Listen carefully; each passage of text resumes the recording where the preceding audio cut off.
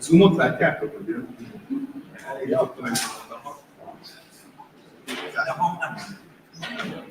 A hang az több. Ez a mikrofonból. Ja, most nincs, de mindjárt mindig a basszál.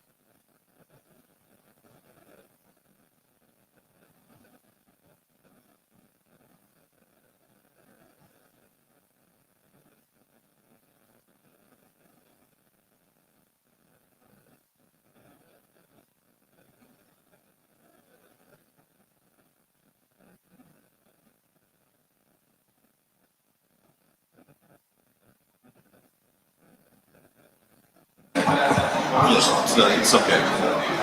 8:50. Yeah. Okay. Ladies and gentlemen, good morning to everybody, and I'm warmly welcome you here at the 2025 Congress of EGEUS, ETS, and here in my hometown, home city, Szeged. I think it's both an honor and both a pleasure to organize a meeting, and I'm very happy to have you, all of you here. So just a couple of sentences about the program. I think over the next 2 days we have exciting program lines up, including keynote speeches, lectures, panel discussions, live demonstration, and also a hands-on learning center are available upstairs with experts for beginning to learn US procedures and US interventions. And furthermore, yesterday we already had a webinar. That was the first this type of webinar.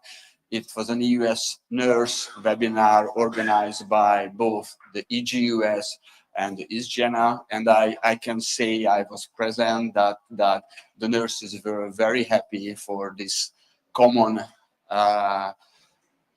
come together and common lectures, and I think there will be a continuation of this project, and 160 participants were present online. So once again, I welcome you and I wish you a productive, inspiring, enjoyable meeting here in Szeged. And let me handle to the mic to my friend and furthermore the chairman of our society, Claudio. Thank you very much and welcome to all of you.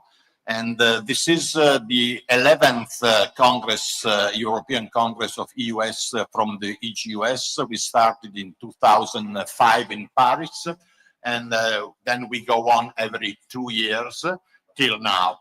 But really, it is the first Congress EGEUS of the new era of EGEUS, that is the EGEUS ETS, that is entity of the third sector, a real scientific society for EUS, the only European society for EUS.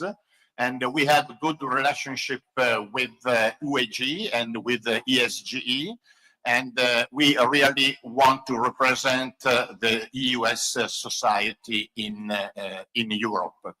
So I think that we have a program that is very, very, very busy. So we don't have to spend too much time in speaking around, but we must go into our program and have our lectures, our live presentation, our hands-on courses. And I have to thank Laszlo because he did for this Congress really a big, big job. We tried to help him, but the big job has been done by Laszlo. So thank you to all of you and have a good 2 days Congress.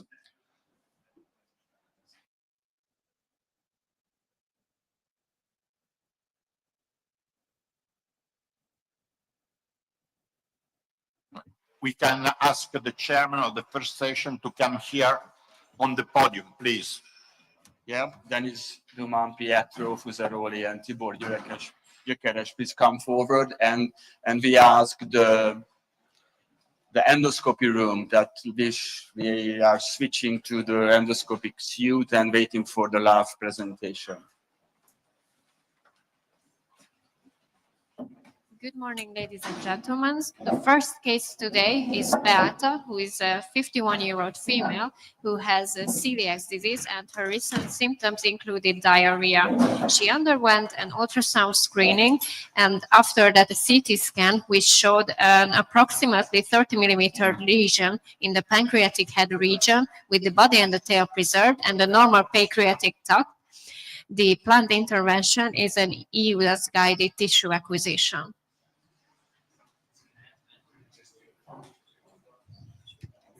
Yes. Okay, we are on screen. Screen, okay. Yeah. Hello, everybody. Hi, everybody. It's nice to be here again in Szeged. I was I think, in the other hospital 12 years ago with Laszlo, doing some EUS cases. I have a nice memory of that, and I thank Laszlo and the EGEUS Scientific Committee to have invited me into this meeting. The facility, the endoscopic facility, seems very, very nice here. We have big rooms, a good staff. I'm working with Sultan, the physician that knows the patient, and Susanna Shusha, who is going to help me to do the sampling here of the tumor. So as you see, I'm just introducing the scope. So we'll discover this together. And I'm working with the Olympus EM3 processor. So hello, Which is Pierre. not the one I Hello, use in the Pierre, units. from the room. I'm Pietro, Yes, Pietro. together with Dennis and Tibor. We will be moderating the session. Okay, nice to hear you.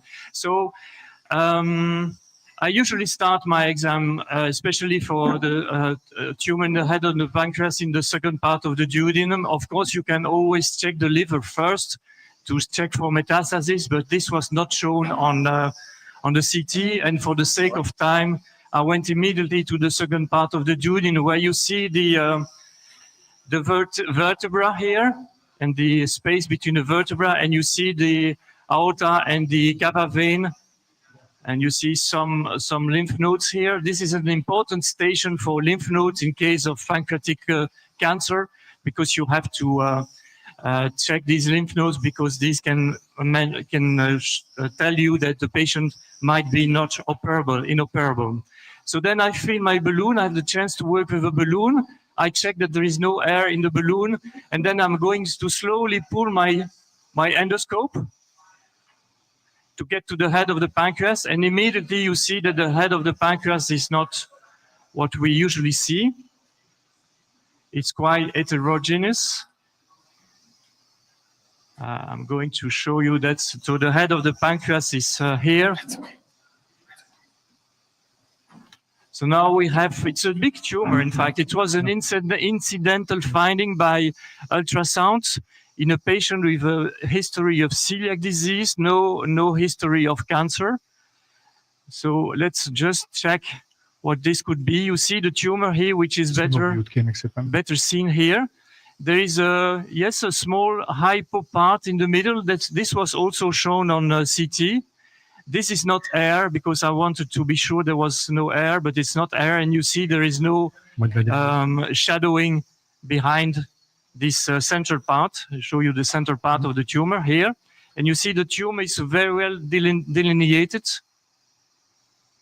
At this moment, do you use the Doppler board or not? Is it helpful to make a differentiation between the tumor necrosis or the vasculature of the tumor? Yeah, we'll see. Well, I'm first checking the tumor. We're going to measure it, of course.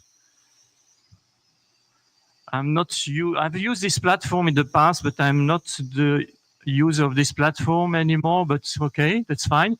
So the tumor is 4 centimeters.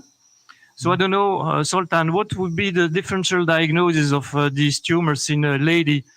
She's 50, I think. I guess we have to thinking about the adenocarcinoma, or make a differentiation between the neuroendocrine tumor, because it's so big to be as a, so maybe it's growing very fastly. So that's why I'm thinking about it's not adenocarcinoma. It look like the neuroendocrine tumor. For sure, it's not adenocarcinoma, and the patient is not jaundiced. There is no dilation of the bile duct.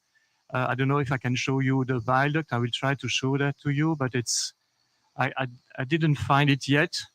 There is no dilation of the pancreatic duct on the CT. Okay, so here we are in the upper part.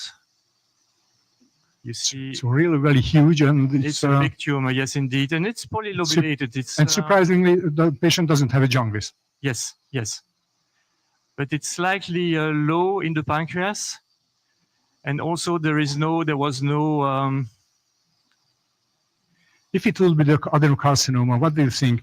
The size of tumor, it's more than 3 centimeters, I guess. This might be the bile duct. I'm sorry, Yeah. I'm just checking. I think there's a where is the question flow? about CA99 for this patient. Yes.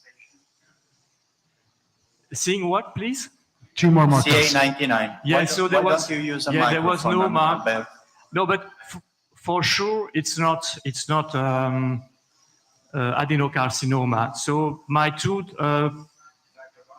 Why do my you two say for hypotheses sure? would be On what endocrine basis? tumors or SPN, solid pseudopapillary tumor, which might be also the case because she's a young lady. She's a lady. And I would like to show you flow. I don't know if this is going to work on this platform. Yes.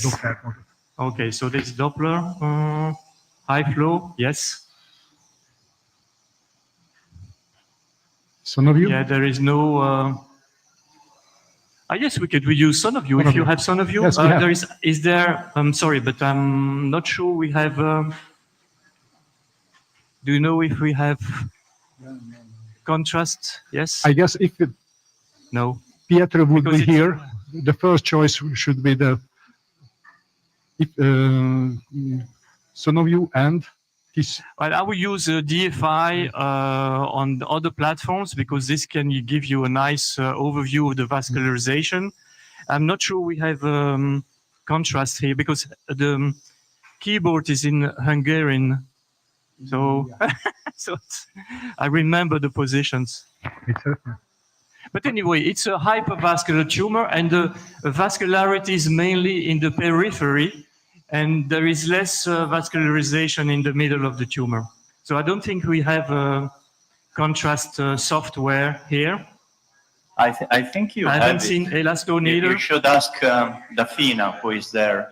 But I think you. Dafina is a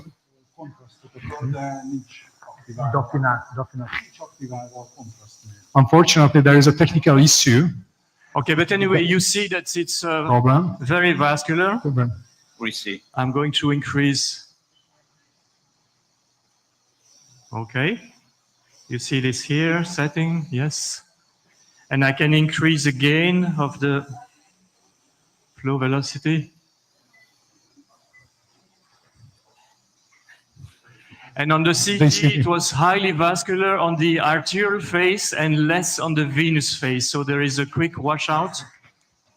Okay, the Sonoview is available now, if you wish. Okay, let's show the Sonoview. We can see the Sonoview on the flow also. Do you think we have a contrast soft? No, it's not active. We have no contrast here in this room, which is a pity, but it would show you that it's vascular. So the aim here was to have tissue acquisition. And of course, then you have to fear, when it's a highly vascular tumor, you have to fear bleeding. So in case of a highly vascular tumor, I usually use the slow pull technique with an FNB needle. And I'm sometimes only doing one pass. I always check if there is no hematoma at the first pass. And I try to find a place where there are vessels, but not too many vessels. I wouldn't go for the central part because the central part might be necrotic. I would go for this area here, I think. Pierre, So I don't know if we go for the Sonoview or not. What? No Sonoview? No, Then we no. go for the needle. We will. Yes. Pierre, can I We have go a for question? tissue acquisition. A question from Laszlo here. Go on. Yes, sir. As I see, Pierre, can it be a neuroendocrine tumor even if it's not located in the tail of the pancreas? Please, sorry, but the patient is waking up. Yes, you should really put her fully asleep here because when I do the puncture, she should not move. Do you want me to show the rest of the pancreas? That's not the question? There's a Yeah. question. So I showed you. Could it be a neuroendocrine tumor? Yeah, I think that's either it's neuroendocrine or it's SPN, solid pseudopapillary neoplasm that you can find in ladies, and usually it's an incidental finding, usually with no jaundice. And even here, there is no obstruction of the bile duct, of the pancreatic duct. You see I'm going to show you the rest of the pancreas. Okay, you see that the rest of the pancreas is quite nice. You see the pancreatic duct here, just going back. I don't know if we can go here, trying to go back. Sorry. Going back, and freezing. Okay, so you see the pancreatic duct here, which is not dilated. So it's suggest for you there is no adenocarcinoma, no neocan tumor, because it can be the solid papillary neoplasia. Yeah, so usually these are quite easy also to, you see the pancreatic duct is only 1.3 millimeter. And you see that the rest of the pancreas is normal. Of course, you have to check the full pancreas. This is the bile duct. You see, bile duct is not dilated. Bile duct is not dilated. Here, She this has is a very Denise nice from pancreas. Denise from Yes. Turkey. Denise, yes, from Turkey, yes. Their echogenicity is very homogeneous and the borders are regular. So do you think it could be a GIST tumor and it's vascular? GIST. Well, GIST tumors in the pancreas are It's very rare. Yes. And it seems to be like more soft tumor. I don't know if there is any elasto here, but it looks quite soft and not really. But it's another rare tumor that you can find in the pancreas. But in my experience, I had one case, but I had many more SPN or neuroendocrine cases. But this thing can be if the patient would have a previous cancer, it can be the metastasis. That's quite big for metastasis. Just having one metastasis in the pancreas is usually rare, but you can find metastasis, but usually they're smaller. I would prefer you to be on this side. Okay. Because I have to focus there. And also you will be on the screen. Everybody will see you here, please.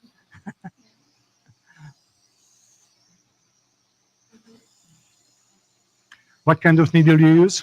So I was asked to use a Microtech Trident needle that I'm not using in my unit on a regular base. So you have always to be careful that the needle is put on 0 so that you are not going to push it out in the duodenum too far away.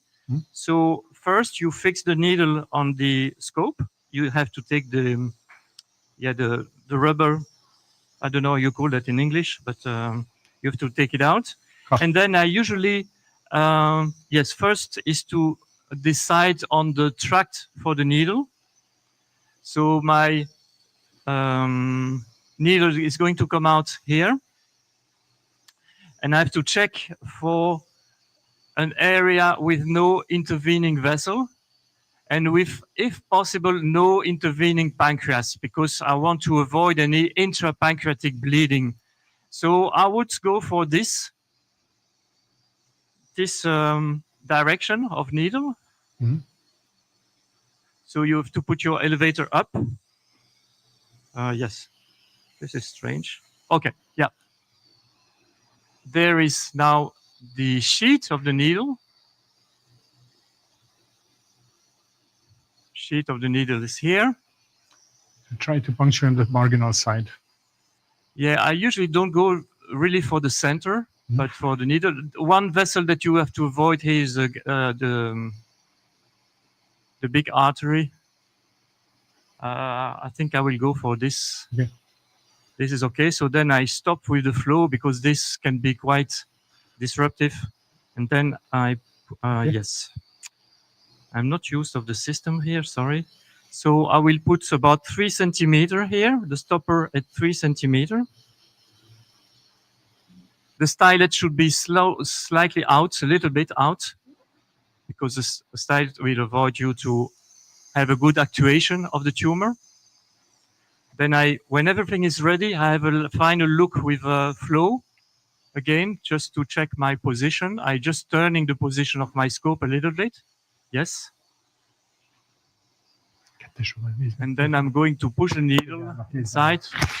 But you see, just retracting. You should never push the scope at this time. You should really pull it a little bit, yes. Okay. And then I have to traverse, and either you go for a quick movement through everything, yes, okay. So we see the tip of the needle. Tip of the needle is here. Very clear There. demonstration. Yeah. And then I'm going to do about 10 fro and pro movements with the needle, doing some fanning. So that means that I'm going to turn my body, and Susha is going to pull out slowly the stylet. Yes, please. Each time. And each time I'm going to use a different tract. Just by turning my body first for the first movements. And then for the next movements, I'm changing with the elevator. You should not traverse the tumor on the opposite side, of course, to avoid any dissemination of the tumor. You see it's very close to the vessels there, okay? Okay. And you see I change the tract every time. Yes. When the stylet's completely out, you have to tell me, Susha. Yeah, I'm very careful because I'm afraid of bleeding. Usually for adenocarcinoma, I would do really strong movements because the lesion is usually quite fibrotic. But you see in this case, it's very soft. But the needle is very good. The Trident needle is a very good F&B needle. And the visibility is also very good. Visibility is perfect, yes. That's the end. So then I will just take it out to check for blood. So then you put every stopper at 0 to avoid perforating the scope. And then Zoltan is going to take care of the sample. In my unit now, we usually expel the sample with saline in some formalin without any slides. But here, I don't like this. Different way. I prefer to keep it myself, yeah. But here, I think they will do slides first, but usually I just expel it and immediately I do the second pass underwater with water in the needle, which is what we call wet suction with aspiration. And this is something I like because it's not destroying the specimen in the needle because there is only contact between the sample and fluid. I'm always checking if there is no bleeding here. And if we have a non-bleeding sample, which is small, then I would do a second pass with suction. That's my technique. Of course, if there is a lot of blood, you should not apply suction because then you will have a lot of blood in your specimen. But you see, there was no bleeding around the tumor. If you see bleeding, then usually I like to stay for a couple of minutes to be sure that the bleeding stops. And you see this by the change in color from black to gray scale. That means that the clotting is starting, and but the patient here is with no anticoagulation. So what about the sample? Okay, the samples, we had samples for cytology. Yes. And there are recognized some tissue. It's good. It's looking good. And we have very small amount of I like you to have a look. Yes. Oh, we have a nice. But we'll do the same, but this time with wet suction. So no stylet, flushing with saline and aspiration. Okay? Stylet out. Vegye ki a styletot. Stylet out. And you flush it with saline. And then we go for wet suction. The specimen was not bloody, so that's nice. We had a quite good core, but the core was slightly redder than what I usually like to get. Yes? 2 cc's is okay. So we flush it and then we apply. That's fine. Stop. And then the aspiration, but aspiration not... Yes, syringe for aspiration, yes. That's closed, huh? It's closed. Okay. And 10 millimeters. That's fine. Thank you. I think Pierre, we are staying with you for this second pass, and then probably it's about time we switched case. So we will see the second pass. Don't touch, please, because I'm moving. Pietro, may I keep ask it- you something? Zoltan, yes. I just would like to ask you for the audience, who use wet section technique in the working day? Wet suction. I would say it's not so popular. And I wanted to ask that, Pierre, you prefer wet section over dry section? Yes. In Yeah, the- this is a physical principle. If you use a dry suction, you will have a lot of vacuum, and this will damage the specimen close to the vacuum. So I usually prefer having wet water. section because of the physical properties in the vacuum application in the needle. This was nicely proven by Takao Itoi in some experimentals in lab.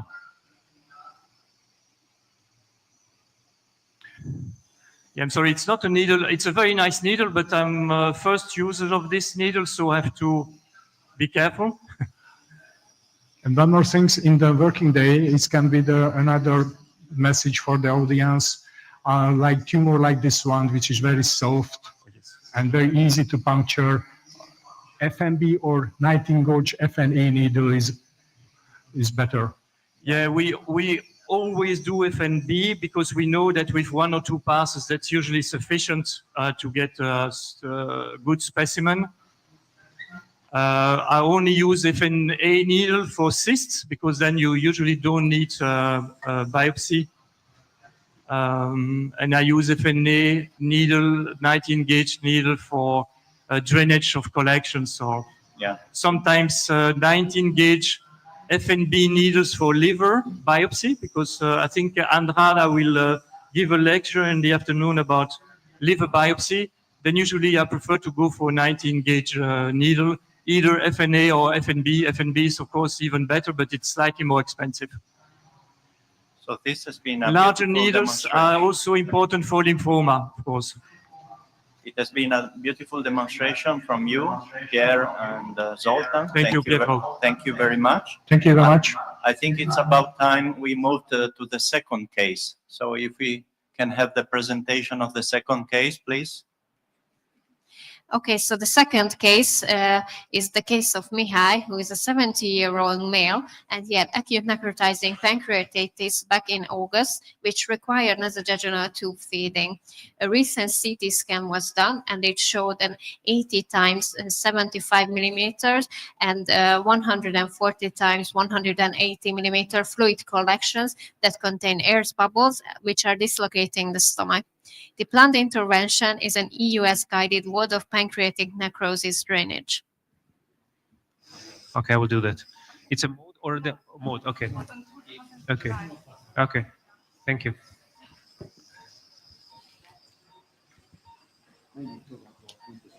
Let's move to the room, please. Oh, Ken, we see you. Good morning. Good morning. Good morning. Well, we have a great case. This is a very sick patient with an infected walled-off necrosis. There's some echo in the background. Can we? Le tudjuk venni a hangot, itt bent. Visszhangos. So I've inserted the echo endoscope, and this is a therapeutic channel echo endoscope that we're using, and this is the Olympus UCT 180. And the exam is called endoscopic ultrasound. So endoscopic is first, and so we can get this beautiful view here of the stomach, and you can see that there is obvious compression of the posterior wall of the stomach from this very large fluid collection. Can we get and it's very narrow.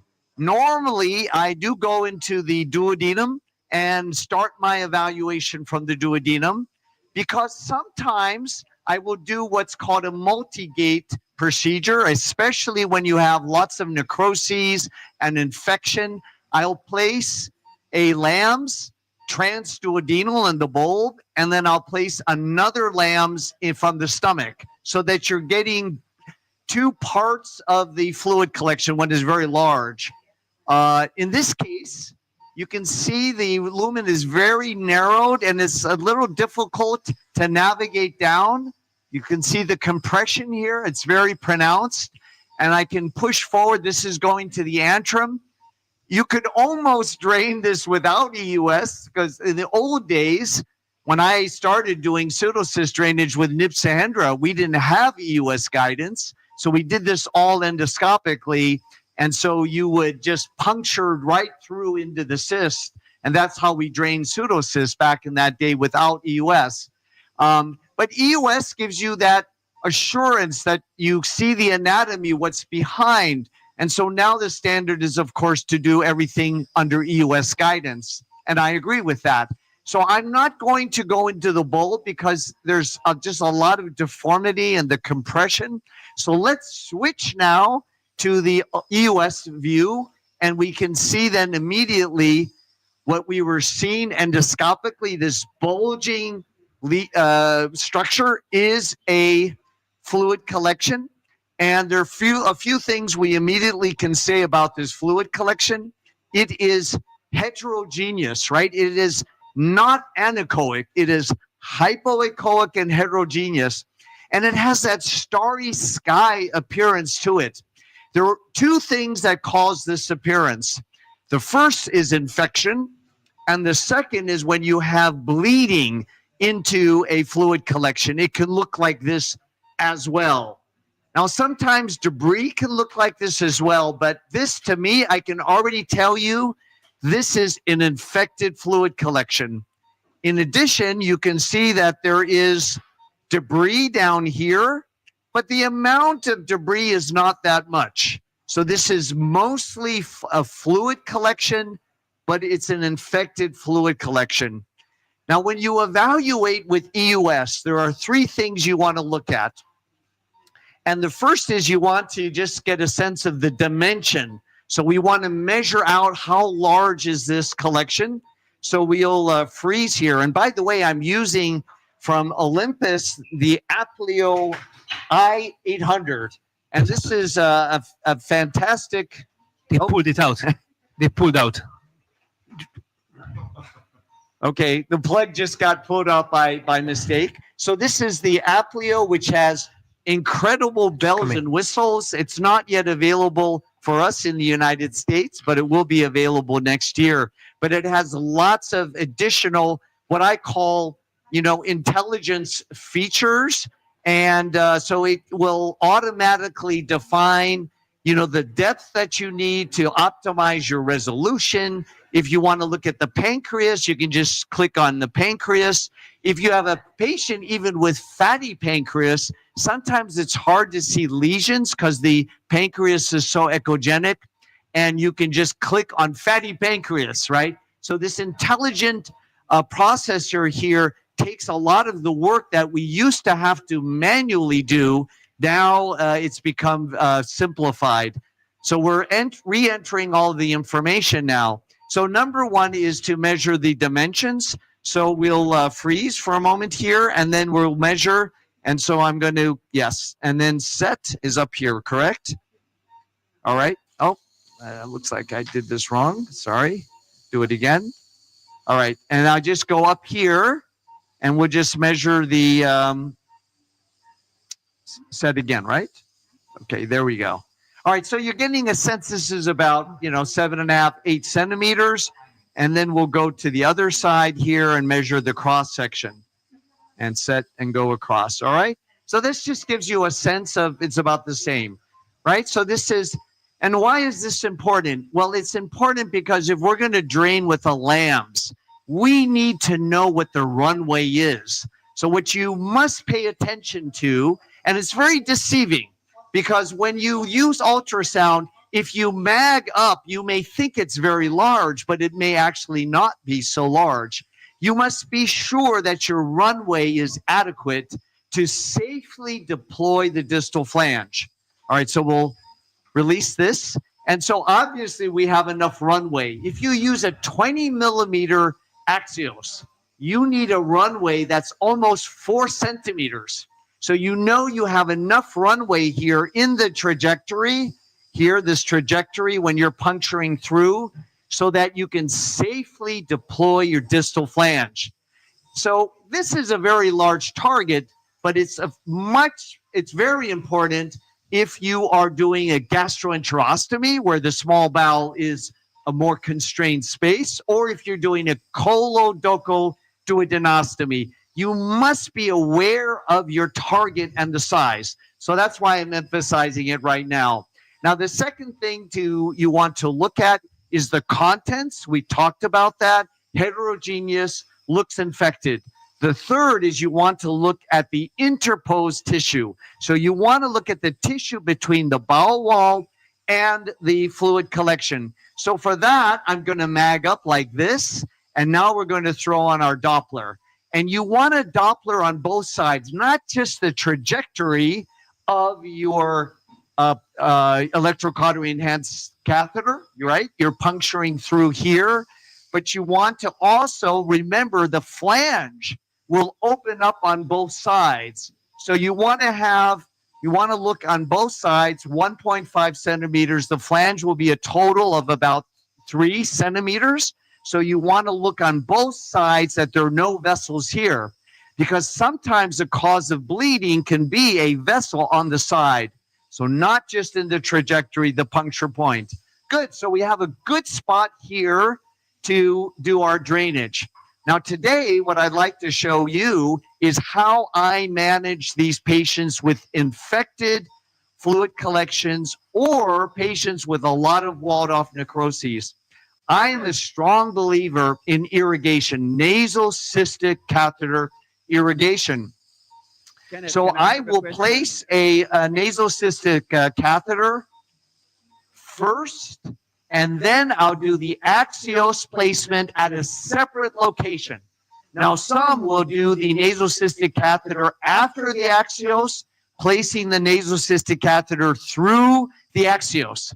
I don't do that because for 2 reasons. Number one, you're compromising the lumen of your axios. It defeats the rationale for this big 20 millimeter saddle, right? Lumen. So you're already plugging it up partially with your nasal cystic catheter. It's also a reason why I don't place pigtail stents usually through an axios.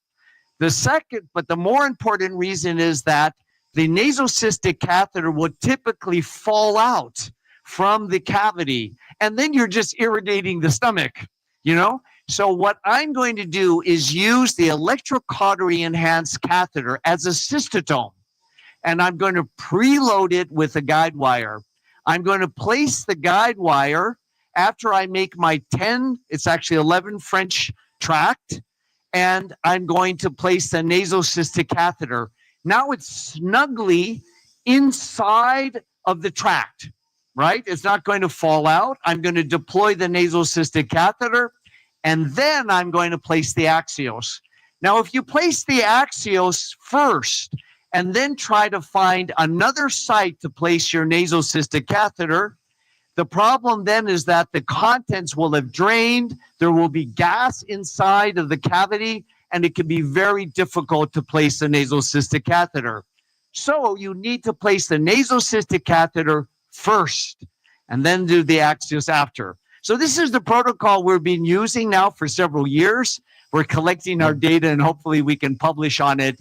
But I think that what's key is the nasal cystic catheter irrigation. Good, so let's get started. Let's have now the 20 millimeter axios. Okay, I know we'll go quickly now. So here we are going to insert the sheath.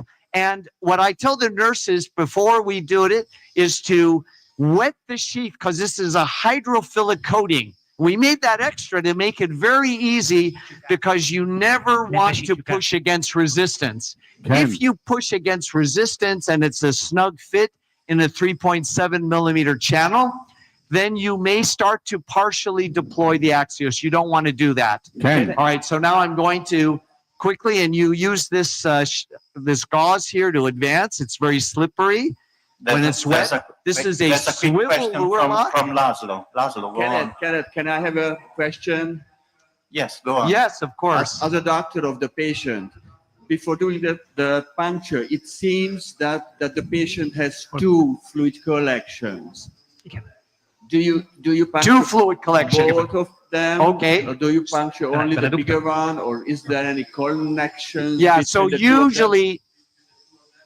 usually these fluid collections are communicating, right? So let's get the bigger one first, and we will see. All right, we'll see if there's now another fluid collection, because I'm going to dilate the lambs after I place the lambs. Now, here's the thing. We're not going to use this to deploy the lambs, right? The lamb stays, the axios stays inside. We're using this only as a cystotome. We've preloaded with the guide wire. I'm using a stiff guide wire because the only nasal cystic catheter we have here is 10 French. I use a 7 French for two reasons.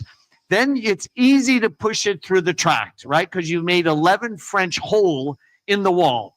So it's easy to push through. That's number one. But the second reason is because it hurts the patient when you have such a large catheter. So a 7 French is much easier tolerated when you reroute it through the nose, you know? So those are the two reasons. Ken. Now, the thing I didn't show you is that when you preload with a guide wire, I have my nurses always put a little tape, because you don't want that guide wire going outside of the tip of the sheath. If you do that, it may compromise your ability to puncture.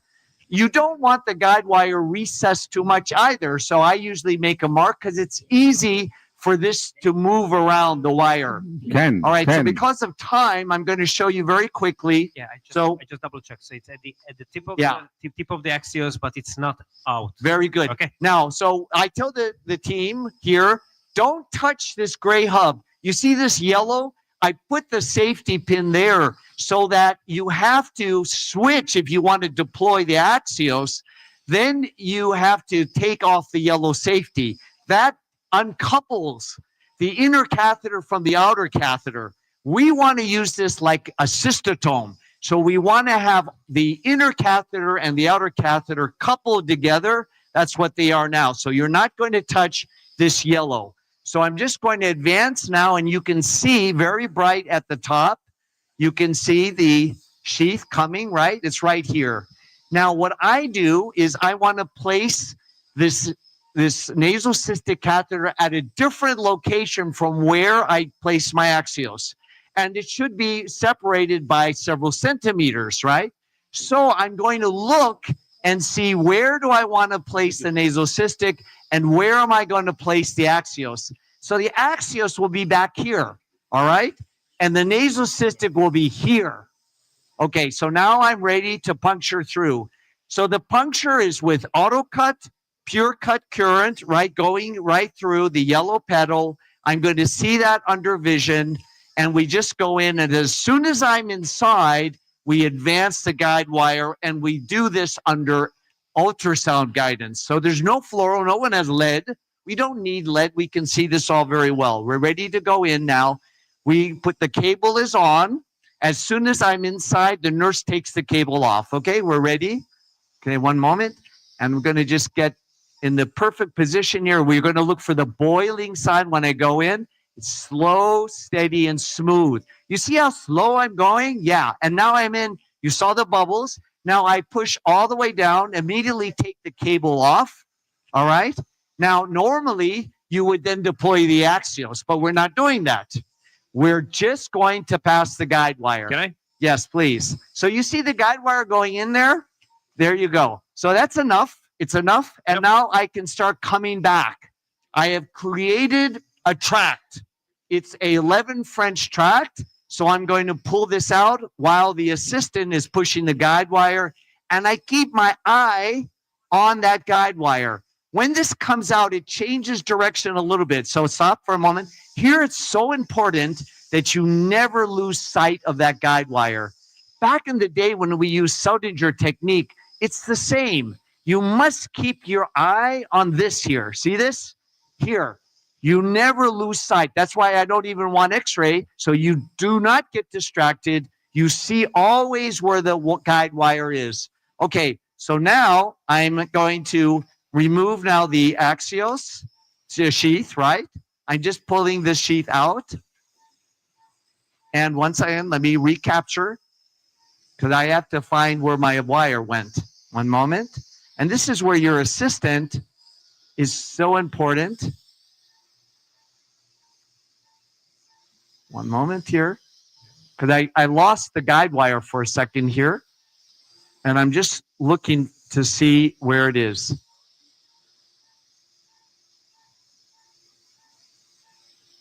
It's strange that I'm not catching that plane. I'm turning around like this.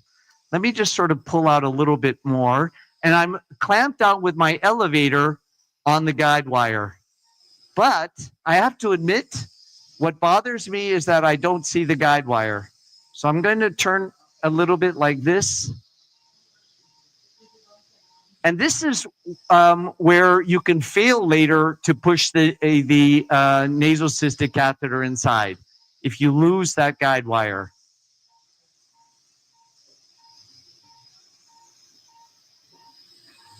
Now it's coming maybe here. I remember puncturing this side here. So let me see. Or we change to fluoro. Yeah. Well, this is maybe one of the reasons for having fluoro is that you can then look for the guide wire. So the guide wire, and this is so important, from a teaching perspective, that you don't lose sight of where your guide wire is. I'm going to kind of back off from the wall just a little bit. I'm surprised that I lost the guide wire view. I think it's right there a little bit. Okay, I think it's here. Okay, now let's just do the exchange. Okay, I'm coming out. I see the guide wire there now. That's the good news, all right? Ken. All right. And nothing. A comment from Alberto. And I have We also can my see your assistant procedure. holding. Alberto, go on. No. Okay, 1 second. Stop for a second, please. I don't know. I Here, think the hold these things evaluation of together. the collection is fluid. Maybe So the question is going to be whether I can get the 10 French through. So I don't see the need for a narcissistic catheter. If you think this is the only done in the Netherlands by the acute pancreatitis group, and if you look at the data from them, they keep patients in the hospital for 20 days, 25 days. And by the way, what kind of wire is this? Is this a 0.035 super Yes, it's a stiff one. It's from Olympus produced, and it's called Revo Wave wire. Yeah. So now you put the biopsy cap over the wire, so I can. And I'm going to now look again for the guide wire. Oh, you need the biopsy cap? Yes. Kérjük over the wire. A szelepet kérem. Az ultrahangos szelepet. So now we put the biopsy cap back on because we're going to insert the nasal cystic catheter through the working channel, and we don't want we want to be able to suck gas out.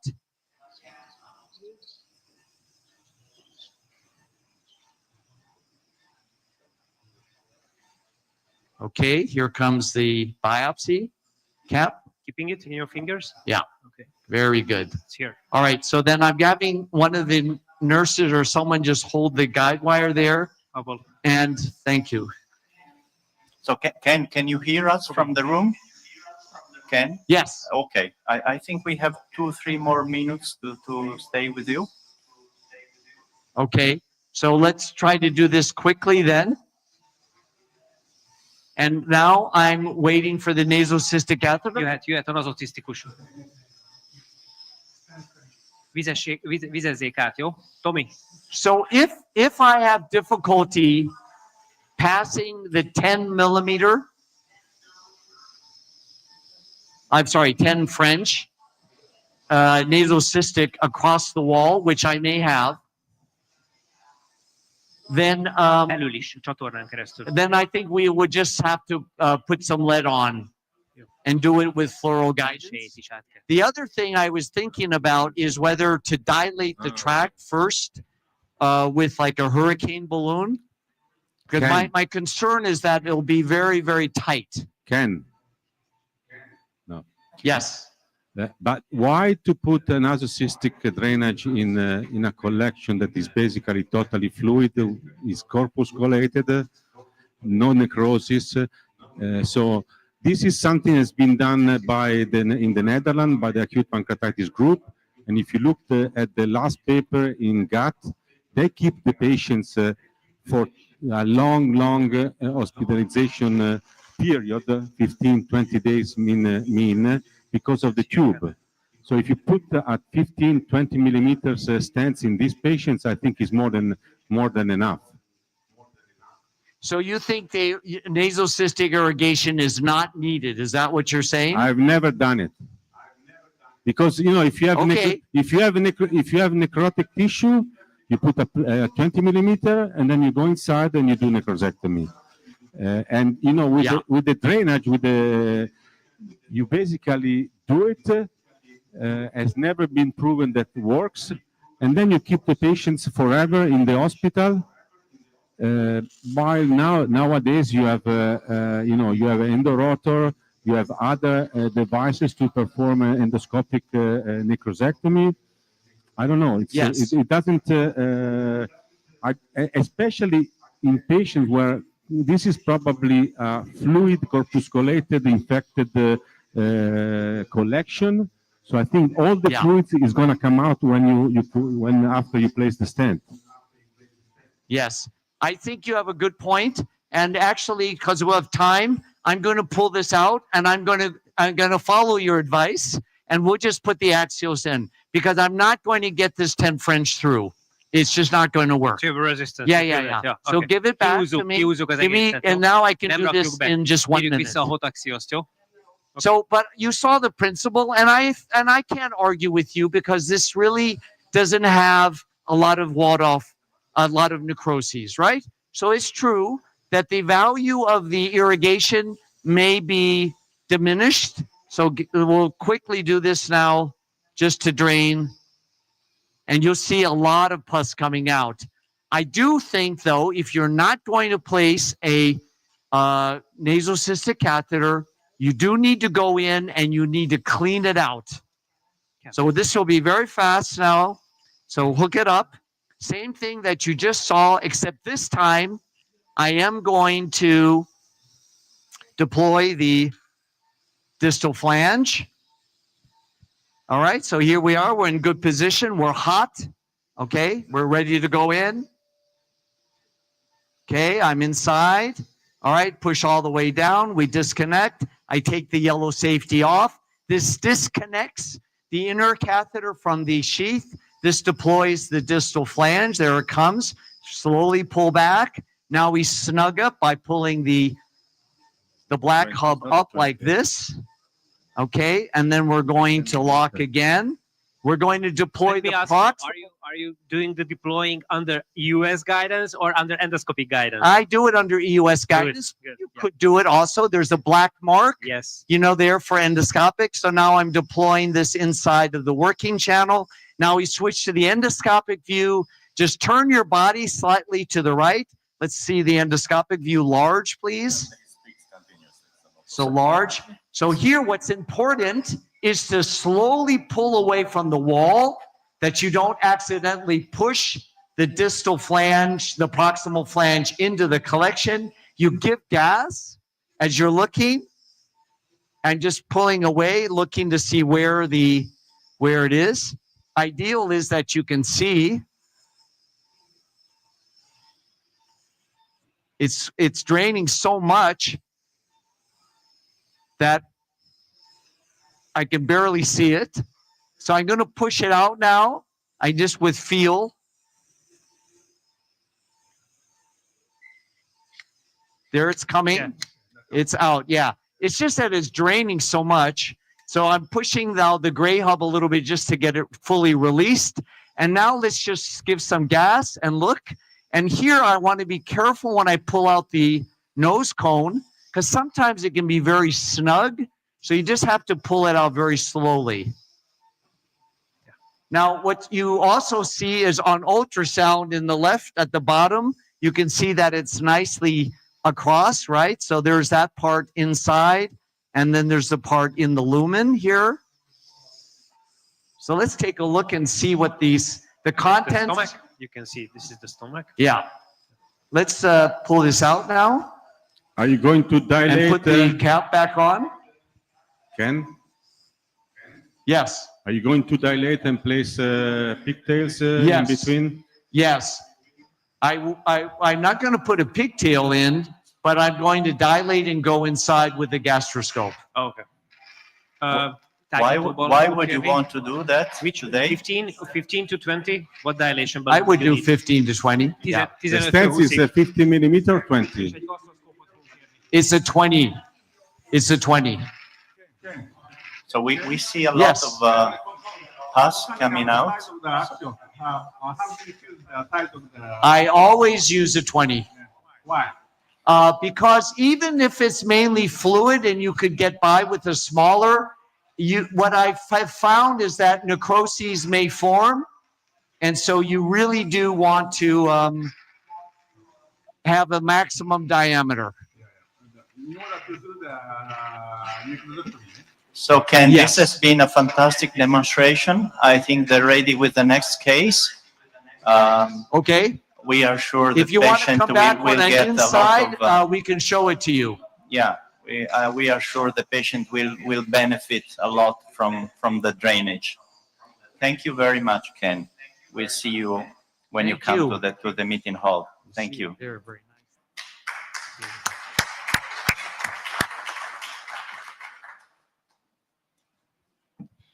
Please Okay, go and on. to the third case. The third case is about Tibor, who is a 71-year-old male, and his medical history includes a mechanic mitral valve, previous acute coronary syndromes, and he had a prophylactic ICD implantation, and he also underwent cholecystectomy. Due to his age and a symptomatic screening image, an ultrasound was asked, and after that a CT scan was ordered because they detected an inhomogeneous mass that is 20 times 27 times 24 millimeter in size, and it's in front of the pancreatic head. The planned intervention is a EUS guided tissue acquisition. Okay, good morning, everybody. So we are here. I'm with my friend Nico Pagano. Hi, nice to hear from you. And we are working We with are working with Susie and Agnes, which are our two assistants, and the anesthesiologist is Marta with her assistant Katalin, and we have also our technician Andreas from Fuji. on Fujifilm. So we are working with Hitachi Arieta 850 connected to the 740 scope, so the last generation, the single, the only one monocrystal scope at the moment. Okay, so we have very good image here. We are close to the lesion. Yeah, As the image is so- very good, and also the very short nose of the instrument is helping. We were discussing this before with Abdenor. And about the patient, we have seen the CT scan. In the arterial phase, this lesion, which seems to be outside of the pancreas on the CT scan and also on the US, if you agree, Abdenor. I fully agree. So In the arterial phase, it takes the contrast, but not very fast and not very in an important way. And then the contrast increases in the venous phase. So it doesn't seem strictly a neuroendocrine tumor. We were thinking more about a glomic tumor or Maybe. something like this, Maybe. something rare. yes, so it's located as you suggested in front of the anterior inferior part of the pancreatic head. You talk about the hyperdensity in the arterial phase, but it's not with the washout, but it's not like a neuroendocrine tumor. And so this lesion measures So as you can see, I do the job for you. thank you, So Nico. I'm your assistant. Sorry, you where is this lesion exactly? Is it in the pancreas, the outside the lesion pancreas? is So outside of the it's pancreas. outside, as you can see in the CT scan. But so now we are located. We are in between the D2, D3 part, the scope, and you have an interposition of pancreatic tissue here. So as you can see your see in this pancreas. position, I'm in close position, like here. So I in close Mesenteric position and vessel. close to the distality of mesenteric vessel, as you can, said Nico, close to the incinate process. And then when I turn, I maintain my close position on only in clockwise rotation, I can see the lesion. So we have an interposition of pancreatic tissue to reach the lesion. So the lesion measures at least 28 millimeters in the larger diameter, and it's peripancreatic. It's just outside of the pancreas. There is contact, but no continuity. No continuity, yes.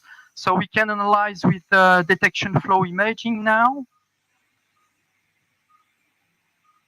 So this is the DFI, and I know nothing about the technical aspect of DFI, but it's very similar to a contrast without putting contrast. If Andreas want to tell us something about DFI, what do you think, Abdenor?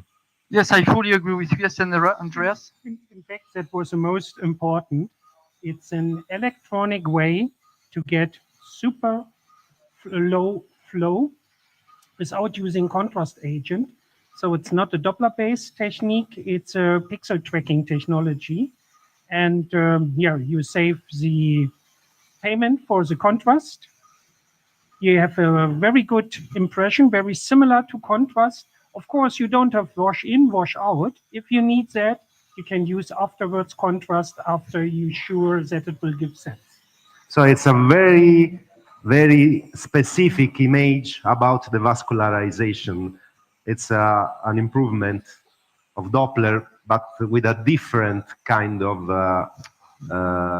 process. Okay, Abdenor and Nico, I have a question about the patient's situation. She has a prosthetic mitral valve, mechanical mitral valve. So is she on anticoagulation treatment before puncturing?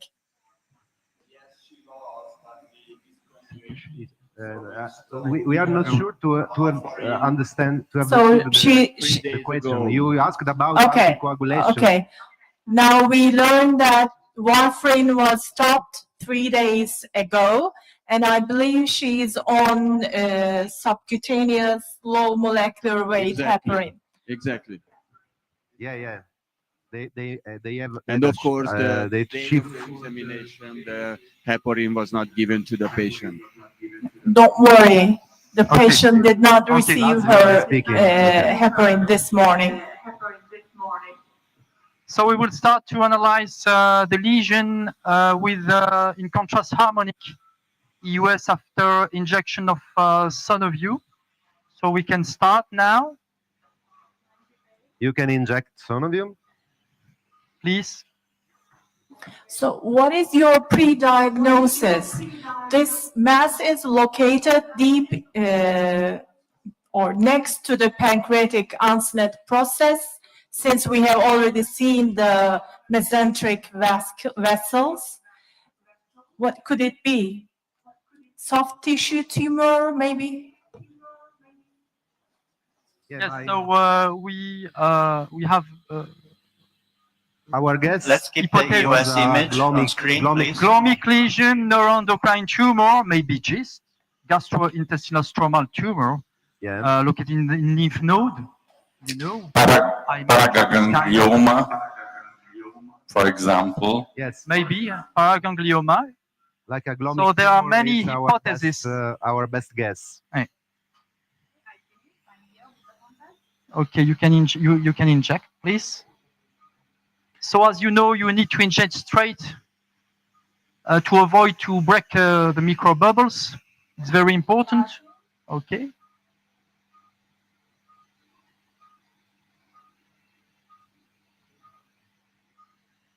So you will see Susan is injecting very smoothly the contrast agent. Then she will inject a push of saline. Saline. Thank you, Suzanne. A push of saline now. You did it? Okay. Then we start the counter. Right. Then we will see the arterial phase.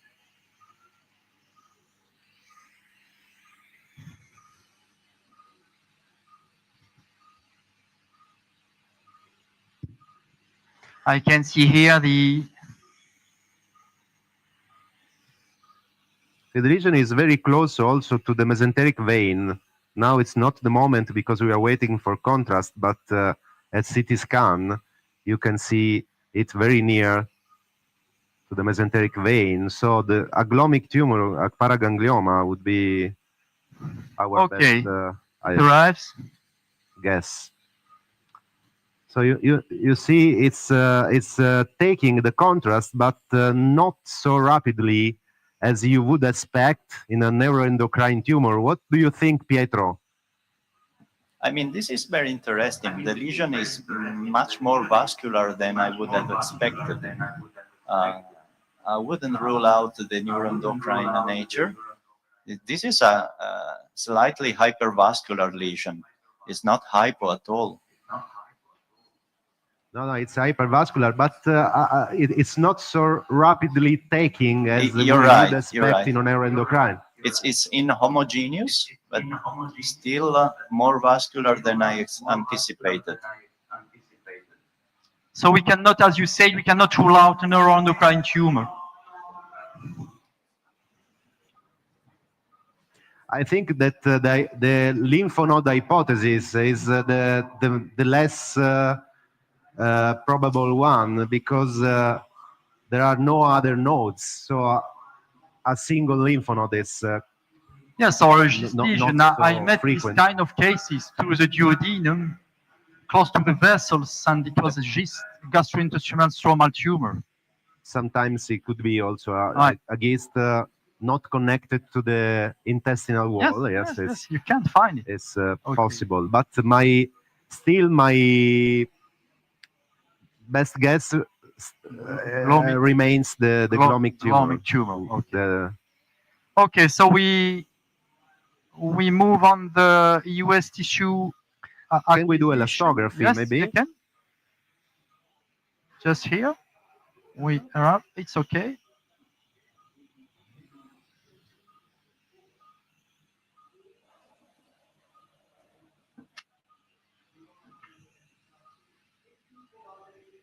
Yeah, it's mixed. It's soft as we would expect from the B mode. Yes. Okay. Now the thing is, should we puncture it?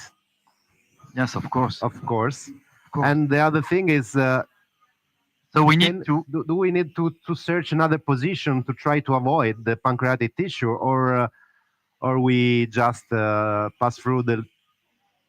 As you can see in the bit of tissue, CT, so the localization is very distal, and it's only the way to puncture. So you need to pass a short part of the pancreas. We have to make a balance between having enough tissue to diagnose with histology, because without histology, I think that our pathologists cannot say anything about this lesion. But also we have a position which is not so straight, if I understand your movement. Yes, I am in close position. So we will see when we introduce the so needle. Maybe a 22 needle would be yes, a 22 good choice, needle because 19 would be too stiff. I fully agree with you. Maybe a 22 with made of nitinol. Okay, maybe we have a little bit. Your needle. So we can have a needle from Microtech. which is a 22 gauge histology needle with a shark tip. I don't know if we have a camera here. We can show the needle. Yeah, Yeah, you maybe can, yes. you can there. show the needle here. I don't know if you see the needle. You have shown it. You have shown it in the other room, maybe. Can you Yeah, open for me we saw it from the first procedure. Okay. This Okay, so we microtechnique. start the puncture. So you know the needle. Yeah. Now but this one has a different tip, which is a shark tip. Yeah. I give the needle to Abdenor, so I don't need my glasses.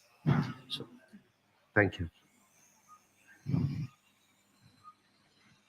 So I don't have any problem to connect the needle in this position. So you push the button and use. I can Make see the the sheet go sheet out. here. Okay. It's blocked. So we will stay with you for the puncture, and then we will move on to the next room. You can see the needle here. Okay, so I punctured. And now we do the slow pull technique. Maybe a little bit. Okay. Okay, and I'm trying to do fanning, as you can see here. It's very soft. Very Reason soft it's very tissue. soft. So it's better to do the slow pull, because if we put suction, maybe we take a lot of blood. So this was nicely anticipated by elastography that showed a green lesion. Yes. So I'm trying to do fanning in this position. It's possible. It's very important. We are almost done. Okay. Okay, and you can mix. I used to mix the two techniques, slow pull and You want me dry to suction. take it all out? Yes, all out. Don't you think that suction in a soft lesion would give us too much blood? No. No, but Okay, I think I do make it, pressure on the. but a little bit time. Yes, but just the half, please. 10. Yes. Not the complete. Okay. We put the syringe. Major with part, it's my. a pressure I of used to 10. do that, yes, but the major part of the time I use. I combine the slow pull technique and a little bit time. Yes, you can open dry suction. You need to find what is the best technique which improve your diagnostic yield. Okay, it's okay for me. You can.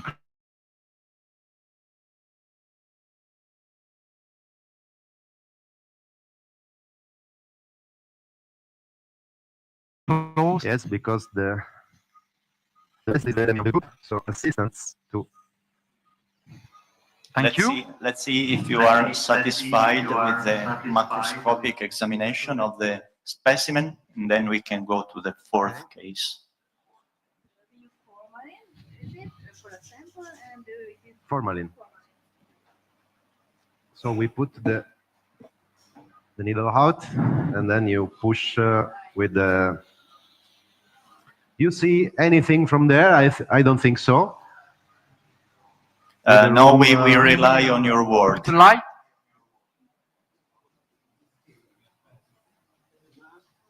Are you putting the material in a tube or a slide? Okay, now we see the fourth case. So please go on with the presentation of the fourth case.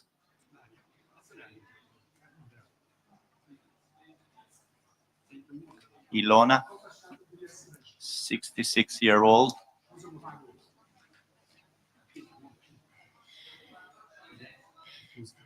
The fourth case will be about Ilona, who is a 66-year-old female, and she is undergoing palliative chemotherapy due to metastatic esophageal carcinoma, which resides in the lower third of the esophagus. She already has osteohepatic and lymphatic metastasis, and an obstructive jaundice was found in September with cholangitis. An MRCP was done that showed diffuse hepatic, abdominal and retroperitoneal metastasis, and they also identified a biliary obstruction caused by metastatic lesions and enlarged hilar lymph nodes. An ERCP was done where the ampulla couldn't be visualized, and the planned intervention is an EUS guided biliary drainage, maybe with a rendezvous technique or maybe a primer hepatogastrostomy. Didn't he see the ampulla? Because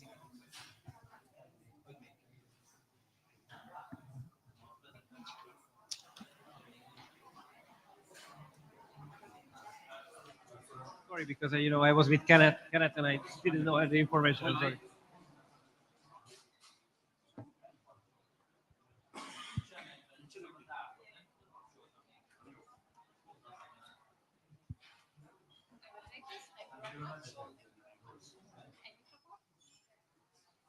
We are waiting for the connection to the endoscopic room.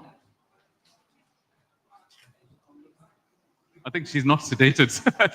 So Manu, we can hear you, but not see you. Okay, now Manu, we can see you and hear you. Well, can I check the scope?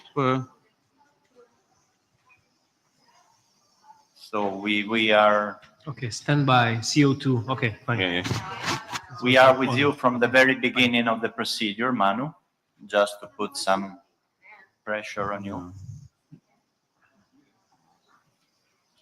And also, we have 15 minutes, so you can be relaxed.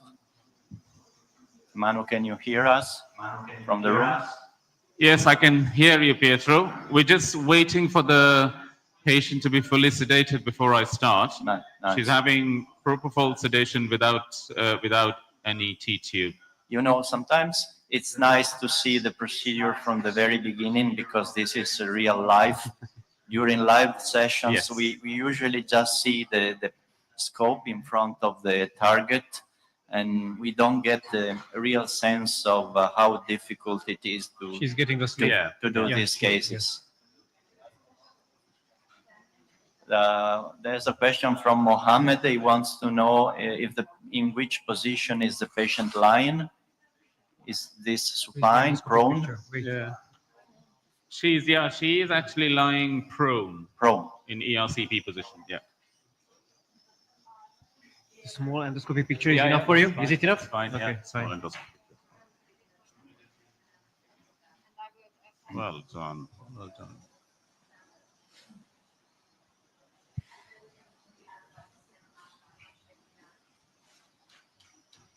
I think frozen, yeah. Okay, I don't know whether you can see, looks like this is the esophageal tumor. We are at around 40 centimeters. Then I'm making my way down to the fundus. Actually, it's a cardiac. Yeah, it's a cardiac tumor. I've just been told it's a cardiac tumor. Look at that, because it was already invading into the stomach. That's right. Yeah. So this, I think, obviously, because it's a cardiac tumor, in terms of choosing the segment can be quite challenging. Obviously, segment 2 is You see? very proximal. Because There's the tumor there. There's the tumor over there. Yeah. I'm entering the thing. Yeah. So let's see what we find here. Some minor ascites, maybe. Yeah, there is ascites there. I don't know whether you guys can see. There's a you want to shoot with the pointer, Istvan? That would be I'm sorry. extremely useful. I think there is no obstruction due to junction tumor, right? You could pass easily downward. No. Yeah, I could pass easily. And I think she's already had an attempt at ERCP, as you know, and therefore I think the ERCP scope would go through. So we thought the EUS scope should pass through the narrowed segment. So now we are obviously in the fundus of the stomach. I'm trying to visualize the left lobe of the liver to see is it feasible. Now we were having this discussion about it's a large tumor, as you probably have seen on the scan. I don't know whether you've seen the serial scans, but it's a very large, very large lymph node occupying the whole of the hilum. and we went through the whole scan, and it does appear that hepatogastrostomy might be a better option as compared to antegrade stenting. But obviously, we'll have to bear a few things in mind. We can already see a film of ascites there, which might interfere with what we need to do. If I go further down to try and get into segment 3, is that just thickening of the stomach rather than tumor?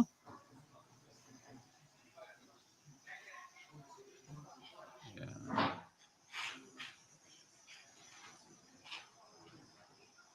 So it does appear that there's a very thickened stomach, and there's the lymphadenopathy. The lymph nodes, yes. So put some Doppler on, please, just to see where we are. Thank you.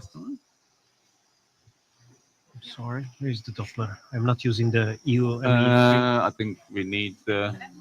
Sorry. Oh, there's the Doppler. F. Okay. Okay, good. Do you know what is the expected life existence of this poor lady? Sorry, say that again, Pietro. I didn't hear. Do you know what is the life expectancy of this poor lady? This one, do you know? I don't. We don't know. Let's 6 months. 6 I've been told.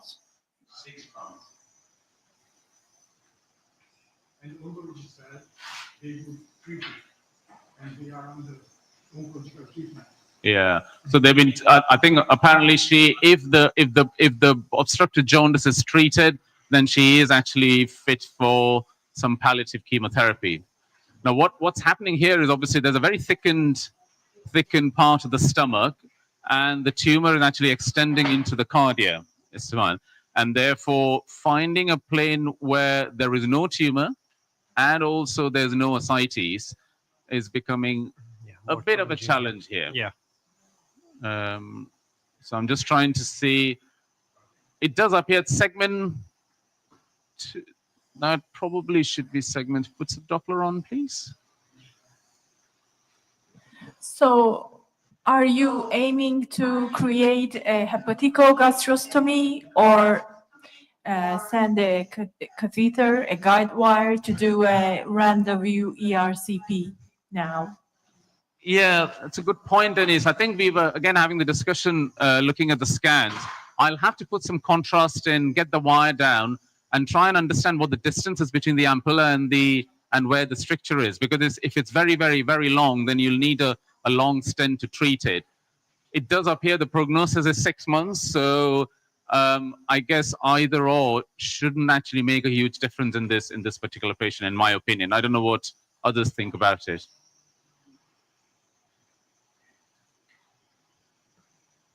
So this one, around 45, seems like a good segment to get into, and that's just dipping down into the endoscopic view is also nice.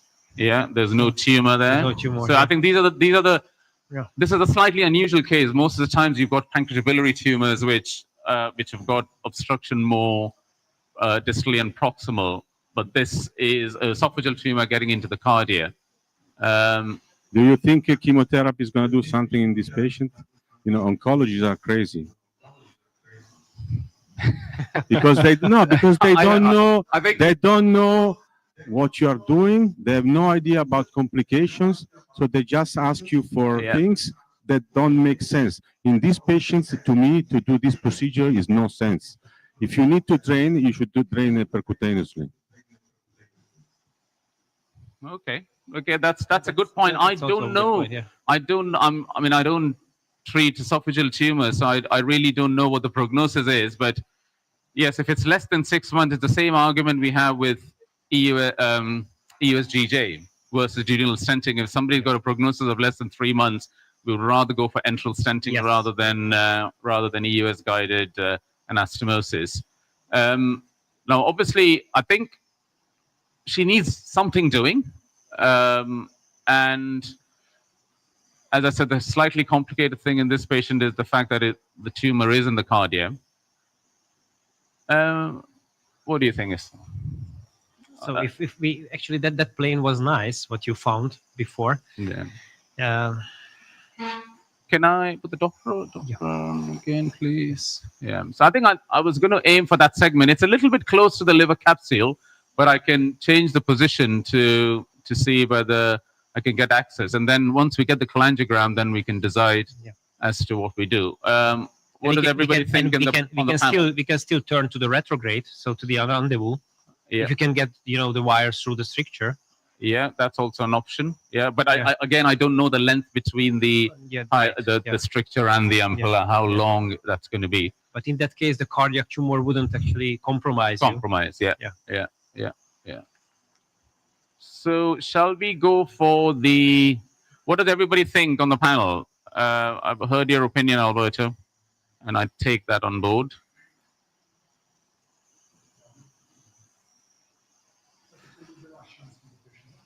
Sorry. Yeah. Where's the top? Okay, that one. If this patient is going to have a complication from the procedure, what you're going to do? I think if there's a bile leak, then it does become a problem because she has got peritoneal disease.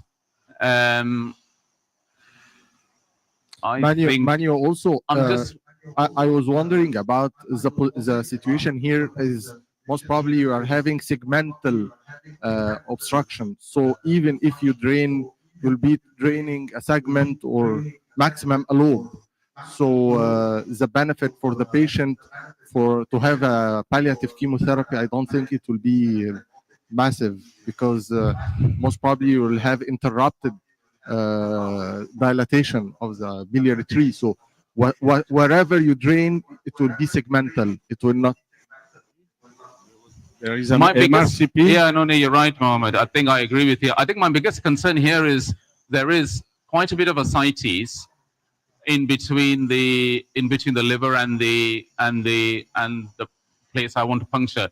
Very thickened gastric wall. Now I don't know whether that's it's not as a result of tumor. I don't know whether you can see the endoscopic view. It seems to be clear of tumor. So that also will become a bit of a challenge if I'm trying to treat this patient. Mm-hmm. We have a new information. I'm sorry. So the patient is already receiving chemotherapy. They just actually had a pause now. So actually, she's undergoing a chemo treatment. But continue? An MRCP has been done. MRCP has been done, and that's the one. That's the scans I reviewed, but it is from a few weeks ago. It's not recently. She's only had an ultrasound scan. So I think I can understand the concerns here because there is a very thickened gastric wall. So you got to try. If you freeze can we measure, please? Can we measure the distance between the probe and the? What we could do actually, in terms of for the retrograde thing, to go down to the duodenum and to see the papillary, Sorry, say that again, Islam. So what would you think about, going down to the duodenal bulb and the duodenum and to see the anatomy down there? And consider an ERCP? Exactly. Okay. Yeah, I think that's something we could, we could definitely consider. So that's around 1.5 centimeters. What do you want to consider? Well, what Esteban was saying is, why didn't you go down to the... So she's had an attempt at ERCP, needle knife, unable to get in. But sometimes we all know that when you're trying to do a needle knife, it gets inflamed. And when you go down 24, 48 hours later, you have a better chance of getting into the bowel duct. So you're considering repeat the ERCP? Yes. Or to see the distal part of the CBD, actually, to see the distal biliary tract and to see the ampullary anatomy. But the ampullary by EUS. is out of and the after question. we can decide whether to go for ERCP or, trying to do the EUS guided biliary drainage. Okay. Yeah, but so I think there are definitely concerns here. I think there is a very thickened gastric wall. There is ascites. There's a metastasis or something in there are, I think there's something in the liver, you see? Yeah. So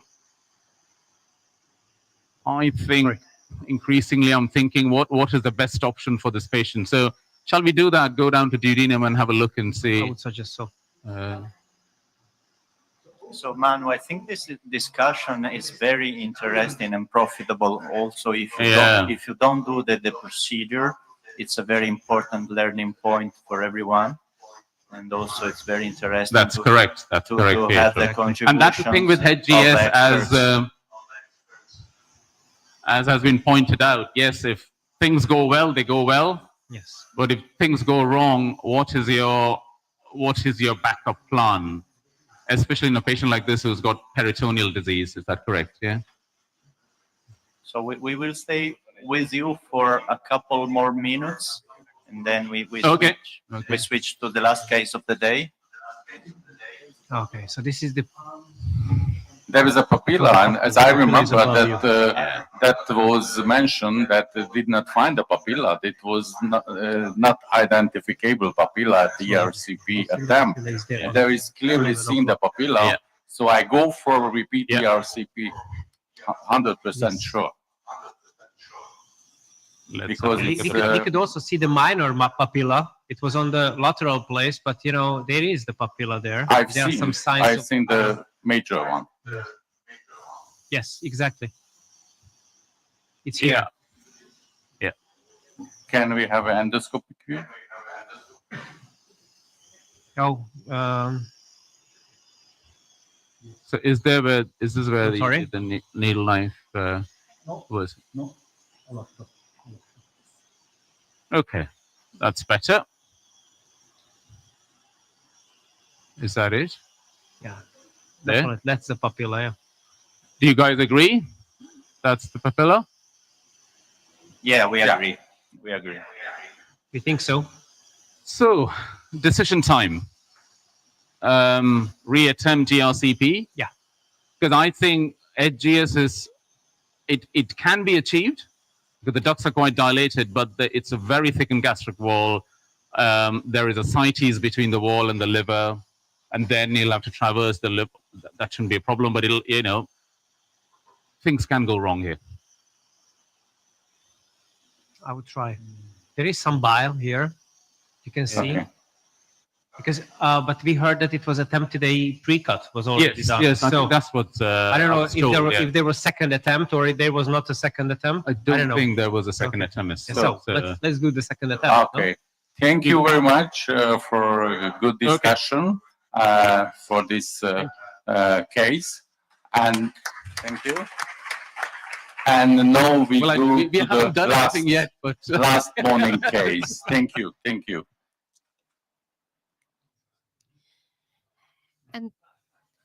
And the next case will be Lasso, who is a 79-year-old male, and he has ischemic heart disease, and he also underwent an orthofemoral bypass.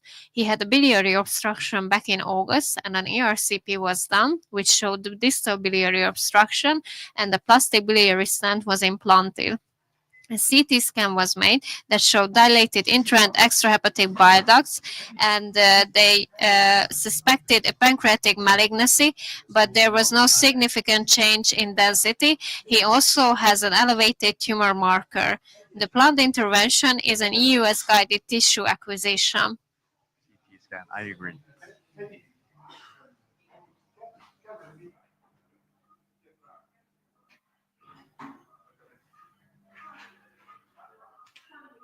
Can you still open a CT scan of the patient? We look just while they are sedating the patient.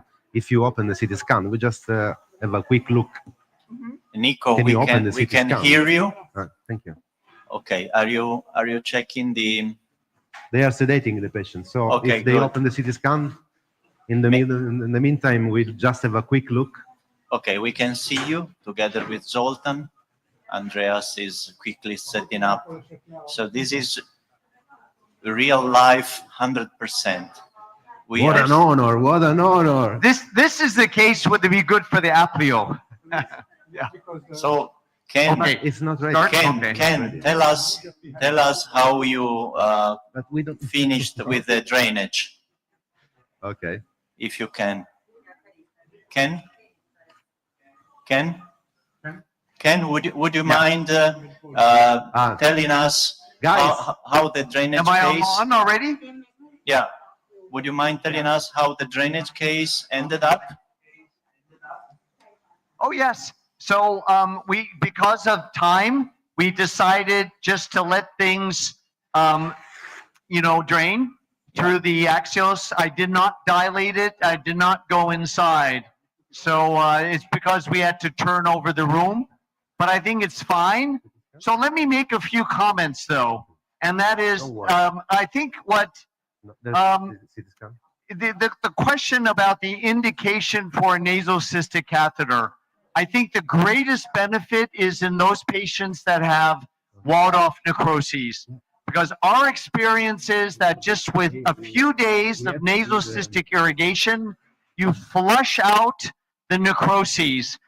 Otherwise, the problem is that the necroses can plug the axial stent, even with a 20 millimeter, and then you get super infection. So I think the greatest benefit for nasocystic catheter irrigation is when you have necroses.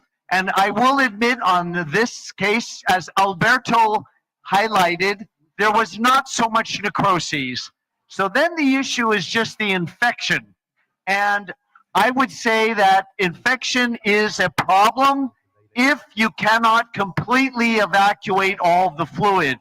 So what happened in this last case is all that fluid infected drained very nicely, and the cavity collapsed.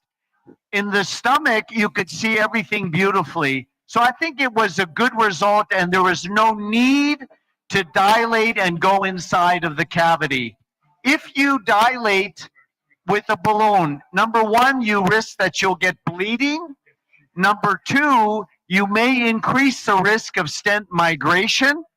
But number three is the patient will have a lot of pain after the procedure. So this is one of the reasons why I will only dilate if I have a good indication to go inside of the cavity. We're waiting for the patient to get sedated. So as soon as we have this patient sedated, we'll get started on that. Maybe I can make a comment about placing preloading with a guide wire. There are 3 indications to preload your axios with a guide wire. And the first indication is when you're a beginner, you should always do it as a safety net. So you always have that guide wire. If the distal flange maldeploys, for example, you have a safety net so you can place a second stent. The second reason is if you have a small contained space, you can deflect the wire off the opposite wall, such as the bile duct, and then you can get the sheath to go into the access of the bile duct. So it helps deflect the sheath, which is very stiff. The third reason for having the guide wire there is to orient yourself in the direction you want to go. So if you're doing a colodoco duodenostomy, you may want to have your axios oriented towards the hilum. So then I will therefore preload with a guide wire. Good, yes, please. So Nico will start this case, and my understanding is the indication is to get some biopsies if we see a lesion in the pancreatic head. But a stent has already been placed. May I ask, that patient had a former ERCP and putting a plastic stent. Did they do brushing cytology in and intraductal biopsy from the biliary tract? Brushing cytology. I know that the sensitivity is not so good, but if so the patient had cholangitis, and therefore the ERCP was done emergently. And I have to say, that's a very good practice. If a patient has cholangitis, you want to get in and out fast. You don't want to instrument long time. You want to just get a plastic stent in there and drain. And then bring the patient back electively, and after the patient's recovered, and then you can do all of this intervention, including cholangioscopy, right? You can do that with the EUS, all of this. So I agree with this approach. Get in quickly and get out as fast as possible. So guys, you hear me? You hear me too? This is Nico. You hear me? Yes. Maybe my Yes, microphone yes. doesn't We work. do hear you. You hear me? Okay, I have a great opportunity today, a free lesson from Kenneth. He's here with me, so I won't pay you, for sure. Now we are looking at the pancreas, because this I inverted from, in my unit, it's the opposite thing. This is the PD of this patient, which is dilated with signs of retention in the pancreas, of obstruction. These chronic pancreatitis-like signs are typical of a patient who has obstruction of the pancreatic duct. So do you think this duct is really dilated though? I mean, to me, it's minimal. Yeah, a little bit. It's not normal. Yeah. We cannot say it's normal. And we could say the patient has chronic pancreatitis sign, but they should also, they could be signs of obstruction. Yeah. From a tumor, for example. But there was a very interesting paper in the 2010, I think, that measured the dilation, and the results were that when the dilation is less than 6 millimeters, the probability of tumor is less than 70%. That is correct, and that's why the emphasis about the dilation, like in my report, I would say the PD is generous, maybe, and I will measure exactly, and I say this is maybe 3 millimeters or so. I don't know that this is really dilated. Yeah, for me, that I dilation, agree with you. yeah, would be 6 or more. It's 4. It's yeah. We can. But now you're at the neck, okay? So at the neck, 4 is normal. It's slightly because you asked me to be your teacher, no? Okay. So Nick, we love your friendly relationship, but just for you to know, we have 5 minutes more or less to wrap up What the do you case. think about this dilation, Pietro? It's dilated or not? No. No. Okay. I would call it slightly dilated, just not to contradict Kenneth. Now I'm doing the scan from the bulb. You see the plastic stent inside. Can you show it? Yes, okay. With this? Yeah. All right, so here you see the stent, and you see the cystic duct coming off of the bile duct beautifully up here. This is the bile duct, and he's following. This is portal vein, and he's going to follow first towards the ampulla, and then go up towards the common hepatic duct above the cystic duct. So here we are. Here's the stent. Okay, and this is ampulla here. See? This is ampulla. You're looking at the ampulla here. Yeah. And you in the duodenum, you can see the transition. And now he's going upstream towards the common hepatic duct.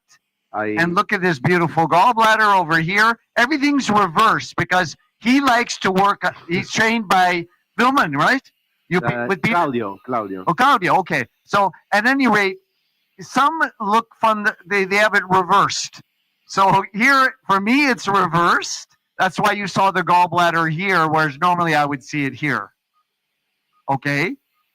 So we are following the common bile duct to find the stenosis. Yes. The stricture, but it's quite difficult to tell where the stricture is.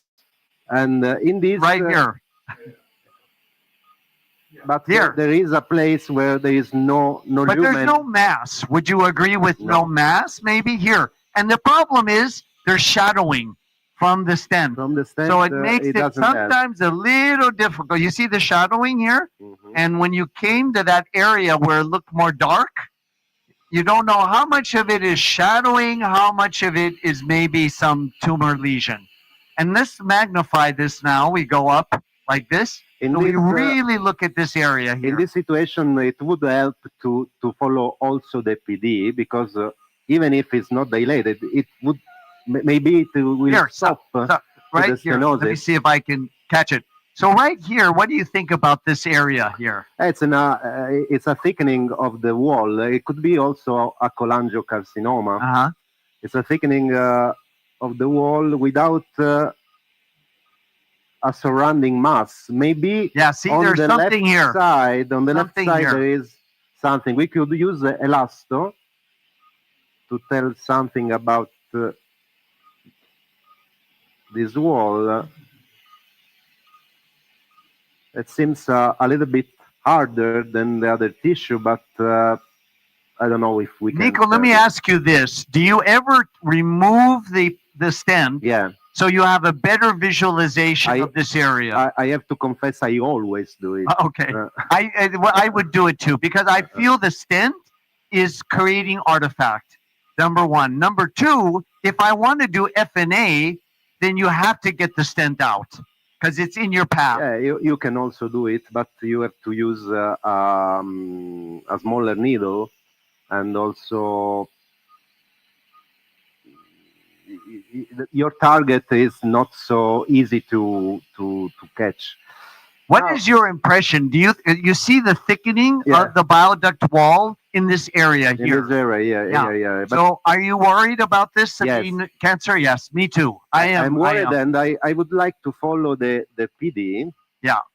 Because even if it's not dilated, but slightly dilated, it could tell us something. Maybe in the second portion, if we do the scan from the D2, we could be able to follow the PD. Nico and Ken, we agree that the stent is an obstacle, but sometimes it can guide you to the tumor. It is a visual guidance to where the problem is. It's true. It's true if the tumor is pancreatic. When the tumor is biliary, maybe it's an impairment. What do you think, Ken? Yeah. So this area is concerning, This area right? is concerning also in the surrounding of the common bile duct. Yes, we agree. Maybe here, but we are speaking with Pietro, so he will agree for sure. Here, contrast medium could help us. What do you think, Pietro? I would definitely go for it.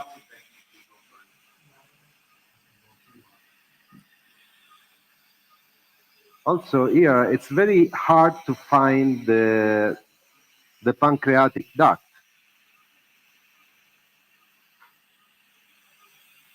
There's some inflammatory appearing lymph nodes there, I saw. He had cholangitis, so... We have Mitsuhiro here with us. Mitsuhiro, what is your comment? What do you think? Yeah, maybe this is not tumor. Maybe this part is compressed by the pancreas. Maybe due to the chronic pancreas, mostly suspected. Maybe, we should do that. We have 3 more minutes. Pietro, you are not helping with your countdown. So maybe 180 like Mission seconds. Impossible when sounds better. 180 seconds. So, is there a role for cholangioscopy in a case like this? I think it's, in my opinion, it's too distal. There is like a division here, so you see that the pancreatic duct doesn't go to the papilla.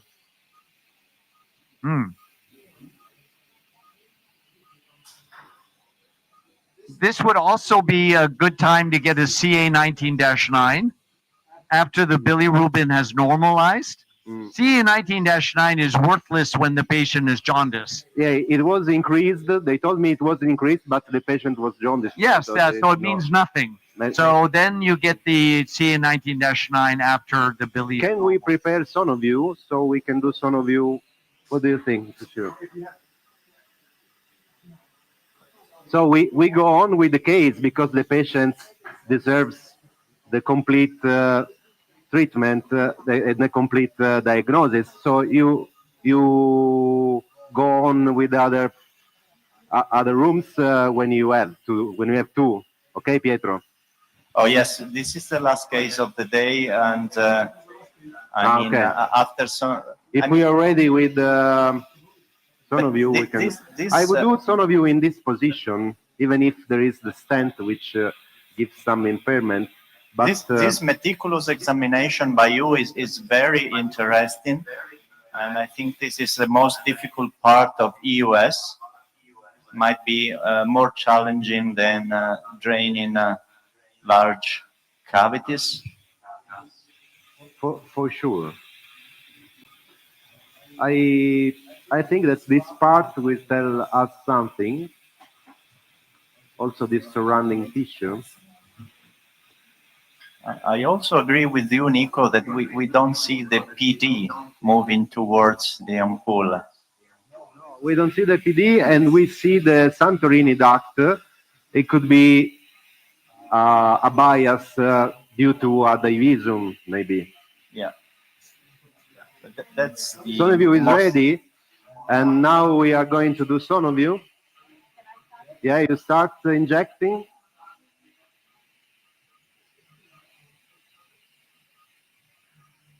We are waiting for Sonoview to tell us something.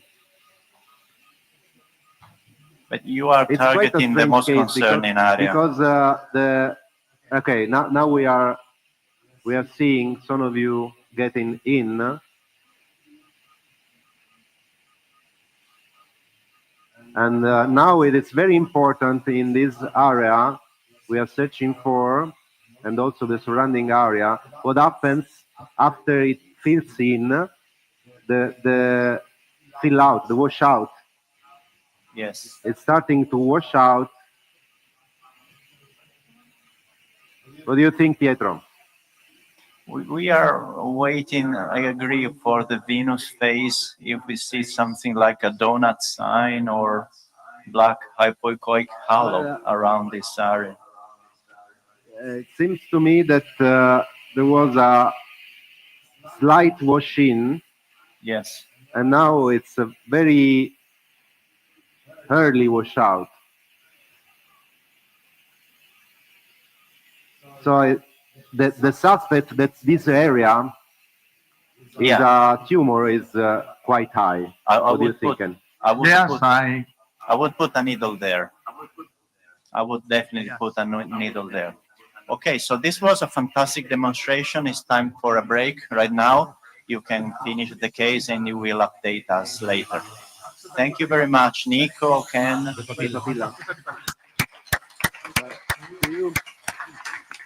Bravo! Yeah. And the next section at By all of you. at 11 o'clock. Yeah.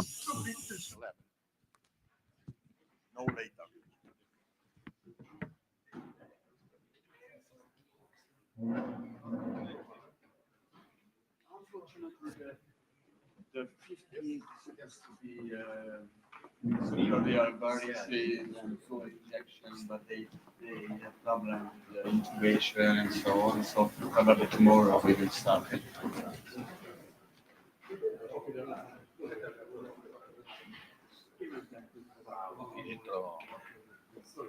I just asked, I missed some part of the fourth days.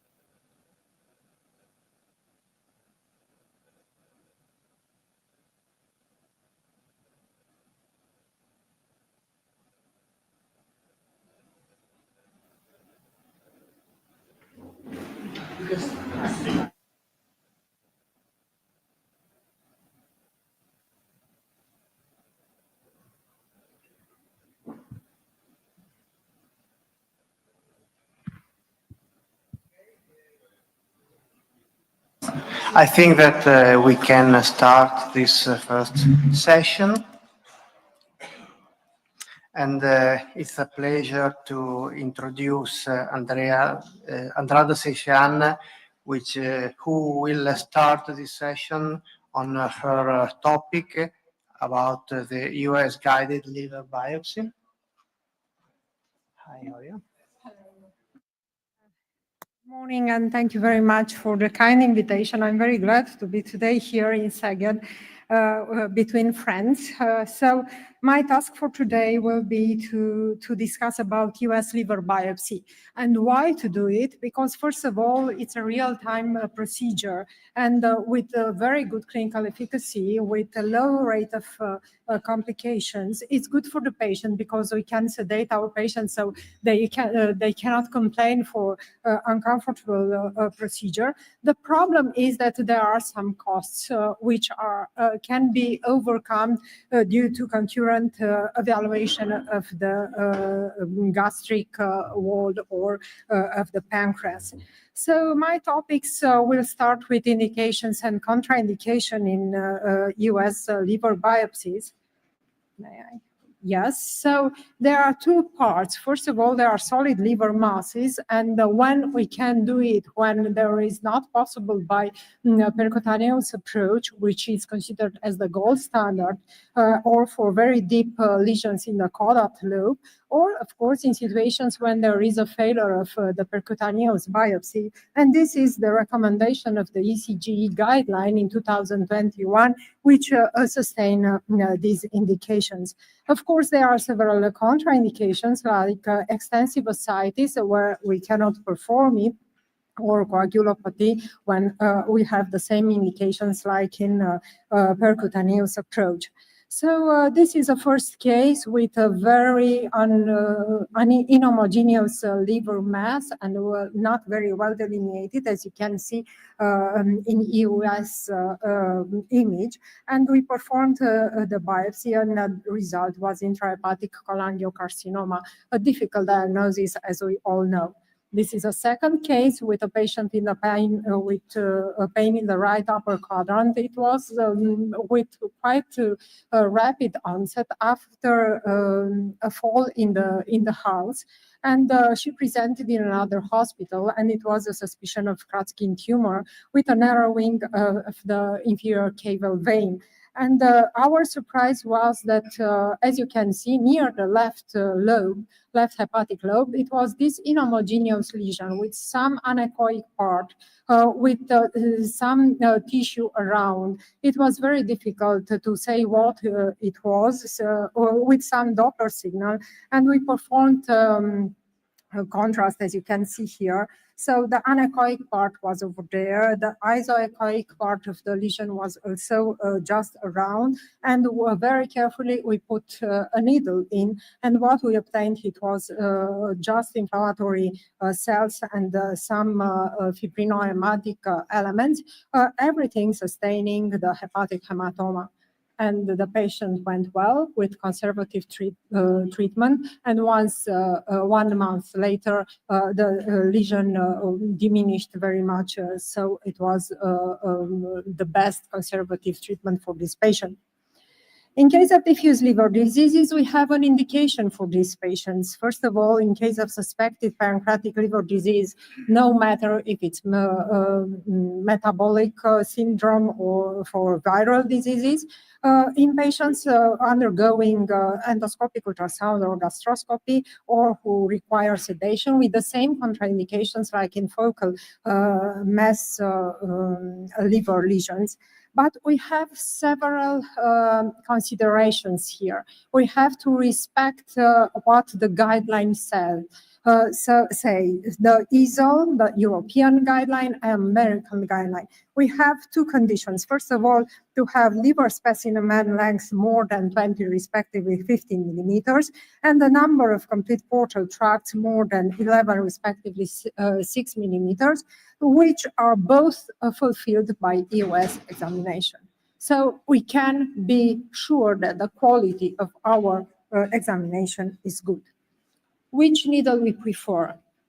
There were many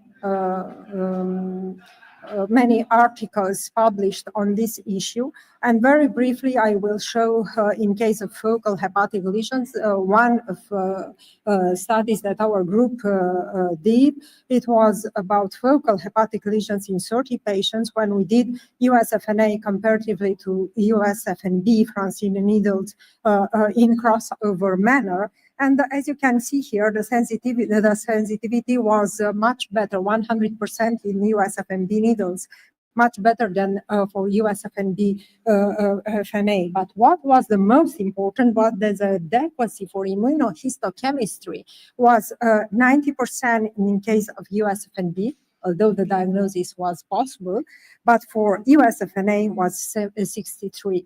And this is very important, and that's why we still we continue to do only USFNB needle liver biopsies. What is very important, how many passes to do. If we do most assessment for the fragments that we obtain, we have to perform only 2 passes. But if most is not done, then we need 3 passes as published last year in this article. And now I will focus on diffuse liver disease and which one, USFNB or USFNA. And this is a small randomized control trial with parallel groups, which showed that the length of the liver specimen is better for FNB needle, for FNB samples than for FNA samples. No matter if we use in before processing or after processing of the sample. And this is very important for us. Also, complete portal trials are better obtained with USFNB needles than with USFNA needles. So the conclusion of this publication in 2019 is that USFNB needles should be the first choice. This is a meta-analysis which comprised articles before 2022. And in all these articles, the diagnostic yield was very good, like 95%, with a specimen adequacy of 84%, and not much adverse events, with a good number of complete portal trials. But what I want to show you here is that at that time, they considered that the Quire, so Francine needles, performed a bit better compared to shark core, although the difference was not very much, and the specimen adequacy was similar between the 2 types of FNB needles. But this is a very nice, although retrospective and small study published last year, showing that the liver tissue surface area between 2 types of needles is similar, and also the number of portal tracts is similar. So that's why we cannot say which needle is the best. Also, there is another type of FNB needle, the 3-core needles, but we don't have in humans results on this issue.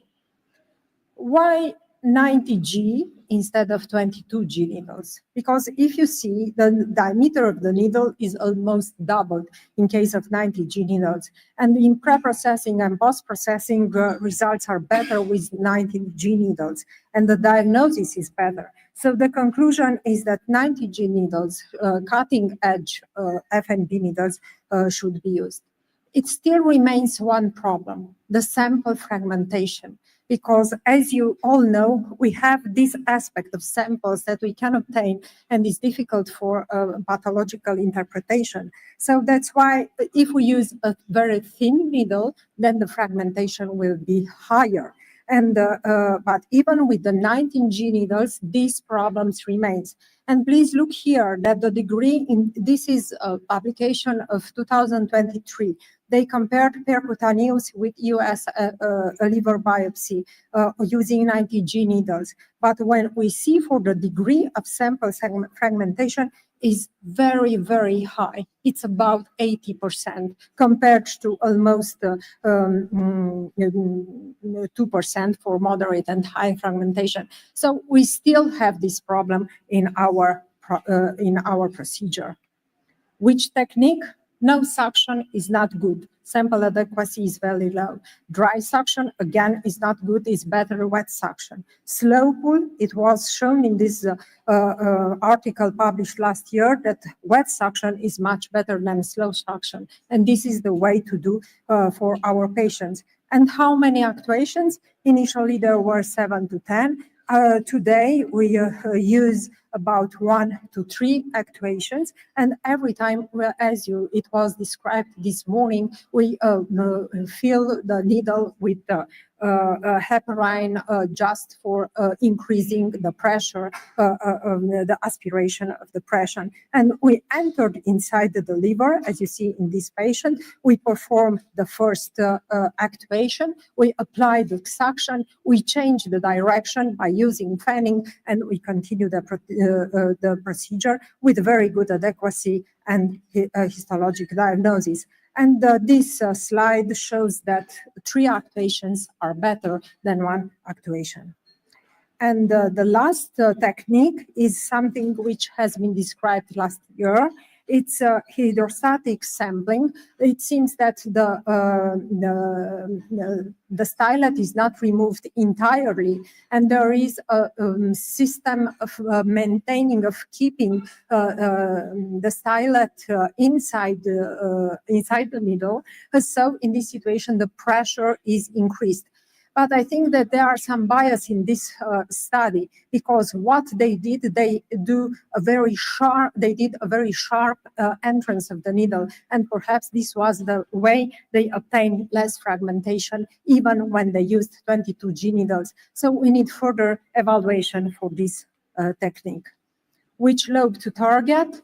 We cannot see segment 7 and segment 8, which are situated under the diaphragm. But what we know is that if we do only right lobe biopsy, we can have less fibrosis, and that has been described several years before. So every time we can, we have to do the biopsies from both lobes. So for diffuse liver disease, we have to do both lobe, right lobe and left lobe, 1 pass from each of them.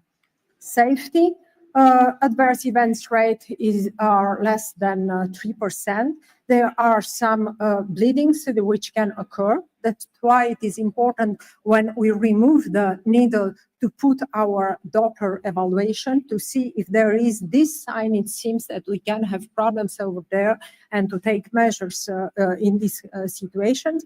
And there is a possibility to have some mild post-procedure pain, but this is less for 22 gauge needle than for 19 gauge needle, but it needs only minor analgesics, so there is no problem. In all situations, we have to monitor our patients for 30 minutes. When we compare to percutaneous, this is one of the last meta-analysis based only on randomized controlled trials, which compared EGEUS and percutaneous liver biopsy. And as you can see, there is quite the same result, the diagnostic adequacy, sample length over complete portal tracts.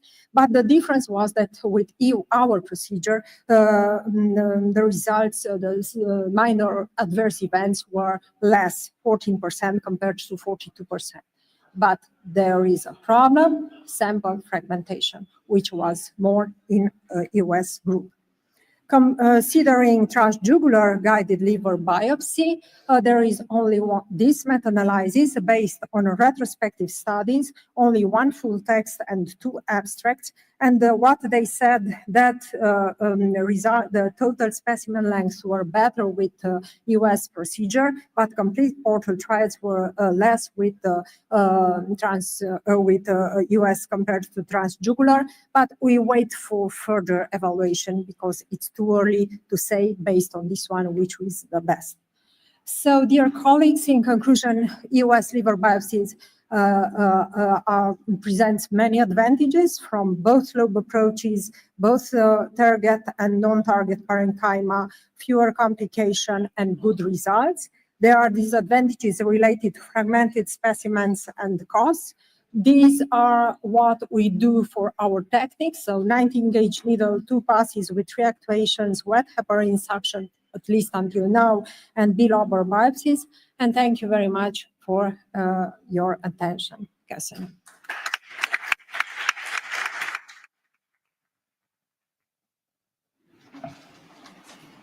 Thank you so much. I think that the questions will be at the end of all the presentations. So it's time for Alberto Larghi, who will talk about the US management of portal hypertension. How do you manage this? Okay. So by doing this talk, I learn a lot. I'm not an hepatologist, so if I say something stupid, feel free to correct me. Where is the one? Where is? So I will talk about management of portal hypertension. And I will talk mostly about portal pressure gradient, and I will touch a little bit on US gastric varices treatment. Why we are talking about portal hypertension? Because portal hypertension is the most important factor that predicts onset of liver-associated complication and death, clearly in patients with cirrhosis. So it has a prognostic importance, and it can also be utilized to assess the response to therapy, basically to beta blocker, and to drive decision making. Up to now, if you want a quantification of the presence or not of portal hypertension, until now it was done with the HVPG, hepatic venous pressure gradient, which is an indirect measurement of the portal pressure, because what you do, you place a balloon in the hepatic vein, you inflate, you measure the wedge hepatic vein, then you deflate, bring back the balloon 2-3 centimeters, and then measure the free hepatic vein. So about between this, I think the most important is HVPG more than 10 millimeters of mercury, because define what is called clinical significant portal hypertension, which represent the most important risk factors for occurrence of liver decompensation, HCC, and death. And this is an important paper from Spain, a multi-center study, where patients with a clinical suspicious of compensated cirrhosis underwent HVPG measurement, and the one who had the HVPG greater than 10, so had clinical significant portal hypertension, were randomized to beta blocker, and actually, more important thing, they had small risk varices, so this is different from the Baveno conclusion. They were randomized to beta blocker, no beta blocker, and basically they saw that beta blocker were significantly more effective in reducing the compensation. But as everything, HVPG has a limitation. The most important limitation is that it does not underestimate the evaluation in patients with a presinusoidal or disease or a presinusoidal component. And if you see, it's not really widespread use. Actually, is used in very few centers, so it failed to reach widespread utilization. And if you look at the Baveno 7 statement, basically 3 pages are concentrated on HVPG matters. Nowadays, we have a new way to measure the portal pressure by US, the US PPG, which is a direct way to measure, because you put a needle in the portal vein, in the hepatic vein, and you measure the difference. So this is a video. This is the left hepatic vein. You enter with the needle. Then you go into the lumen, you flash it, then you do the first measurement, usually 30 seconds until the pressure stabilizes. Then you repeat and you do three measurements, and then you do the average. And then you move to the portal vein, that is usually easier. Big portal vein is important to try to traverse the liver to decrease the risk of bleeding, but this procedure is done at least if you use the Cook system with a 25 gauge needle, so it's very, very, very small. And actually, we are working on determining if the puncture of the portal vein alone can be enough to determine the gradient. So these are the proof of concept. These are two studies done in the United States. In Los Angeles, Ken Chang, first animal study that shows that there is a correlation between the HVPG and the PPG. And then the second study in humans that shows 100% technical success and importantly, no adverse events. This first evidence were followed by American studies, mostly the 12 patients from China in the acute setting. So there are not so many studies out. And most of the patients were randomly with cirrhosis, sign of hypertension. Most of the time, liver biopsy was done concomitantly. But at the end, what do you do with the study? Nothing, because there were no comparison with the gold standard and the rule of PPG, where to use it, etc., was remain unclear. So this is the first study that compare the two techniques. They enroll 33 patients, but 30 patients at both examination.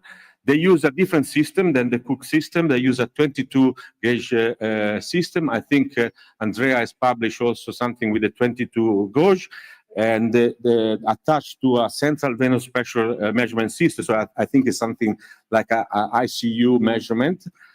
30 patients, both HVPG and PPG measure, and what they proved that there was a very good correlation with the ICC of 0.882. And however, in 4 patients, so 4 out of 30, there were major discrepancy, more than 5 millimeters of mercury between the two measurements. Encounter study, this study started many, many years ago, that never basically, that finished very, very lately. Initially, there were 3 centers, then only 2 centers contributed. There were Barcelona and Leuven. I think at the beginning, there were supposedly to be enrolled 60-something patients. So at the end, they enrolled 21 patients with advanced liver cirrhosis. Indeed, 15 received TIPS. And importantly, as in the Spanish study, they performed the examination under general anesthesia, so under propofol.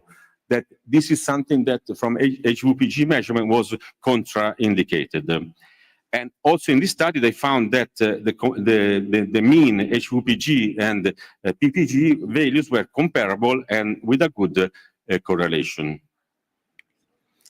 And then this is a study from our group that was focused on portosinusoidal vascular disease that are diseases of the presinusoidal, so in which basically the HVPG completely underestimates the pressure.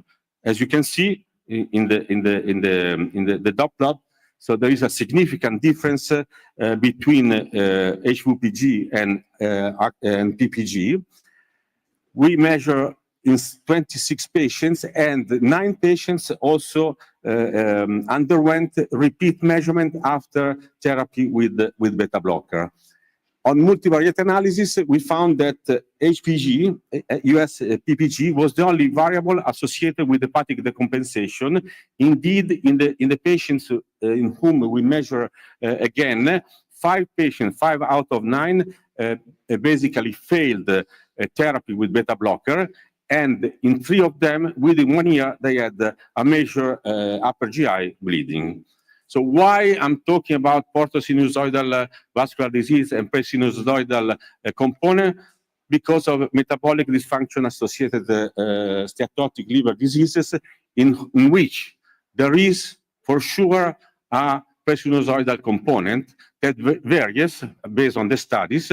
So there are patients who have who basically have HVPG normal, and then they develop the compensation very early. So there is evidence, clinical evidence of the existence of this component. So these patients can be patients in whom USPPG may have a major role, also because, as I was talking with Pietro, transcutaneous valvulus control transient elastography failed in obese patients, especially obese 2 and 3. And in this case, US shear wear elastography can replace it. So this is a study from the United States that basically shows that US shear wear elastography is comparable in terms of fibrosis score with the percutaneous.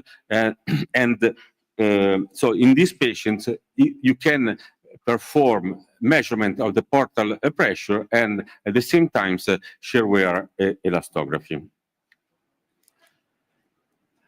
This is the biggest question. I think there's no data yet to really answer this question, but I think that for PSVD, I think yes, you should measure, and you should measure also after beta blockers. I think we are actually increasing the number of patients included in our study to confirm our finding. While in these patients, clearly, USPPG remain a research topic, but I think this is a very important thing that can make our job.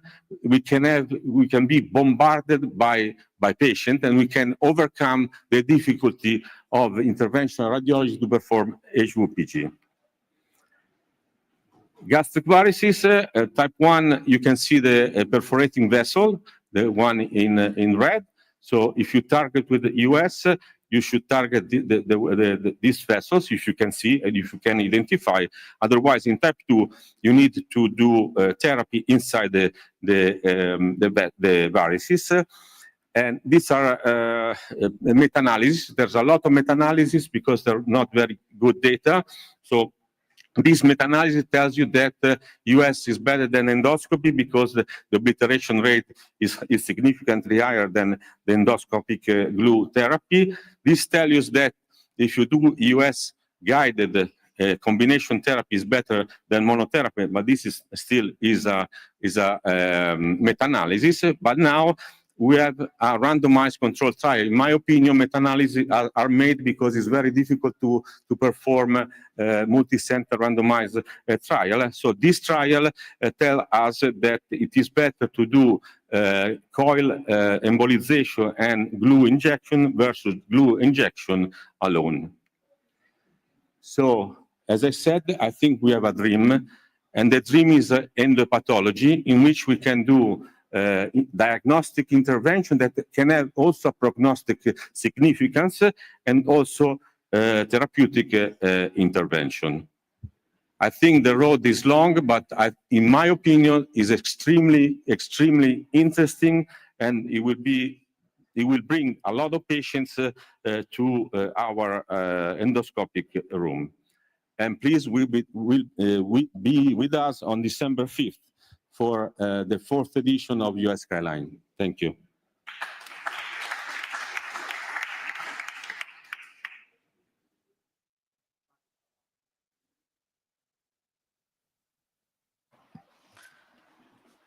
I would like to present Thomas Togliani. He's going to present us role of endoscopic ultrasound in liver malignancy management. Hello, everybody. My topic is on the role of US in liver malignancy. Generally, regarding the detection and the characterization of liver malignancy, we follow a step-up approach in which we start with an transabdominal ultrasound with contrast, which is a very accurate, cheap, fast, and safe method, while radiology is still the gold standard for the diagnosis between benign and malignant lesions, while biopsy is still the gold standard for doubtful cases after imaging, or when we need to plan a treatment of our patient. And finally, is particularly indicated where the patient has a history of multiple primary tumors. In this field, US has got a very good, very important role about detection, characterization, and we will spend a few minutes on the future perspectives in this topic. Regarding the detection of hepatic lesions, US has got a strong point, which is a size, and a weak point, which is a site of the lesion. Let's see what I mean. Regarding the size, we know that the US can detect very small lesions that are missed by radiology. In fact, US can detect a higher number of metastases in the liver. Regarding the site, US unfortunately misses lesions mainly in the right segment, while radiology in the left segment. And here we arrive to the weak point of US. US can detect lesions also in the right lobe, but the US assessment of the upper part of the right lobe is only partial. So US has got only a complementary role to radiology till now.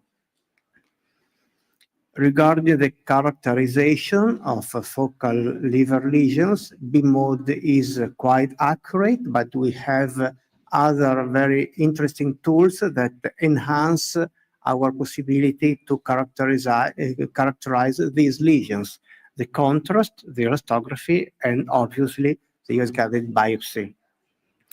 The contrast allows us to assess a dynamic behavior of the vascularization of these lesions. And using contrast, we can increase our accuracy in detecting malignant lesions from 90% with the BMOD to almost 100% with contrast. When we use contrast with EUS, we know that we can assess the vascular behavior studying the early arterial phase and the late portal phase of these lesions. In fact, benign lesions show a hypervascular pattern either in the arterial or in the portal phase, while primary malignant hepatic lesions are hypervascular in the arterial phase, but they show a late, incomplete, mild washout in the portal phase. Finally, metastases are typically hypervascular in the arterial phase, and they can show a diffuse pattern for some tumors, or they can show a hypervascular rim with a avascular necrotic center for other kind of tumors. And more typically, metastases show a very early and complete washout in the portal phase. This is an example of a hepatic metastasis from a pancreatic cancer. In the arterial phase, we show a hypervascular rim of the lesion, and in the arterial phase, while in the portal phase, the rim becomes hypovascular, and this is very typical of a hepatic metastasis. By contrast, this is a hepatic hemangioma, which is benign, and it's clear the hypervascular pattern in the arterial phase that is still present 2 minutes after the injection. So in the portal phase is still hypervascular. Elastography is also useful. Generally, benign lesions are soft and they appear as green, while malignant lesions are stiffer and they appear as blue, sorry. But although the accuracy of this tool is high, the role of elastography currently is limited to the research field. I can add that elastography can have a role also in the detection of focal lesion. In fact, sometimes happens that hepatic metastases are isoechoic, and so in B mode they are difficult to be depicted, while switching on the elastography button, we clearly show a blue lesion, a blue spot that helps us detecting and punching these lesions. Finally, biopsy is still the gold standard for the diagnosis. We can do biopsy with EGEUS or transcutaneously. Both the techniques are very accurate, but EGEUS has got less adverse events such as pain or bleeding. And there is plenty of literature that confirms that the EGEUS-guided biopsy of hepatic focal lesions has a very high diagnostic yield and accuracy with a very low adverse event rate. We should choose the EGEUS-guided path in some particular occasions. For example, if we see focal hepatic lesions during EGEUS, obviously, or where the lesions are difficult. I mean, where the lesions are small, the lesions are very deep, or there is a lot of ascites. And finally, in patients with metastasis of unknown origin, during EGEUS, we could find the primary tumor because during our examination, we see and we study the upper GI tract, the mediastinum, and the biliopancreatic region. This is an example of a difficult hepatic biopsy. Difficult because the lesion is less than 1 centimeter, is located in the left hepatic lobe, and for a radiologist it could be very hard to see and to do biopsy on such a lesion, while with EGEUS this technique is quite simple and fast. When we choose to do an EGEUS-guided biopsy on a focal lesion, we have to choose the type of the needle, and we know that FMB needles are more accurate than FNA needles. We have to choose the size of the needles. Thin needles can be enough for a differential diagnosis between benign and malignant, while we should choose a bigger needle if we need to do immunohistochemistry of the genomic profiling. And finally, when we have multiple focal lesions, we should avoid to do a biopsy in very far lesions because of the difficulty of modifying the trajectory of the needles. The needle while once we are inside the needle, inside the liver, or we should avoid to do a biopsy on very superficial lesions because of the risk of bleeding. Looking to the future perspective, we have to talk about the artificial intelligence. I just found one paper regarding AI applied to EGEUS and liver biopsy. In this paper, AI was able to detect autonomously 92% of the focal lesions with a very high sensitive and a good specificity in detecting and identifying malignant lesions. Then the liquid biopsy, which is sometimes used from the peripheral blood. We can do the EGEUS-guided liquid biopsy from the portal vein. The pro of this technique is that in the portal vein, we can find a higher concentration of tumoral cells and the tumoral DNA, RNA, and tumoral proteins.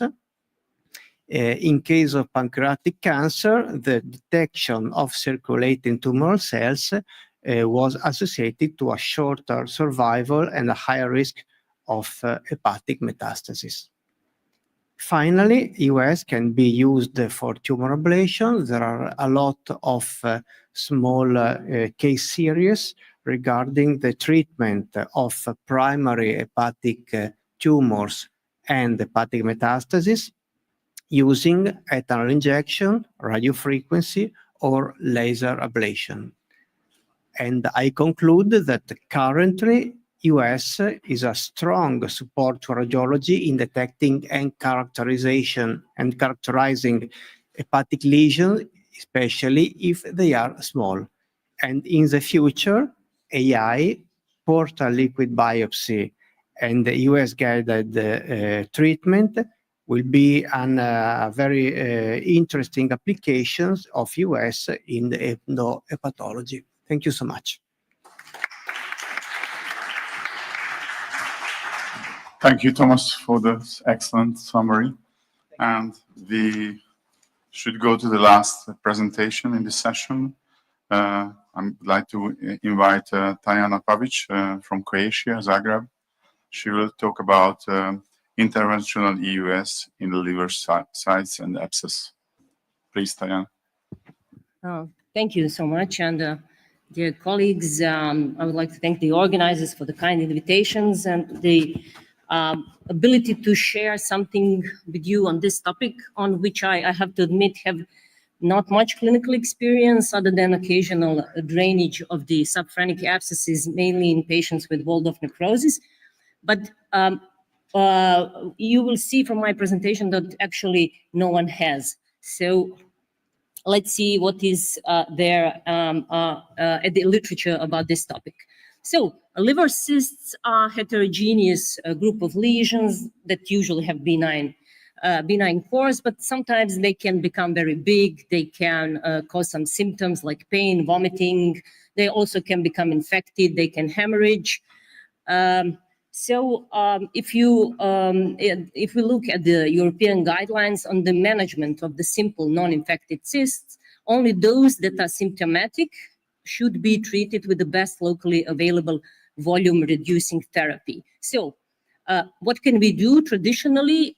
We can do percutaneous aspiration sclerotherapy or surgical cyst fenestration. So with percutaneous, the cyst is first drained and then temporarily exposed to some sort of sclerosing agent like 100% ethanol, 20% saline, tetracycline, or polydocanol.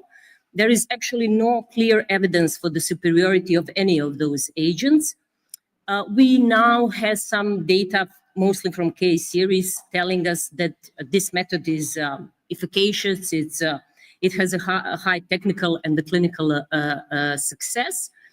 But actually, we don't have RCTs directly comparing those two volume reducing therapies at all. So EUS guided approach has emerged as a minimally invasive technique with real-time imaging, highly precision imaging, and direct needle access to some very difficult to reach positions inside the liver, especially the left lobe, the caudate lobe. But currently there is no consensus regarding EUS-guided drainage of the liver cyst lesions, and also we don't have the consensus on what kind of stents should we put in.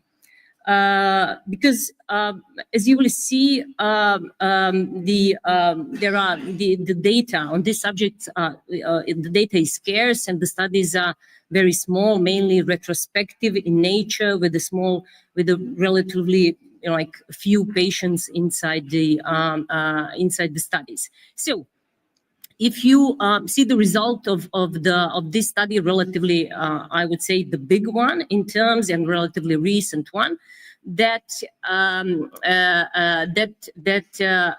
try to follow up the long-term follow-up on the 47 consecutive patients with large symptomatic hepatic cysts that were subjected to ethanol sclerotherapy, either via EUS guided approach or percutaneous approach. The method consisted first of cyst fluid aspiration and then ethanol injection up to 200 cc's for 40 minutes and then re-aspiration of the ethanol. So what they actually saw that all patients experienced pain relief after the treatment, and after the follow-up, during the follow-up, median follow-up of 66 months, they saw that 91% showed complete regression and 9% showed partial regression on CT scan. And there was no recurrence during the surveillance period, and also there were no serious adverse events. So these were relatively encouraging results of the study, again, with a small number of patients. But I think it is important because you know that most patients would prefer to avoid percutaneous-based approach to the drainage of the liver cyst.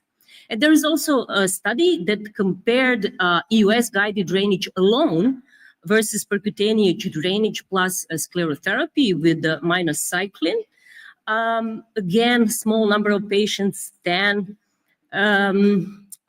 they used both groups used 7 French stents or 7 French pigtail catheter. As a result, they saw that all patients experienced good technical and clinical success. But in the EUS group, the length of hospital stay was significantly shorter, 7 versus 22.5 days.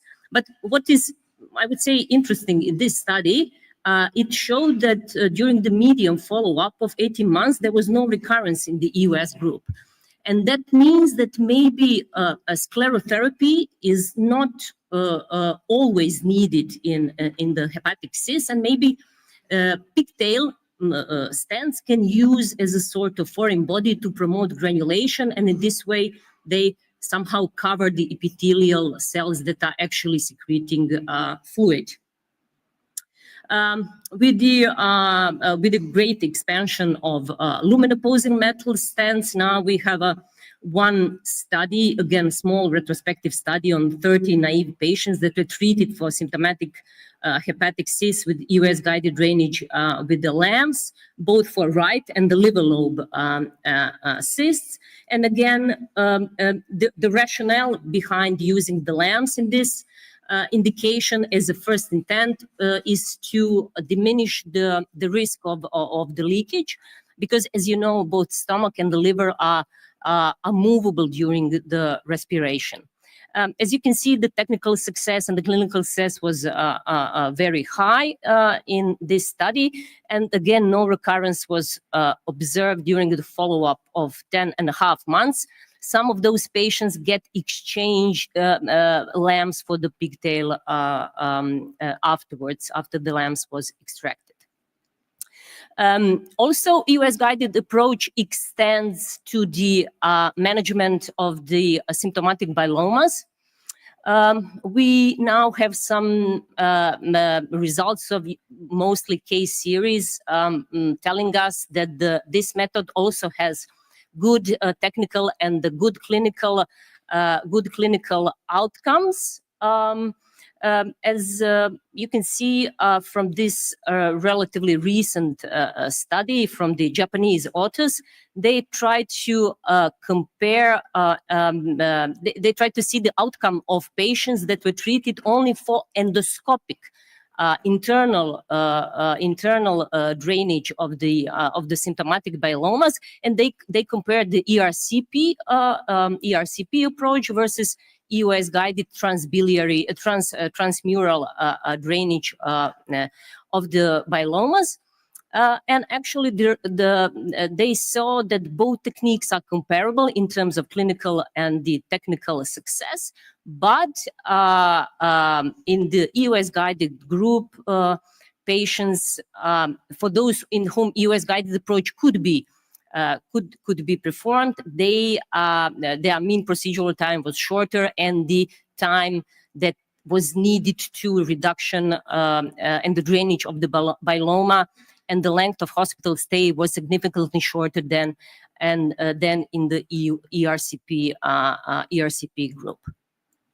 What we actually see, I would say more often in our everyday clinical practice are the liver abscesses that we see usually in patients with some underlying biliary tract disease. Again, percutaneous drainage, percutaneous approach is something that is done as a standard of care. But in some situations, percutaneous way cannot be feasible, technically feasible, especially in some locations in the liver, like I said, a caudate lobe or the left liver lobe, which can be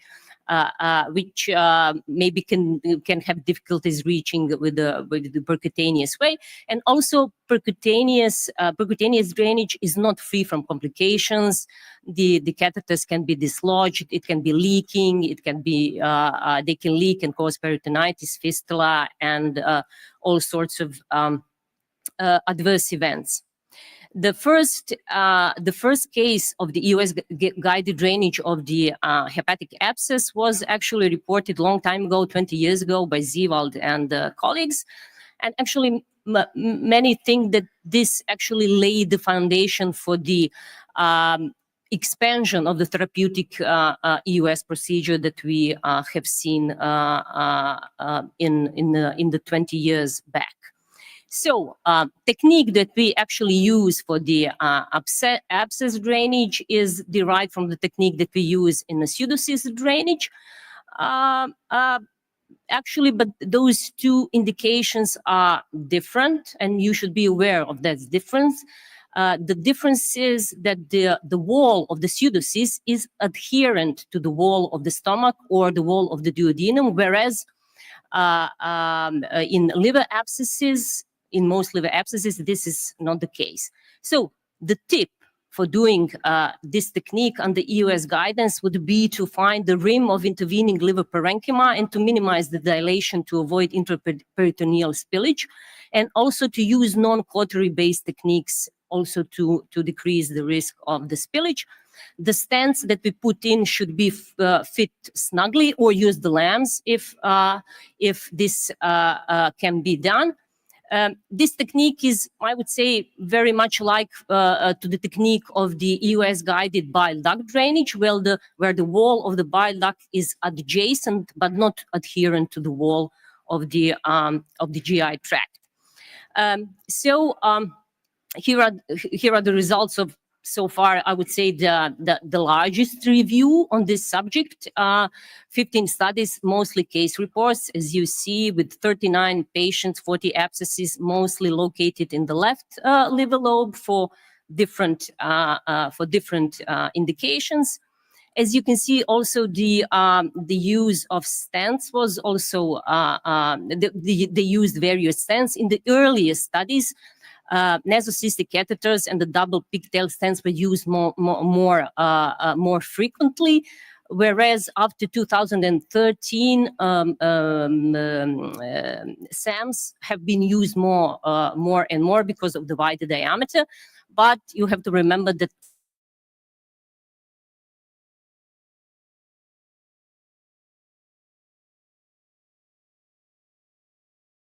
SAMs have again, their short nature does not permit for all the locations to be drained with the lumen opposing metal stents. As you can see from the results of this study, the technical and the clinical success was excellent, more than 95%, and no major procedure-related complications were reported. Regarding the EOS guided drainage of the right liver lobe, which is a little bit technically more difficult when we speak about the intervention in the liver, The data is even more scarce. We actually have the relatively recent paper from the Japanese authors. They treated 90 patients with the right liver lobe abscesses with a partially covered self-expandable metal stent with anti-migration system. Usually the access was from the duodenum. As you can see, the success rate of stent deployment was 100%, and the overall technical success 78%, and the clinical success 73%, with some minor adverse events, and also no recurrence was observed during a relatively long period of the follow-up.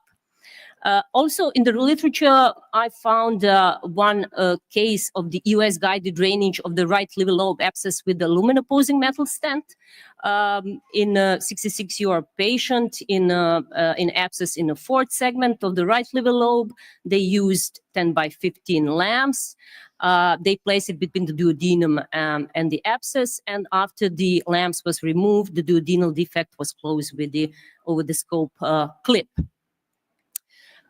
So far, there have been reports of 17 patients drained for the abscesses in the caudate lobe. Again, they reported 100% technical success, and the majority of stents that were used were plastic pigtail stents. So the tip for this location, if you are going to do the drainage for this location, is to avoid the passage from the esophagus, because it can cause mediastinitis. So what we actually can do, you can put the clip inside on the GI junction and put the scope a couple of centimeters inside the stomach, and to assess the abscess from the stomach. So these are the result of so far the largest cohort of EOS guided drainages patients that with EOS guided drainages of the hepatic abscess versus percutaneous drainages of the hepatic abscess. As you can see, most of the patients in the EOS group received 10 millimeter lamps or fully or partially covered SAMs, and in the percutaneous group, all patients received 10 French pigtail catheters. So there is a significantly difference in the catheter diameter between those two groups.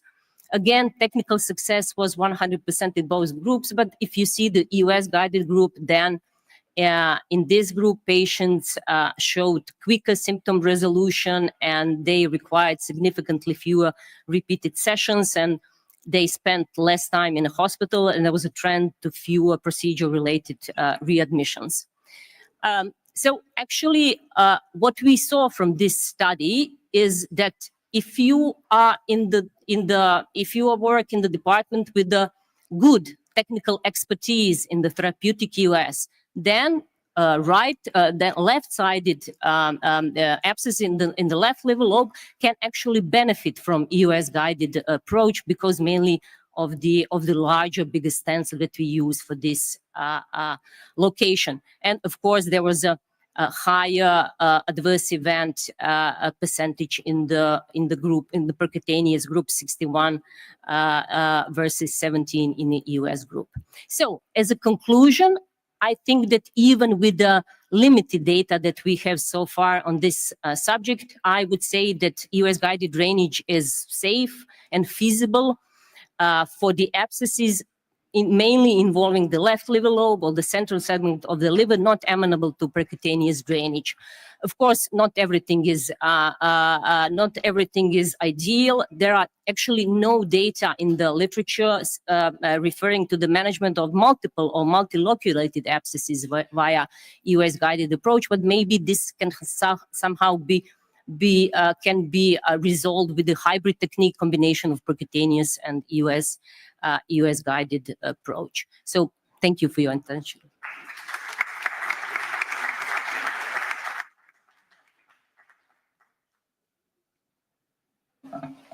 Thank you so much. We have 10 minutes for questions.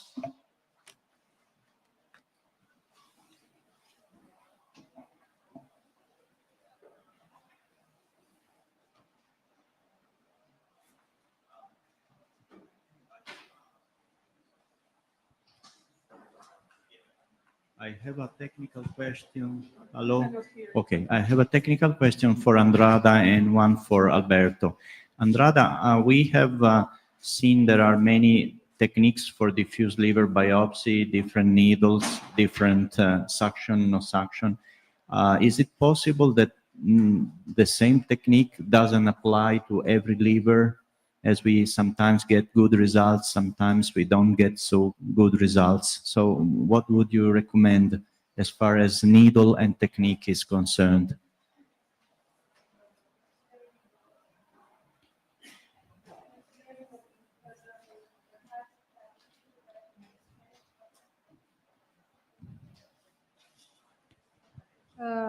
There is quite large literature considering the technique that we can use in liver. And the best results that we had until now are with wet suction. So even in patients with important fibrosis, I think that wet suction is very good and that is enough. It's still the last technique that I have presented, that hydrostatic technique. But I think that the most important over there is to go inside the liver quite with the important acceleration, with important speed for obtaining a good core. So this was not performed in the liver, but I think this can change our results, and this is the key for obtaining good good needles. Considering the size of the needles, perhaps the 19G needles are the best. So I believe it's much better than 22, because otherwise the fragmentation which occurs even with 19G needles is high. And wet suction with heparin or With without? heparin. With heparin. I think it's better. Thank you. And Alberto, regarding the HPPG measurement, is there a sort of better position for the patient and also choice of anesthesia, or does it work in every position? And also, is it possible to give beta blocker during the procedure and see the results in real time while the needle is in the portal vein? First, at least in my experience, there's no. I put the position. I put the place on the left side. The most important thing is to put the pressure manometer at the axillary line, because otherwise the measurement is not correct. Anesthesia, I think that at least the data that are out now, the propofol does not interfere, and it's not easy to find or to puncture the venous, the hepatic veins with the patient wound. So I think what will make the examination much easier if you can only assess the portal vein. Because, for example, in cirrhosis by alcohol and by viral hepatitis, the hepatic veins are very, very, very, very small. So what you can do, you can trace back to the IVC and do it 1 centimeter from the IVC. The last question. Yes, the beta blocker is, has been done for HPPG. We have never done it, but I think the concept is the same. In the paper I showed in Lancet, they included also patients who did not respond to beta blocker test, and also they had a decrease events compared to placebo. I think, for now, we have done 70, 80 patients, and probably we are going to start doing this. The problem is that to have the right setting, to have a dedicated space to do this, for now we don't have.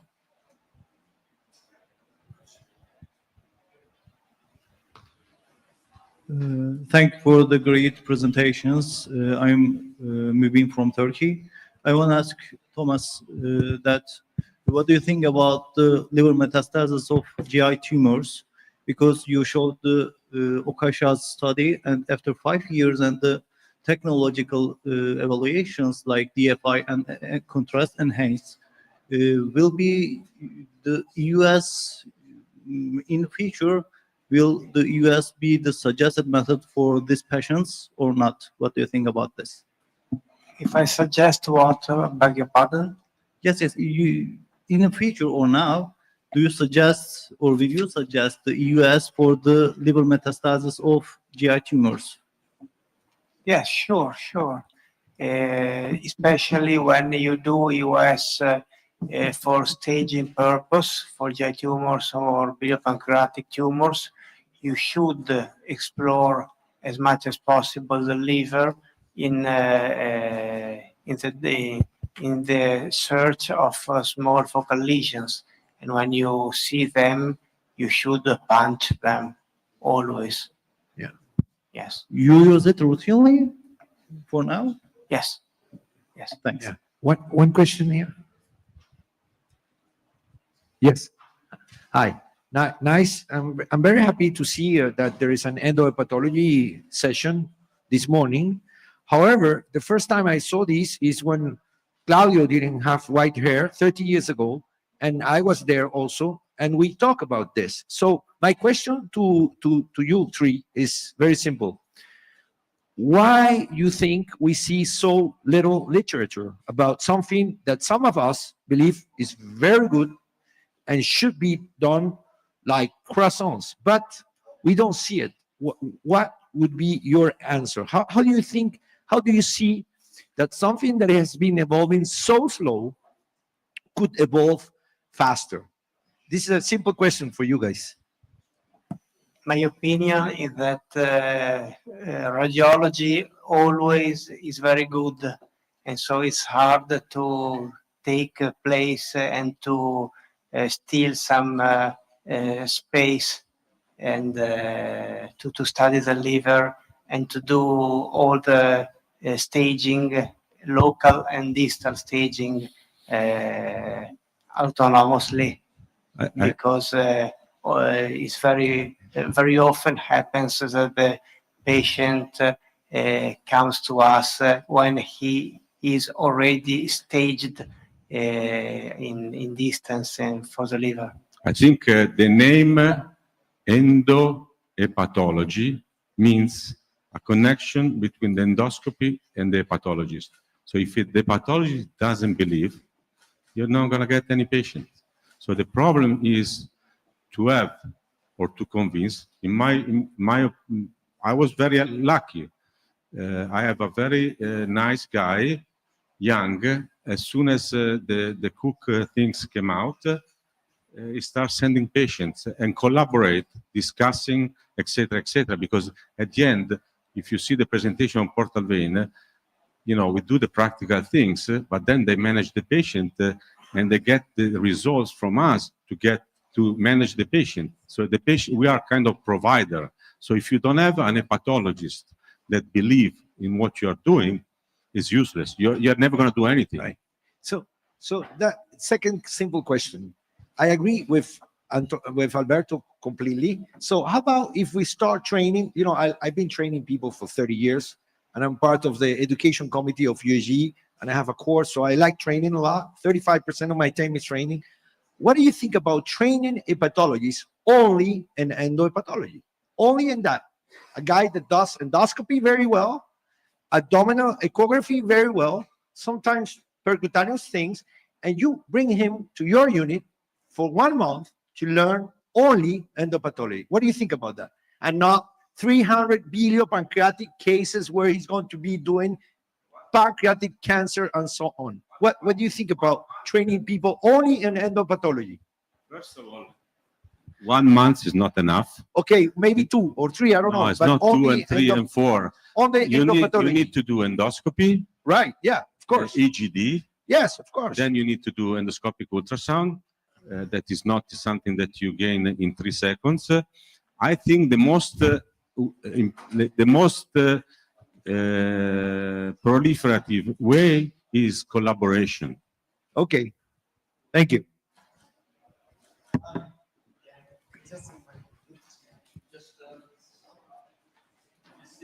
have time, just a very simple question. I'm also not a hepatologist. Alberto, when do you perform portal pressure gradient measurement? In which stage of liver cirrhosis or chronic liver disease? As I show, there's no data.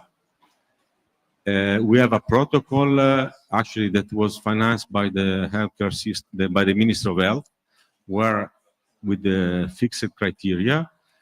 I think the important would be to, at least where the money is metabolic diseases and 2 patients with compensated liver cirrhosis with clinical significant portal hypertension. So if you do the measurement and you find that the patient has clinical significant portal hypertension and there's no, that this is an important, because the Baveno, no, if you have a gastroscopy that there is high risk varices, you should just treat the patient. If you don't, if you have a patient with no or very small or no high risk varices, you need to prove that that patient has clinical significant portal hypertension. So I think the money of this, what is, this is the beginning of a field. So it's going to take years, efforts, but in my mind, there's a lot of space and a lot of things to do. Alberto, I want to ask your opinion about pre-sinusoidal portal hypertension, because there we have limitations with HVPG. So what do you think about it? And with thrombosis, portal vein thrombosis, the second question. That report of portal vein thrombosis, if you read it well, I think you cannot establish if it's related to the procedure or not. We actually wrote a letter, but they didn't accept it. I don't know why. We never saw many cases of portal vein thrombosis in our series. That doesn't mean that is not occurring. But, if you report one case out of 1 is 100%. If you report one case out of 1 million is something different. So everything you do from putting an IV can have a complication. So I think you have to put in the context, and now it's not in the context.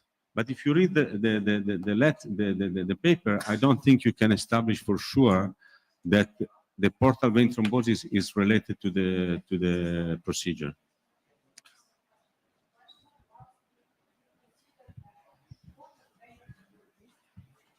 The question was if the portal vein thrombosis can be assessed by this procedure, but EGEUS PPG measurements. And but if you have a portal vein thrombosis contraindication, hemodynamically there is nothing. So if you know that the patient has portal vein thrombosis, I don't do the measurement because it is not reliable.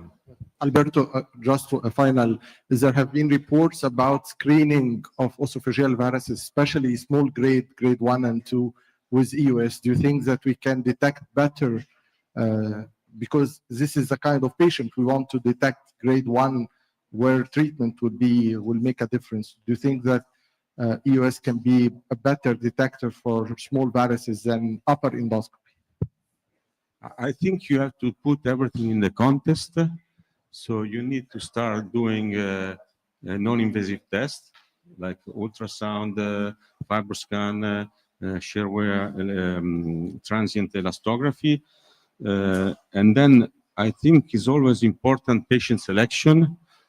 So how do you select it? Because, otherwise you do in all the population.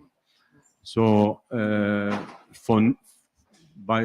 nowadays, you don't have this information, so I don't know how to answer this. Maybe yes, but maybe if the EGD is good enough, or if you have endopathology where you bring a patient, EGD, EGEUS, at that point maybe you can compare the results and then have some conclusion about what you ask. But to be honest, I have no idea.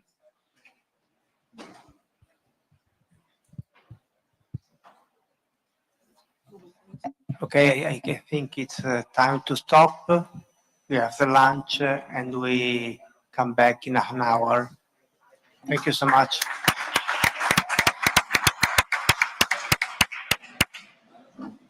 Thank you. Very interesting.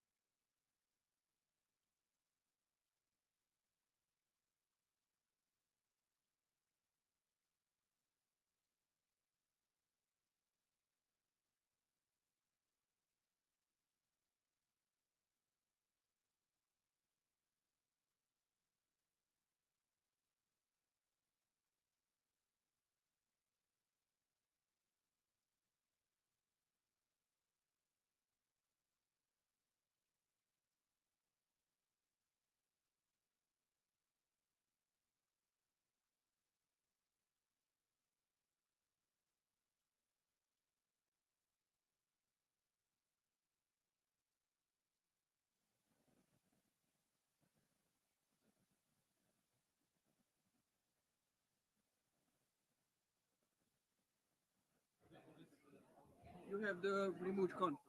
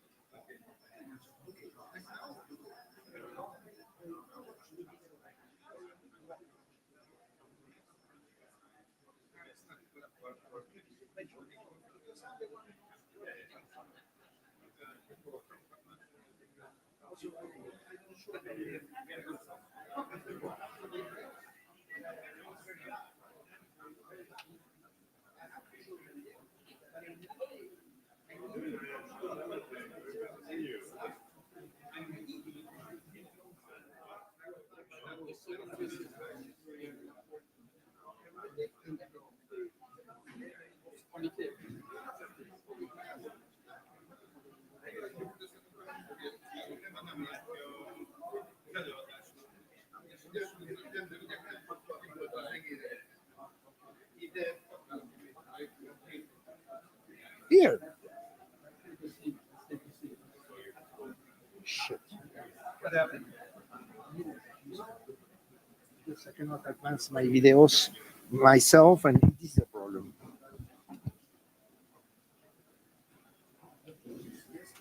When I talk,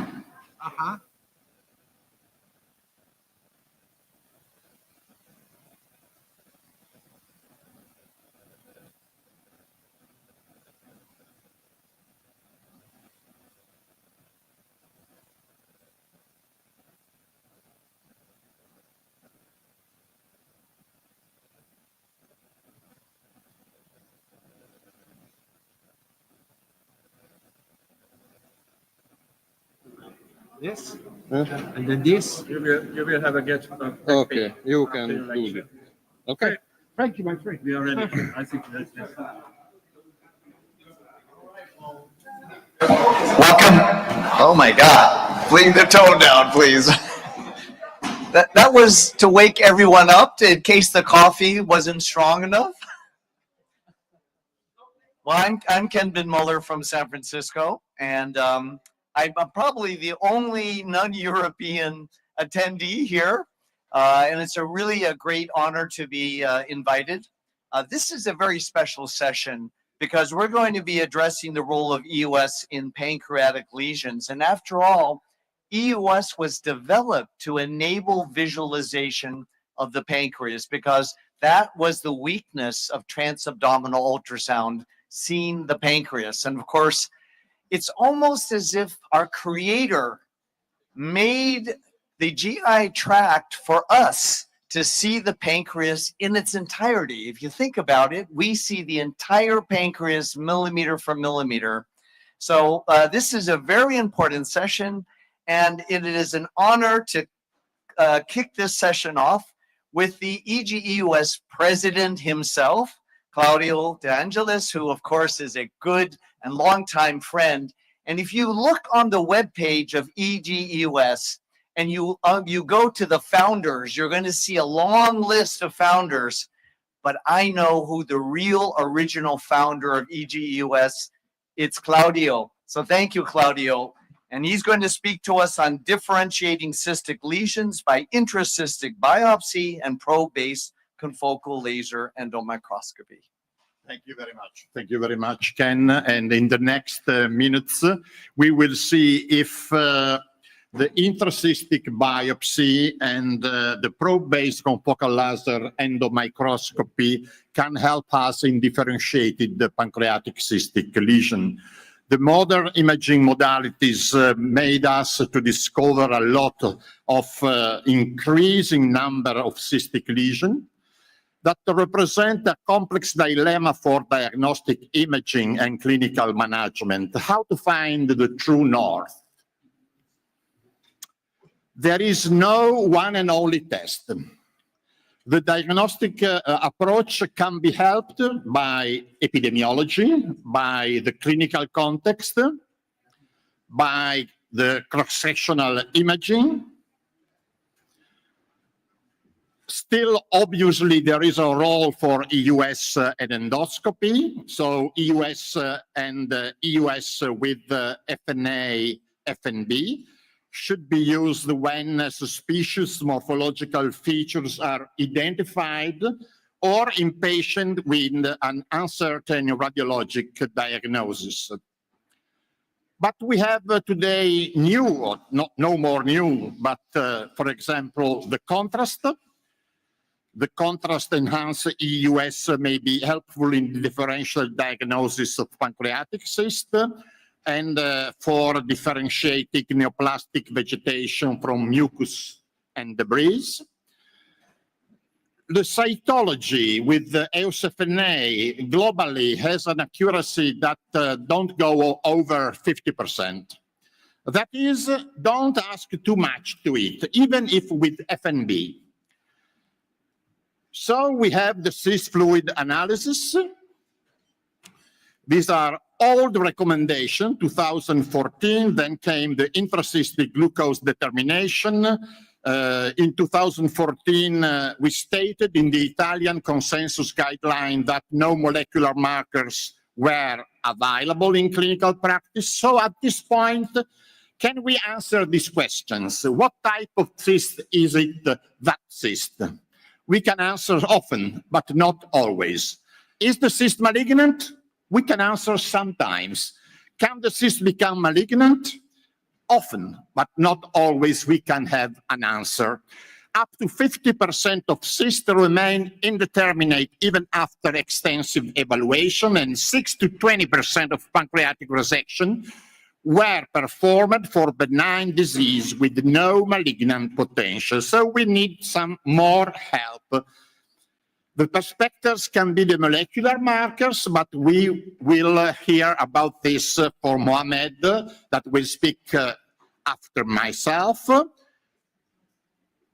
from the Bible. It is easier for a camel to go through the eye of a needle than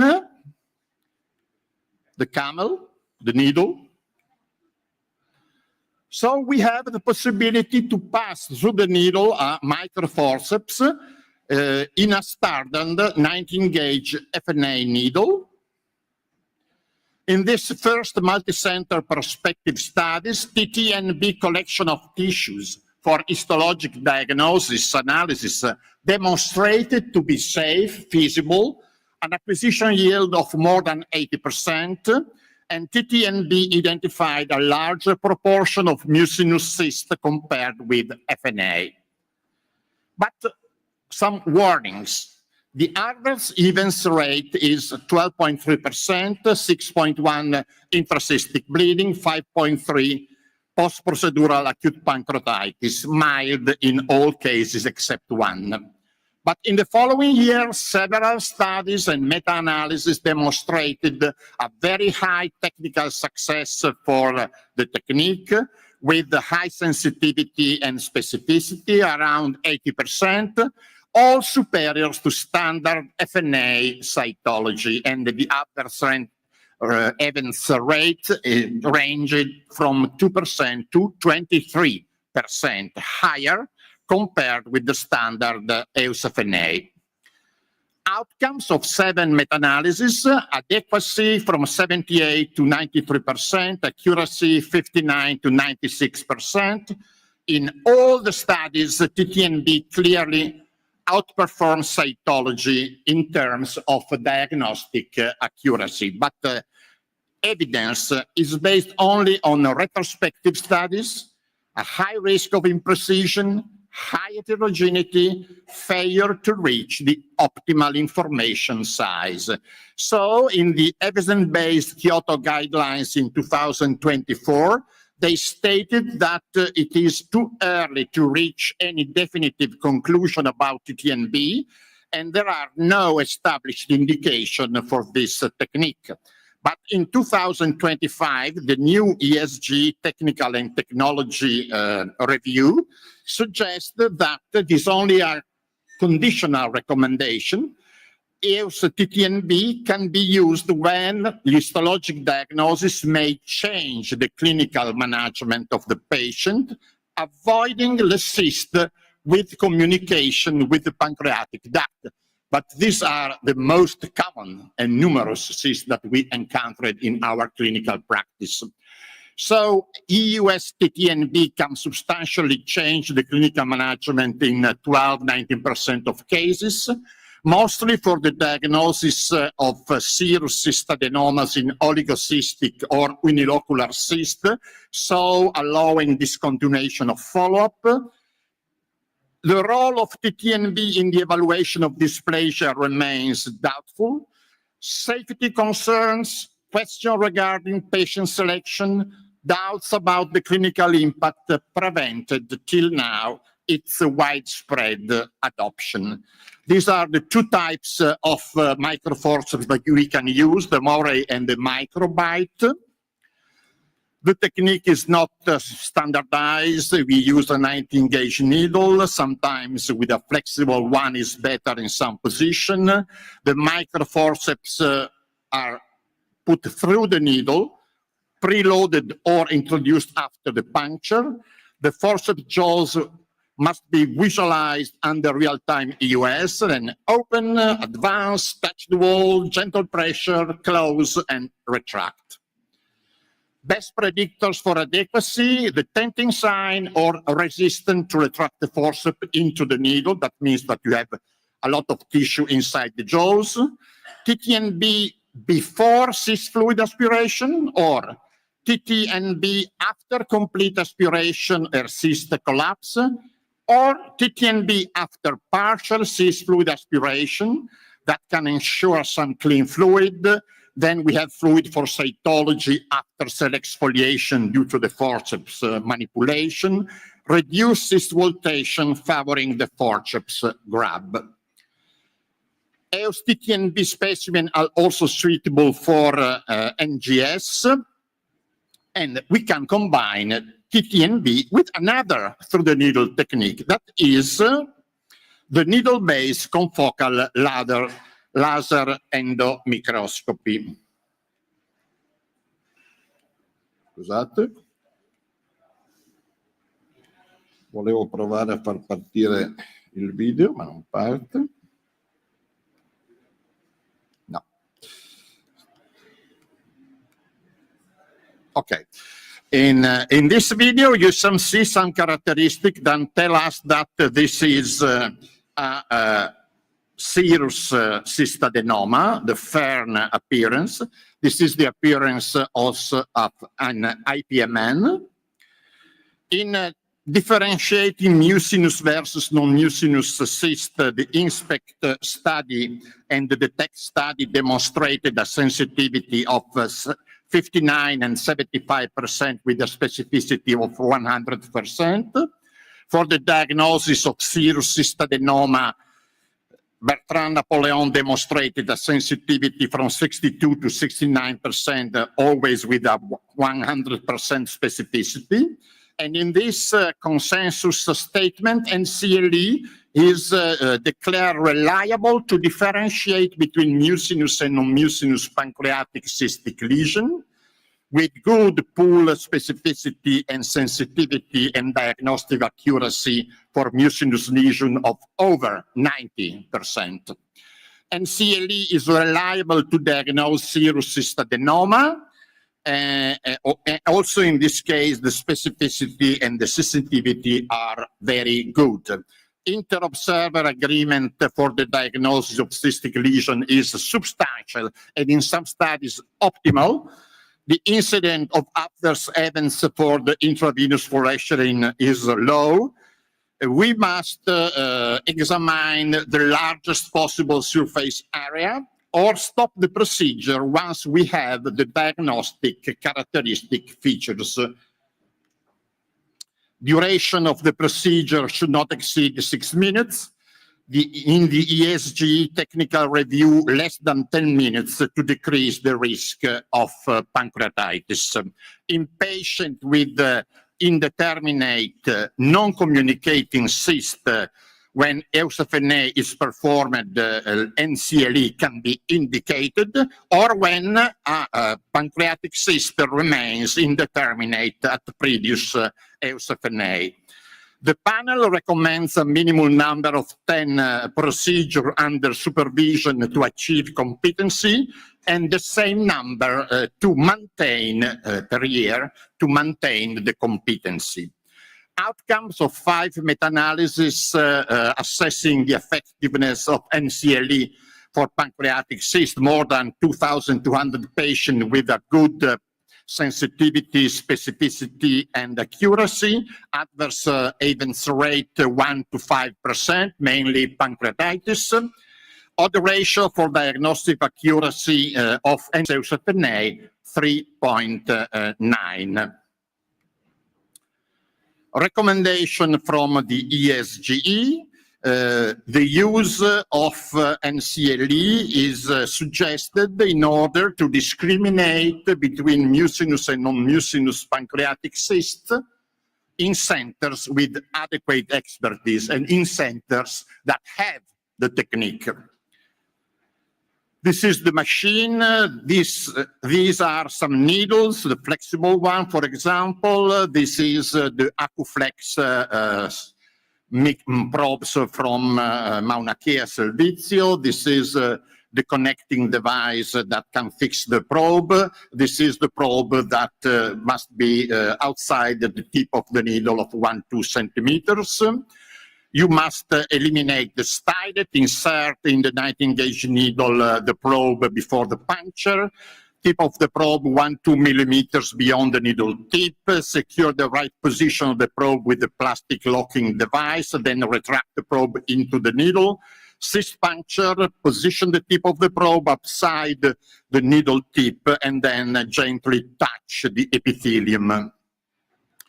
After the NCLE image acquisition, you can perform fluid aspiration for cytology, tumor markers, DNA, NGS, and also the microforceps.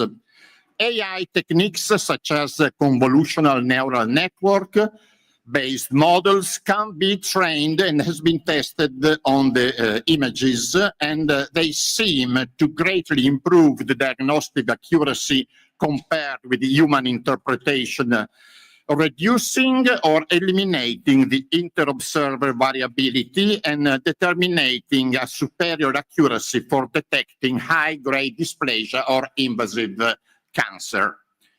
These are some images from the serous cystadenoma with the superficial vascular network, the Fern pattern. These are the finger-like projection, the papilla. This image is, where is it? Is very difficult to obtain, very rare. And these are IPMN, and these are the epithelial borders typical of the mucinous cystadenoma, and this the bright particles typical of the pseudocyst, but you can find bright particles also in a cyst adenoma, obviously. There are also some characteristics of cystic neuroendocrine neoplasm. So the take-home messages: the pancreatic cystic lesion can represent a significant burden for the healthcare system. The cross-sectional imaging has limited accuracy for subtyping the cyst for risk stratification. Even with EUS and EUS-FNA or FNB, with cyst fluid analysis, cytology, misdiagnosis is still common. Unnecessary surgery with morbidity and related mortality are still high. Clear need for update in the clinical guidelines to incorporate the findings of the new studies.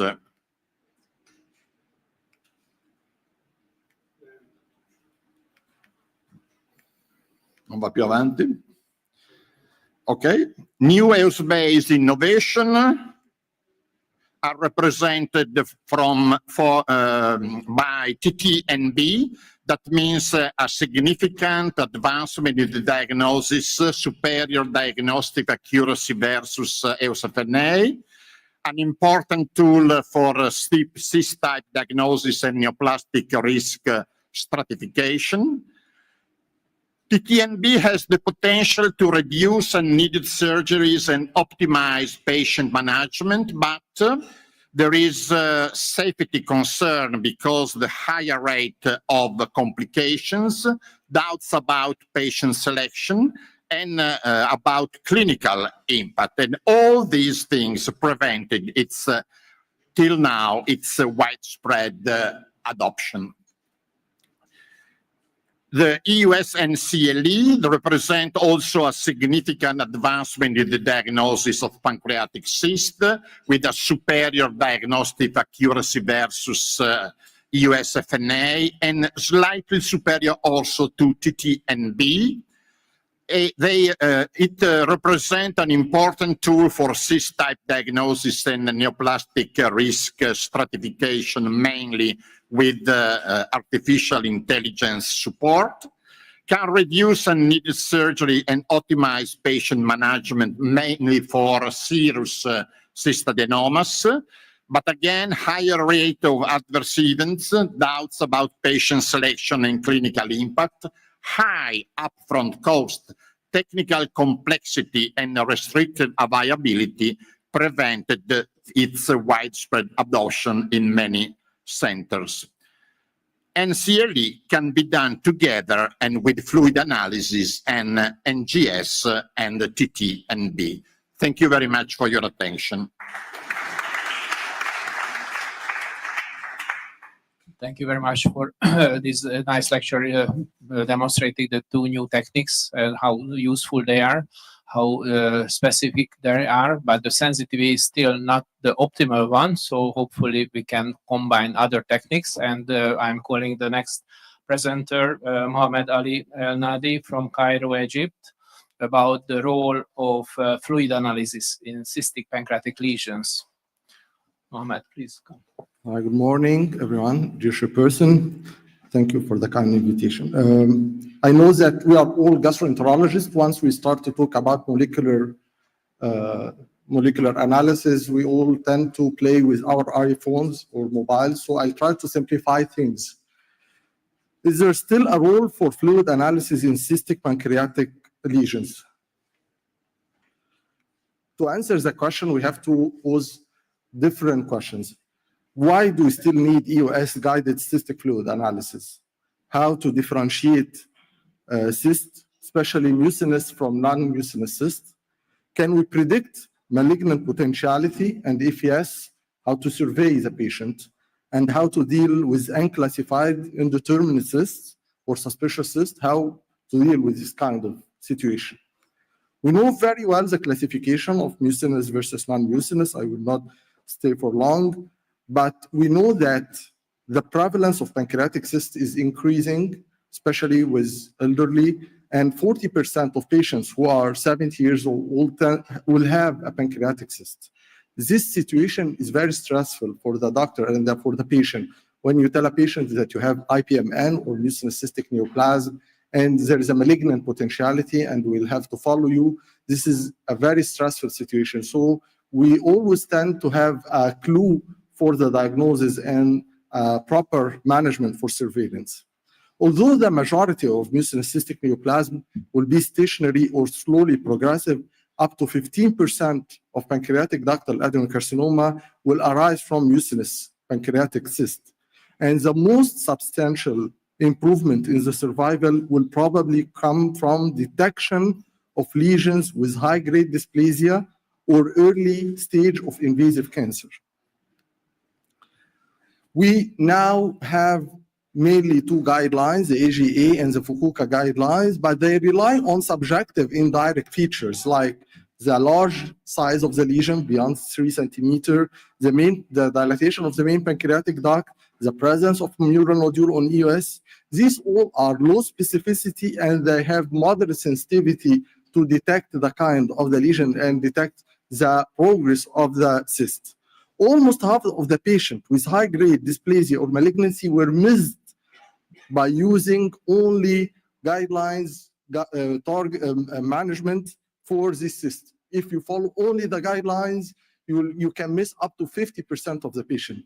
And what the surgeons say about our work, up to 50% of patients who were operated did not have the proper diagnosis. Either overestimation in 20% of cases, we were overestimating the degree of dysplasia or malignancy in the cyst, or in 7% of the cases, we were underestimating the degree of dysplasia. In 25%, we had already a different diagnosis than the surgeon found on after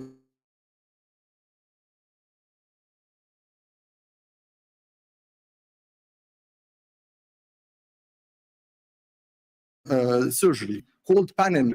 And PANN can be high-grade dysplasia. PANN does not directly implies low-grade. PANN can be high-grade dysplasia. So even in small lesions up to less than 5 millimeters, they can have high-grade dysplasia. That's why we had some tests that were validated in the guidelines, like the CEA. The CEA at a cutoff level had a sensitivity of 60% and specificity of 88 to detect mucinous cystic lesions.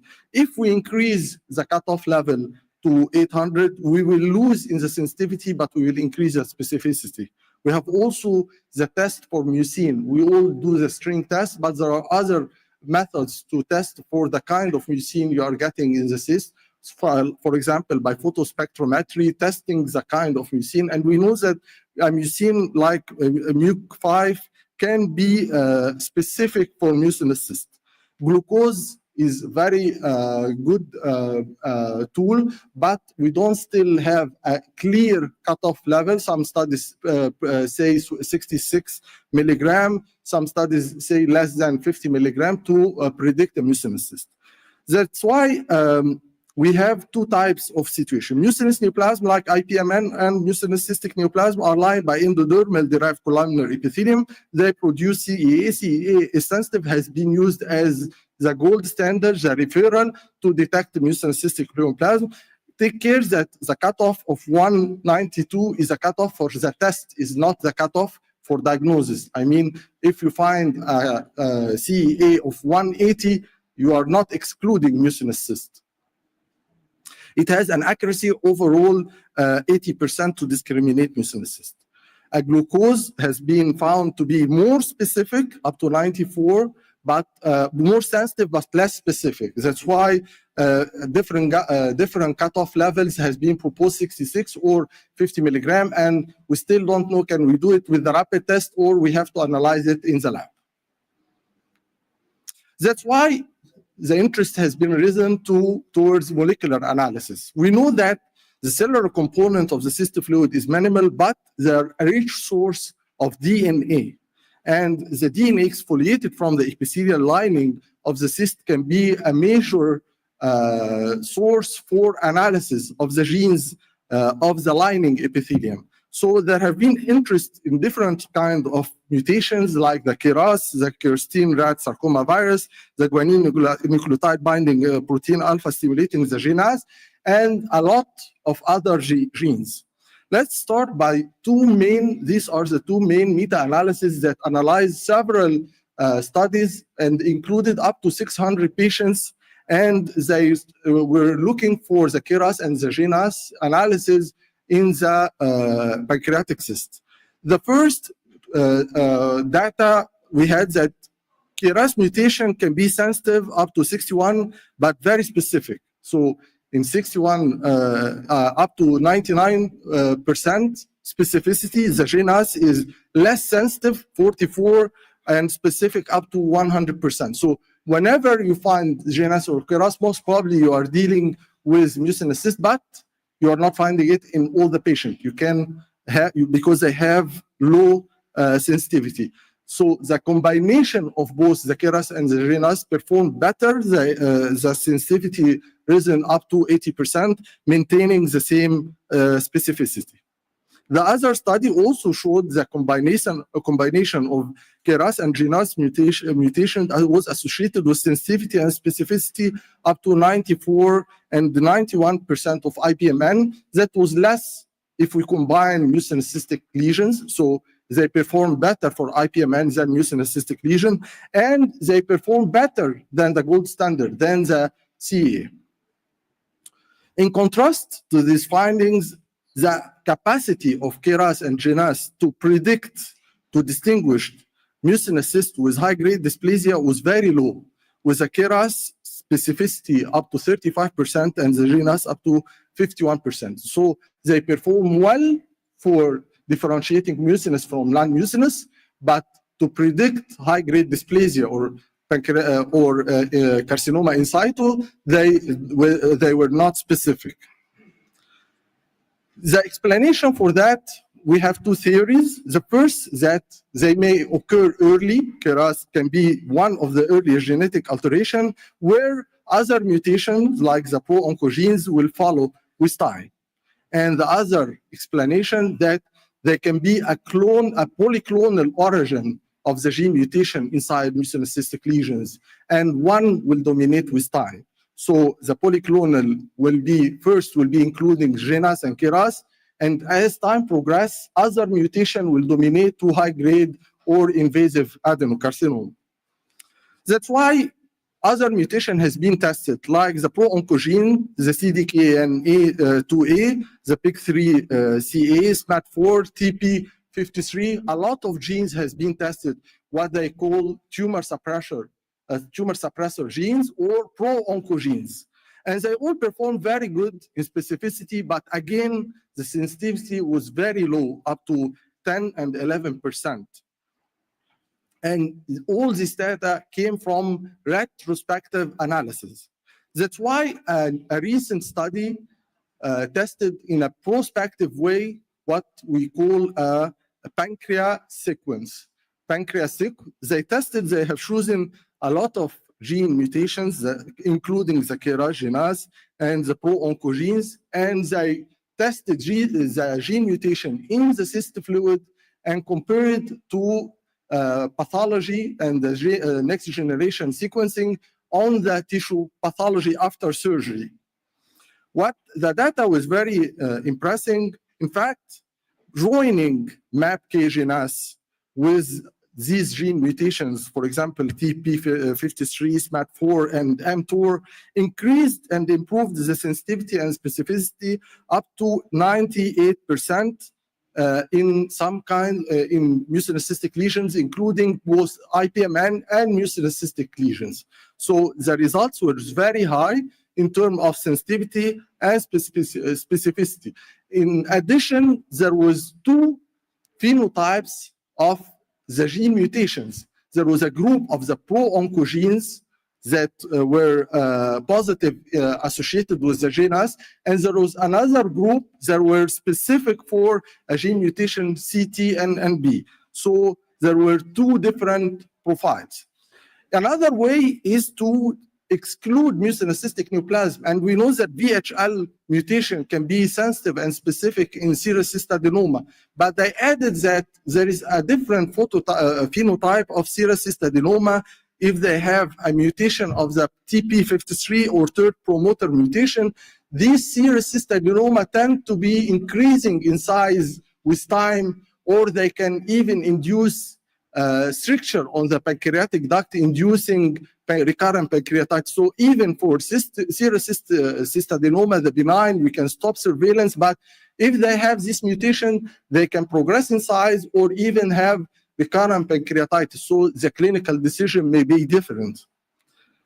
Again, for cystic pancreatic neuroendocrine tumors, MEN1 mutation was not sensitive, 27%, but the sensitivity, if we add other gene mutation from the pro-oncogenes, the sensitivity improved up to 70%. So these mutations are performing very good to detect early carcinoma or high-grade dysplasia. So maybe in the future, we'll have a panel of genes, and we can just, when we have a suspicious cyst, we can do the puncture, we can get the fluid, and the benefit of the pancreas is that we can get a sample as small as 1 cc. We can perform DNA analysis up to 1 cc. So if you are having GNAS mutation, you are dealing with a mucinous or IPMN, then you can run high-risk genes like the TP53, the mTORs, the SMAD4, and you can here have a better decision for following that patient, because you know that with this kind of mutation, you are dealing with a patient who can turn into high-grade dysplasia or invasive carcinoma. You can exclude patient by having a VHL mutation. You can know that the patient will have serous cyst, so you can change the modality of surveillance. And if there is no mutations, if the sample is negative, then this is a non-neoplastic cyst. So what are the challenges for such approach? Of course, we need more studies, but the problem is that we have a surgical selection bias, because the sample we are testing are the samples that have been operated. And we know that not all cysts will be operated. Most of the time, we are following the patient with radiological imaging or with EUS. So we have some sort of bias, the surgical selection bias. Also the testing selection bias, because we know there is a percentage of failure, even if it's minimal, but it still exists. Also, there have been found some degree of molecular discordance between the results of the sample in the cyst and the sample on the pathology after the surgery. This can be due to absence of exfoliated neoplastic cells or degradation of the DNA that we get from the cyst. Also, there are a lot of other potentially gene mutations that can be tested, like the CDKN2A. So, future questions will be how to implement the next generation sequencing in the guidelines of mucinous cystic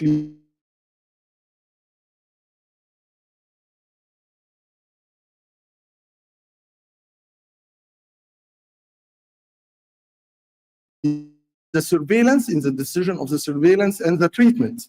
And what will be the role of next generation sequencing in phenotyping and risk recurrence of pancreatic ductal adenocarcinoma? Can we find a gene mutation that predicts the recurrence or the more aggressive pancreatic duct adenocarcinoma. My take-home message is that the targeted DNA-based next-generation sequencing is a useful tool in the assessment of pancreatic cysts. Mutation in the mitogen-activated protein kinase MAPK genes and GNAS are specific for mucinous cysts. Alteration in TP53, SMAD4, and TOR genes, the pro-oncogenes, are associated with advanced neoplasia, high-grade, and pancreatic ductal adenocarcinoma arising from mucinous cysts, and targeted other gene mutation can be specific for serous cystadenoma, cystic pancreatic neuroendocrine tumor, and solid pseudopapillaria neoplasm. And thank you for your attention.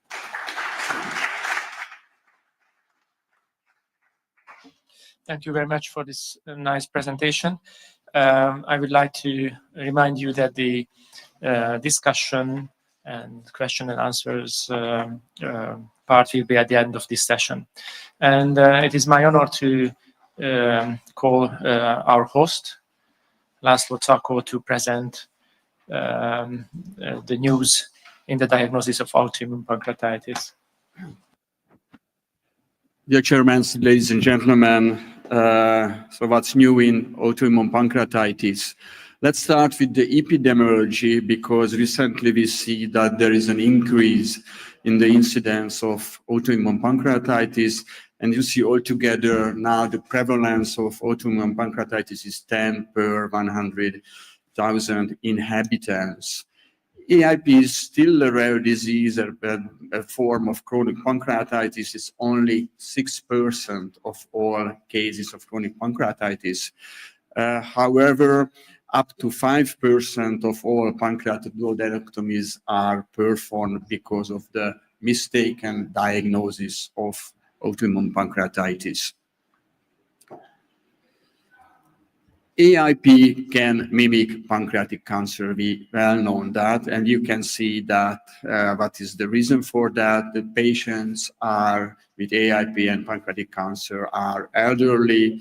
They have the same symptoms: abdominal pain, weight loss, jaundice, and newly developed diabetes. So a lot of common. There is no single diagnostic test to diagnose AIP. Therefore, the diagnosis is based on the 5 typical diagnostic criteria, such as histology, imaging, serology, other organ involvement, and response to therapy. And this is the acronym, the HiSort criteria we use to diagnose AIP. Let's start with the imaging, because this is the first diagnostic modality we perform. Typically, the pancreas is enlarged, swollen. It shows a diffuse enlargement on ultrasound. The texture is hypoepoic. On CT, there is a delayed enhancement, and there is a capsule-like rim around the pancreas due to the peripancreatic fibrosis. It's called halo sign, and it's quite typical, quite specific for autoimmune pancreatitis. This is the MRI picture. Again, the diffuse enlargement. The pancreatic T1 signal intensity is lower in AIP as compared to the liver. And again, there is a delayed enhancement and the capsule-like rim. Many times AIP presents as a focal enlargement, and in these cases, it's really can hardly differentiate from pancreatic cancer or focal chronic pancreatitis. MRCP is an important modality, and you can see a long segmental strictures of the MPD with skip lesions, and very typical that before the stricture there is no dilation of the MPD, contrary to pancreatic ductal adenocarcinoma, where there is an abrupt cutoff of the MPD with a pre-stenotic dilation. Duct penetrating sign is also typical for AIP, when we can follow the MPD through a mass lesion. It cannot be seen in pancreatic ductal adenocarcinoma. So those are the signs help us to differentiate the two entities. ERCP is nowadays rarely seen, but I know that it's still performed as a diagnostic tool in Japan, and you can see the same MPD. It's a long segmental, multi-segmental stricture without prestenotic dilation can be seen during the pancreatogram. Endoscopic ultrasound is not really, unfortunately, mentioned in the guideline as a diagnostic tool for AIP. However, it has a pivotal role for diagnosing the disease. You can see the enlargement of the pancreas, which is hypoechoic, and there are hyperechoic strains. Loburality can be seen. And again, the specific sign is the halo sign, so the peripancreatic hypoechoic margin. EUS can help to diagnose the biliary involvement of the AIP, and typically there is a thickening of the bile duct wall, which is symmetric, homogeneous, smooth, and it's really different from the wall thickenings seen in cholangiocarcinoma, which is semicircular, asymmetric, and notched. And in AIP, the biliary wall thickening it's called sandwich pattern because there is a hypoechoic inner layer and a hyperechoic hypoechoic middle layer and a hyperechoic inner and outer layer, and that's quite typical. And also typical for AIP, the biliary involvement of AIP, that in the non-stenotic biliary tree, you can see also the thickening of the bile duct wall, which enhance 0.8 millimeter. Of course, the tissue is the issue, and you can see that the third generation fine needle biopsy performs much better than the FNA needle, so the diagnostic accuracy is really higher, and therefore for the diagnosis of AIP, ESGE recommends the use of end-cutting FNB needles. The serology, nowadays the only serological marker is the IgG4. The sensitivity is not perfect and it's not really specific for AIP. It can be elevated in several other diseases, and there are a lot of new autoantibody out there, like anti-amylase A2, anti-carbonic anhydrase, anti-lactoferrin, but you can see the sensitivity. It's quite moderate. It's less than 70%. So those autoantibodies are not part of the routine diagnostic examination yet. The other criteria for the diagnosis of AIP is the other organ involvement. It can be seen between 60 and 98% of the patients, and you see that sclerosing duct radenitis, xerodermitis, and retroperitoneal fibrosis can be diagnosed, and therefore this type of AIP is a systematic disease, and it's called IgG4 related disease. The most specific diagnostic tool is the histology. The typical features are the storiform fibrosis, the lymphoplasmacytic infiltration around the ductal epithelium, obliterative phlebitis, and on immunohistochemistry there are IgG4 positive lymphoplasma cells visible. This histology stands for the type 1 AIP. It's therefore called lymphoplasmacytic sclerosing pancreatitis. However, there is a different form of AIP. It's called type 2. The symptoms and the imaging findings are the same as compared to type 1 AIP, but the histology is different because in type 2 AIP, there are granulocyte epithelial lesions around the ductal epithelium, and this is the typical histological finding. Type 2 AIP also different from type 1 because this presents mainly in younger patients. There is no other organ involvement, but it's frequently associated with ulcerative colitis. It is an IgG4 seronegative autoimmune pancreatitis, and it's also characterized that the relapse rate is much lower as compared to type 1 AIP. And recently a new form, type 3 AIP, was described. Actually, it's a iatrogenic disease, and it develops in patients with advanced malignancy, and treating with immune checkpoint inhibitors. It can develop several months after the start of the immune checkpoint inhibitor therapy. It's rare, usually asymptomatic, or there is mild abdominal pain. And the treatment is basically the discontinuation of the immune checkpoint inhibitor. Steroid usually does not need. The therapy of autoimmune pancreatitis is based on the use of glucocorticoid, prednisolone, and an initial dose for remission is 0.5 milligram per kilogram. We should apply this for 2 to 4 weeks, and then we should check the remission with morphological and serological examination, and there is poor response to the therapy, then we should re-evaluate again the diagnosis because something went wrong. But if the patient responds well to the initial dose, then we can taper the dose with by 5 milligram per 1-2 week up to 2 to 3 months.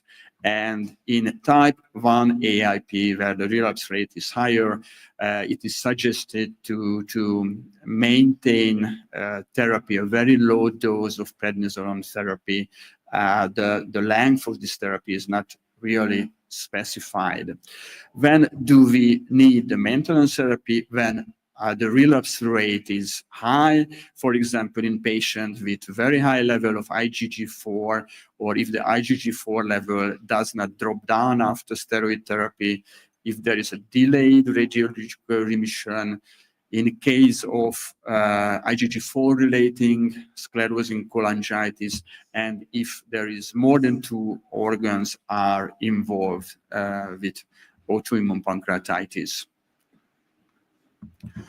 So finally, to sum up my talk, I would emphasize that these diseases exist, and I think it's really underdiagnosed. So I think we should think about more often, and when to think about AIP, when we see in a CT as an accidental finding the typical enlargement of the pancreas, or when there is a pancreatitis with unknown etiology, or an asymptomatic hyperamylazemia, or when we can see associated autoimmune diseases. I wish to emphasize that in any case, we should exclude the presence of pancreatic adenocarcinoma because it's still more frequent disease than AIP, and probably in the future, artificial intelligence will help to diagnose this disease. Thank you for your attention. All right, so we're on to our last talk now, and my pleasure to introduce Pietro Fusaroli. So we have a second speaker from Italy.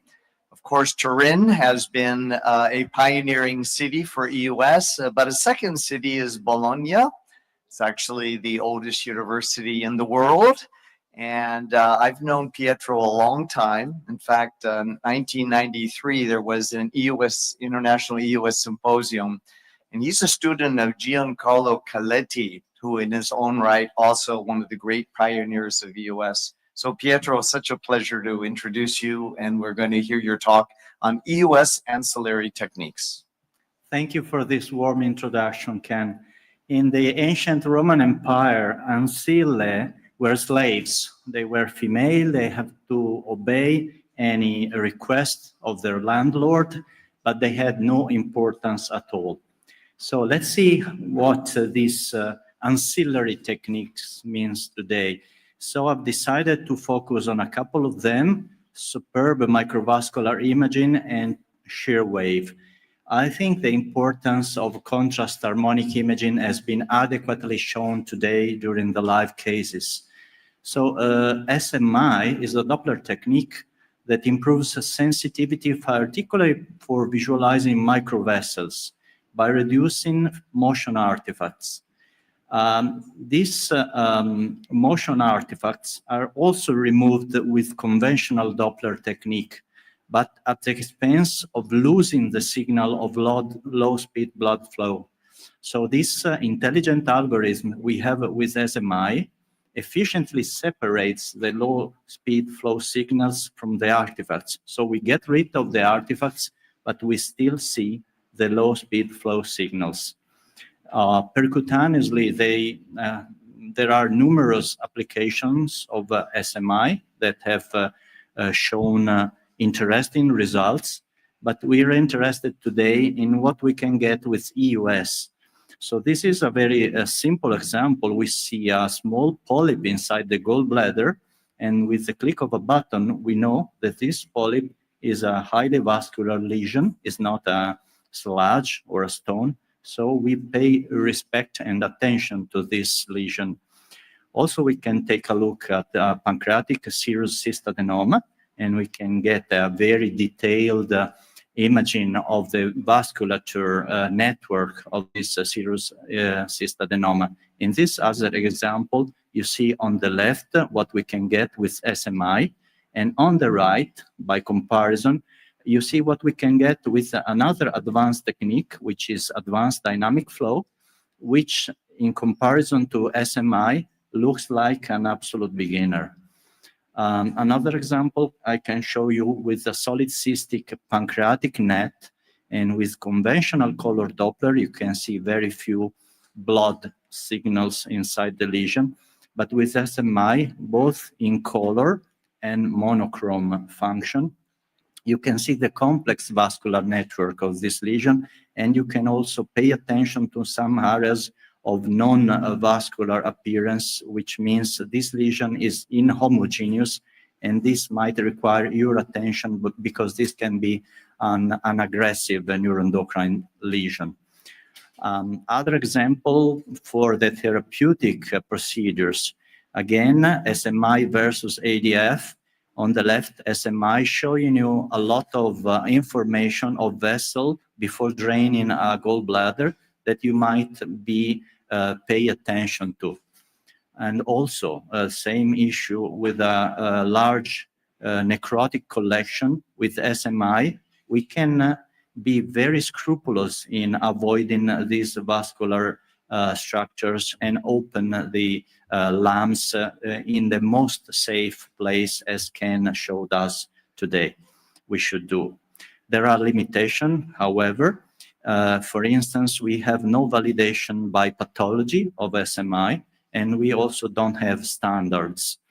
And as you can imagine, we always have a homogeneous information. We don't have the arterial and venous wash in and wash out, which in many cases can be important for differential diagnosis. And we still suffer from motion artifacts. In this example, we have a subepithelial lesion at the cardia, and due to a lot of respiratory movement, you can see we get no reliable information inside this lesion in this particular patient. A very similar, if not the same technique comes for the other apparatus, which is the Arieta A50. We saw today a case with DFI, detective flow imaging. And here you see a few examples with percutaneous DFI, but we also have experience that has been published in a small number of patients regarding subepithelial lesions. And they authors have shown that with DFI, they were able to find many more vessels than eFlow, which again is a standard flow detection method. And in particular, for those vessels smaller than 1,000 micrometers, the sensitivity and detection rate was much higher with DFI compared to E-flow. So when sensitivity for small vessels is needed, then DFI or SMI are the techniques to go to. And you can see in this example taken from this particular paper, with small vessels here, you get information with the DFI, but absolutely no information with conventional Doppler techniques. Moving on to shear wave elastography, this is similar to the strain elastography, the one that showed the green and blue color, like we saw today in the case by Abdenor. But this technique is not only taking advantage of the equation of the Young modulus, it is actually calculating it. So it means it can give you a number, a result. How does it work? With the probe, we generate vertical ultrasound waves that produce some horizontal waves that propagate into the tissue. These waves dislocate the surrounding structures and backscatter a lot of information to the probe, which then translates this information into a number. This number can be either estimated in meter per second or in kilopascal. It is exactly the same information. This time, blue is good. Blue is benign, non-hard tissue, while red is alarm sign. This is why it is red. This is particularly has been asked for by the American market, where the red alarm, of course, is the maximum level of alarm. The referral technique for this shear wave has been the FibroScan, which is a blind technique. In this case, you just have a probe that you mainly use for the liver to be investigated percutaneously. And with this probe, you get a number, just a number. You don't see any ultrasound images. The translation for us ultrasound lovers is the point shear wave. Again, in this case, with the point shear wave, you just have a small box here, which is non-adjustable, and you get a number. I think the evolution of shear wave, which makes it interesting for EUS, is this particular one, which is called 2D. It is called 2D because it's not a point anymore. It is bidimensional. You see this nice window that you can make as large as you wish, and you see color. This blue color, for instance, is representing a normal pancreas. You see low velocity in meter per second, and these lines, these are called propagation map, and they show that your examination is appropriate if the lines are parallel. So let's see a few examples. Also, I have to tell you that with a large ROI that we can create, we can use as many as sub-ROIs we wish. So we can get multiple measurement of stiffness. In this particular example, it's a measurement of liver stiffness, which, as you know, is a large organ. So with the classical technique, we had to do multiple repeated measurements with low reproducibility. In this case, with just one shot, we get many measurements with higher reproducibility. So this technique has been validated, in liver disease patients. Here, for instance, you can see patients with hepatitis C and NAFLD. And first, it was validated against FibroScan, against, again, the father of all shear wave elastography. And the correlation was very good between a 2D shear wave and the transient elastography. Moving forward, we wanted to validate it against histology.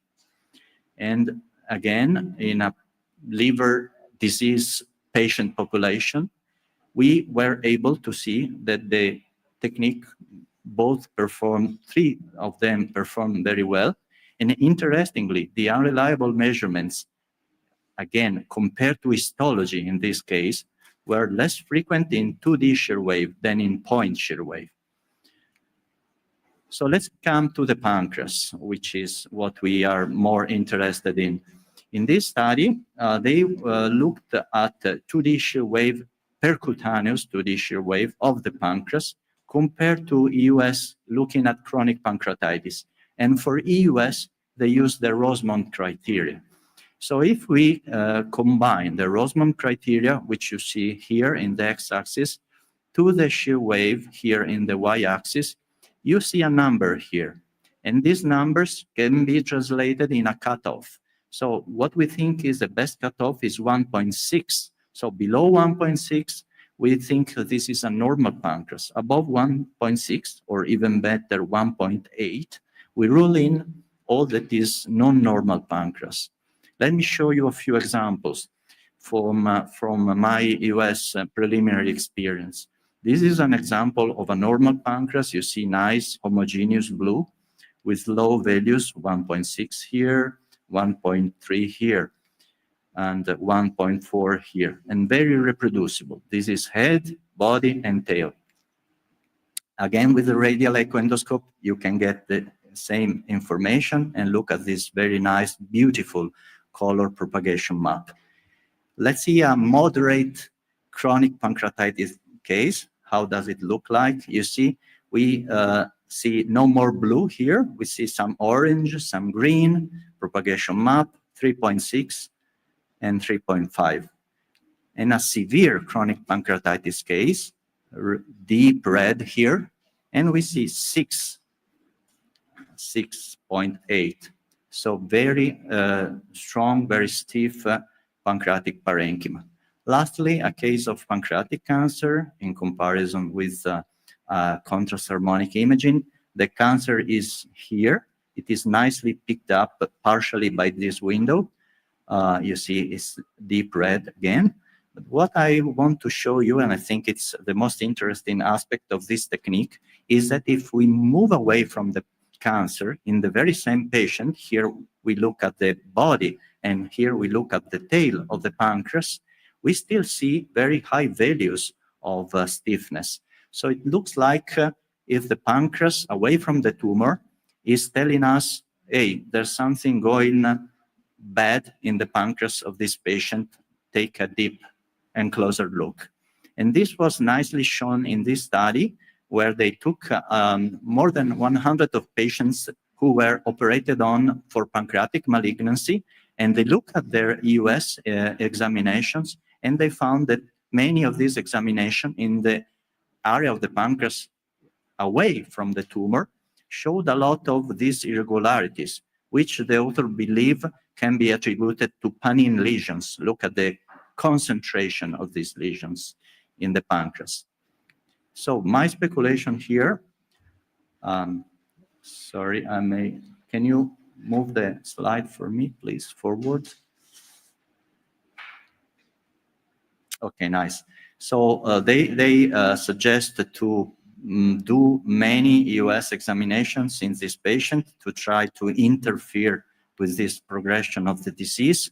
My speculation here, and I'm glad I can say this, standing beside a visionary expert like Ken, why don't we pay interest with shear wave in the future to see whether it helps us for early detection and prevention of pancreatic cancer.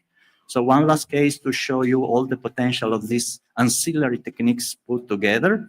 One ominous cystic lesion with a bad-looking solid lesion inside. You see with SMI, this is highly vascular.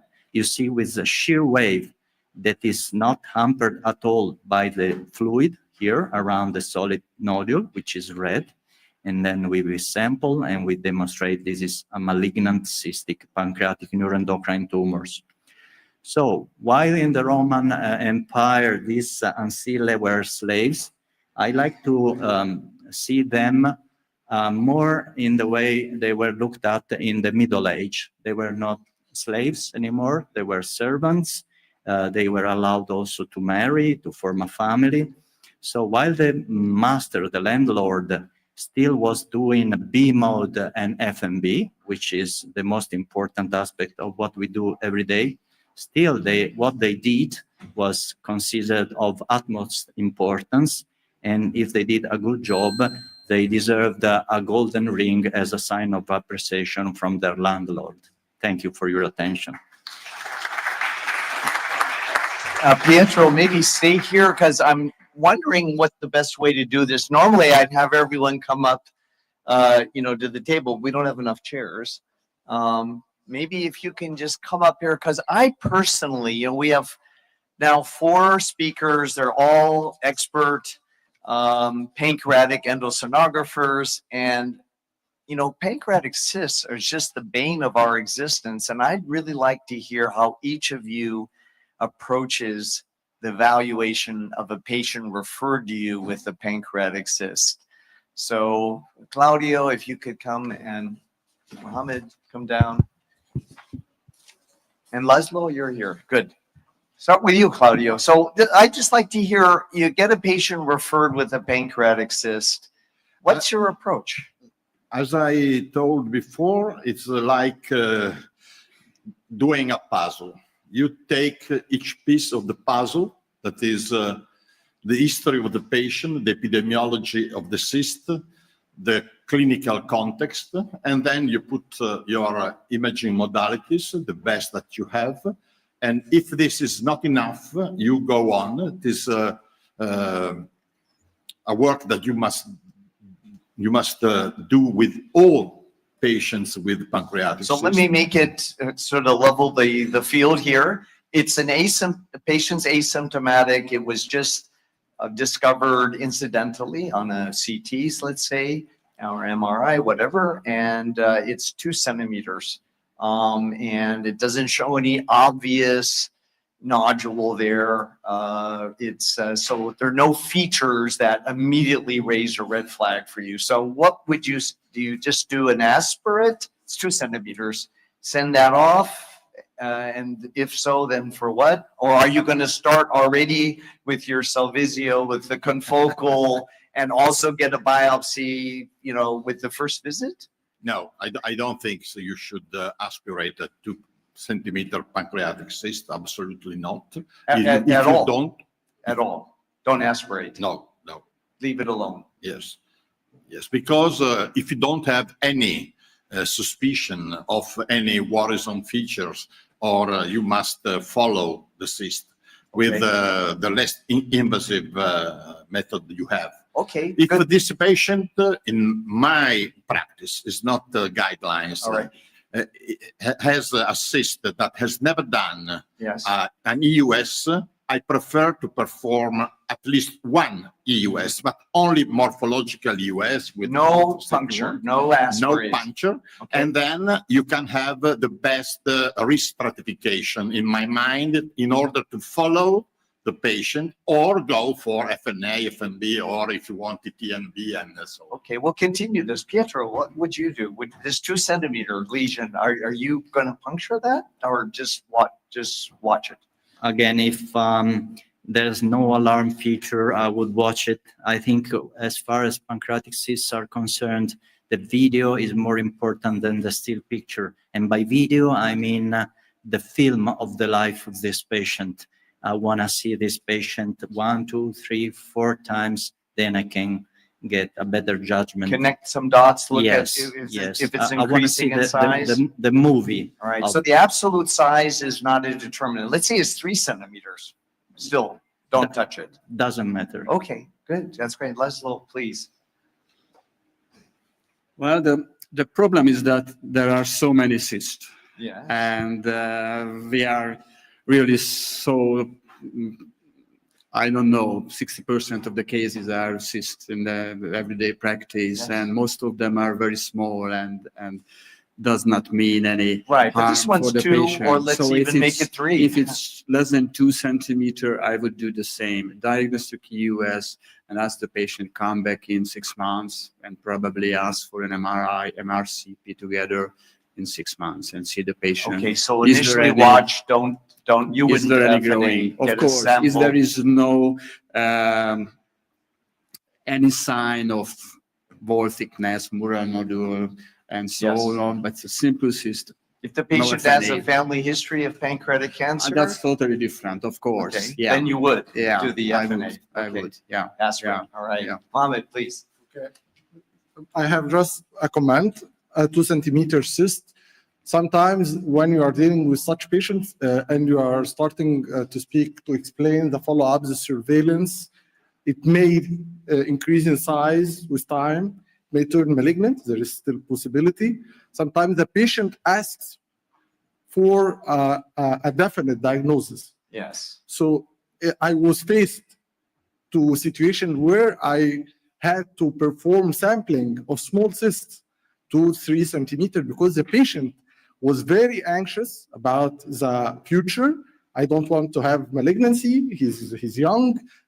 If you say it may increase in size, why not to have the diagnosis now? So this is a dilemma of the guidelines. We know that the guidelines are putting a cutoff diameter of 2 to 3 centimeters. But now with all these tools, if the patient is asking for a definite diagnosis, why not to give it? Yeah. But in most cases, you're also not sampling, right? yes. You're just looking and describing Yes, and talking yes, to. but And when certain would you get your situation- follow-up? When? 6 months. 6 months? 6 months initially. If Okay. within 6 months there's no increase in size, no changes in the diameter of the pancreatic duct, CAS, C99, always normal, no increase in the pancreatic enzymes, the patient is asymptomatic, I may increase the surveillance, but Okay. initially 6 months. I have to see him after 6 months. Okay. This. Yeah, Ken, I think you should add to the cyst size the parenchyma characteristics of this pancreas, because when you see a 2 centimeter cyst and the pancreas is completely normal, it's not at all when you see a steatopancreatitis with fibrosis and so on and a 2 centimeter cyst. There's a lot of evidence that shows now that this is a pro-inflammatory tissue, the fat and the fibrosis and so on, and having a pro-inflammatory tissue in the pancreas next to a 2 or 3 centimeter cyst is not at all the same thing than having a normal pancreas and a cyst. And I think the parenchyma has a very important role in the future of the cyst. So I think you should look at that. So are you also. recommending if there are changes of chronic pancreatitis, you would sample the cyst or not? How does it change what I you're think doing? the parenchyma will change my You would sample. the way I would see the things. Okay, Especially well, I'd like to hear from also the thickening of the wall, because it's not the same thing having a regular wall with 2 or 3 centimeter cyst with an alterated pancreas than having just a cyst, because then you're just biopsying an image, and this is not the reality. You should not, but I agree with all of them that if you are putting just a cyst like that, I would not biopsy at all also. But then you have to add all these other features. And then finally, if you have one cyst, but then of course, if the patient has a history, he has another lesion or another cyst or another branches that do not look normal, then you might pay attention to this 2 centimeter cyst and not just follow it. This is why I suggest before to do at least one EUS in the diagnostic process of this patient, because only with EUS you can have all this information. And these are the information for stratifying the risk, not only of the cyst, but the risk of that pancreas. Yeah. And definitely, Kenneth, I think AI will help a lot in the future, because all these predictors would be put in different foundational models. And I think in the future, we will add this foundational model, and then the foundational model will help us to make a better follow-up. Because I think, for example, in France, we have been exaggerating for the last 15 years with pancreatic cysts, and would spend several millions of euros doing this. And this is a problem, because then our decision has an impact in the economy of the country. And this is something we as doctors will never think about it. We're always thinking about yes, doing another, and this is it's. Well, there's no problem. question, this is a very fertile area for AI, and it's Yeah. going to really facilitate, because this has always been a difficult Yeah. algorithm. Can I just move with interest of time? Yeah. Can I 'Cause make one I'd question? like to assume 6 months now, there has been an increase in the size of the cyst. And I'm assuming all of you now would agree with sampling. Okay, I just want to quickly hear from each of you. What are you going to send the sample off for? Pietro, can I start with you? Just go down the line. Yeah. I work in a small town, which is Imola. So we don't have access to all the biomarkers and genetic tests. We could, And does your insurance even cover it? Will it cover it? Not at all. Yeah. So So it's I would same go in for US. CEA, amylase, glucose, and cytology. All right. Claudio? What are you going to send? I it work off in for? a, Are you going to do big the? hospital. We Yes. have everything we want to have. So we have TTNB, we have Servizio, and if it is the case, we can perform everything. But I think that at the first examination, we will use only cytology, glucose, CEAE, and if there are not good results, then you can go for further examination. Okay. Laszlo? Well, Szeged is also not a big city, so we do the same routine: glucose, amylase, CEA, cytology, and don't forget the string test, which is a very simple one. Oh, that's a good one, the string test, yes. But you would not, the sequencing and so forth, the DNA and all that, that is not. In very special cases, yeah. Right. Yeah. Yes, but before the answer of Mohamed, the DNA genomic evaluation, GNAS, NGS, and whatever you want, which are today the real cost of this examination, and who in the different countries will pay for them? So to answer Claudio, first, today, we will do CAA, amylase, string tests, mucin staining, and glucose, of course, is very, very cheap, and my recommendation is that you keep part of the fluid at -80. So if you have the answer by the essential techniques, by CEA, very high amylase, very high CEA, and you have the definite diagnosis, okay.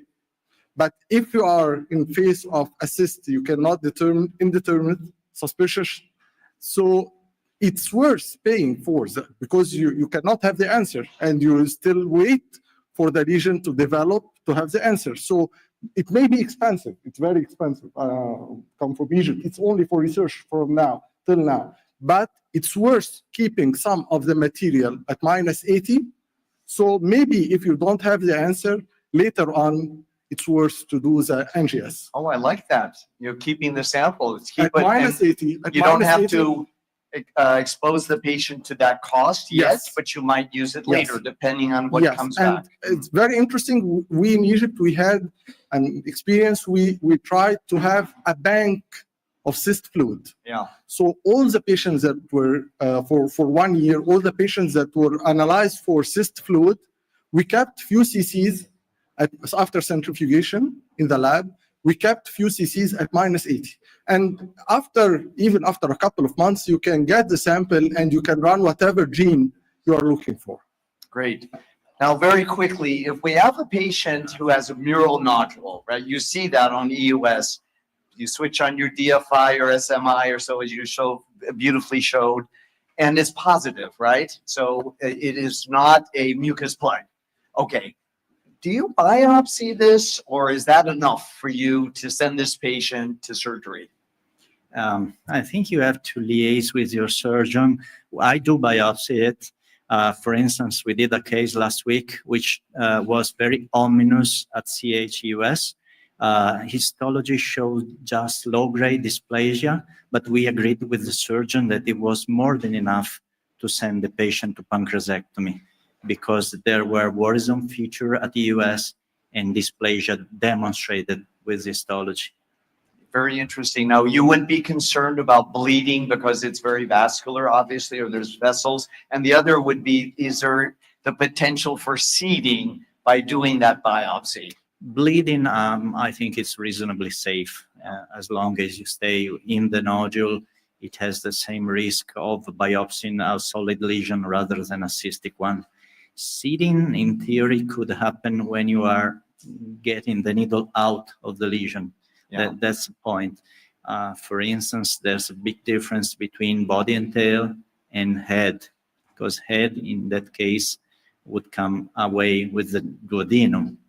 From the stomach, you must be more. No, I'm talking about transgastric. More conservative. Yeah. And then what about confocal? Would you do that as an alternative in your practice? I don't have it. Oh, don't have it. I will Okay. leave it- Now we know Claudia's answer leave for it- that one. So Laszlo, I'd like to hear from you. Would you biopsy that mural nodule?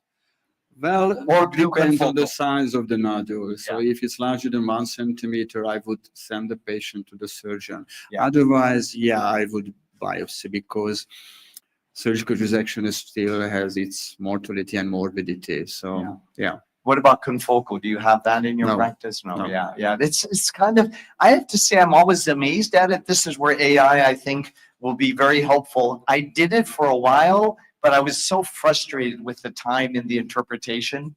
So it kind of fell by the wayside.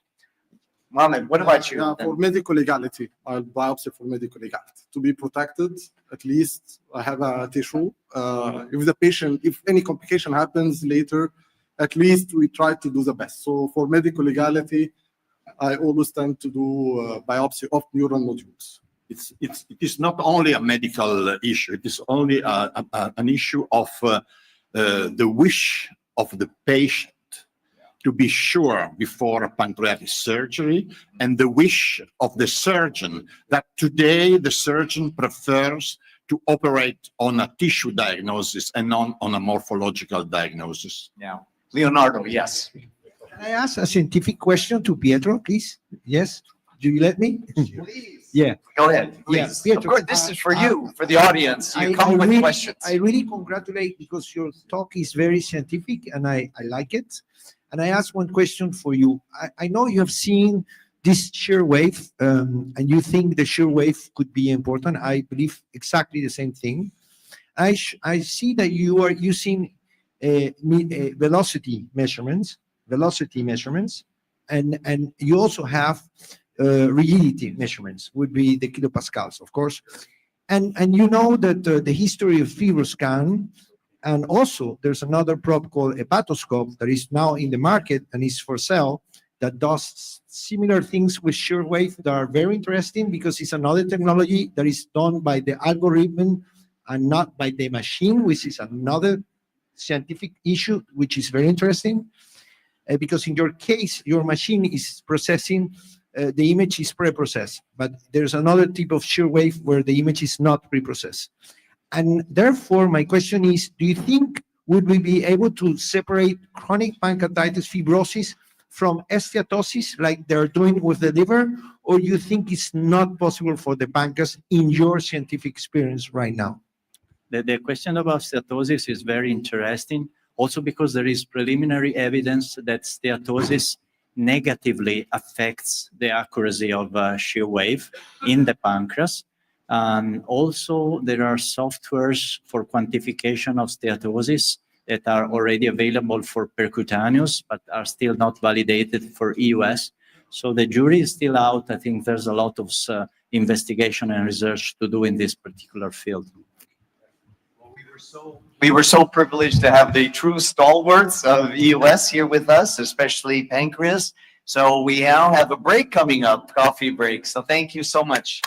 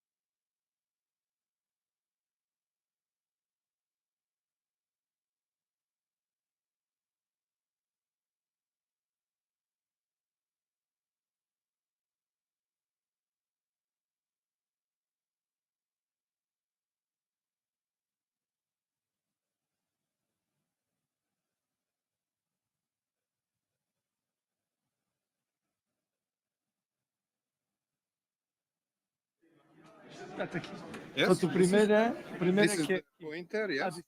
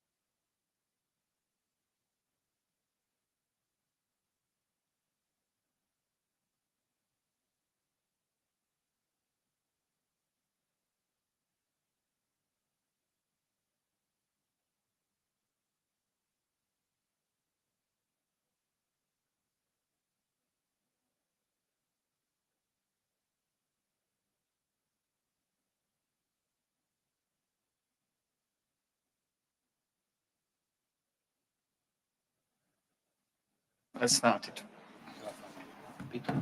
Yeah.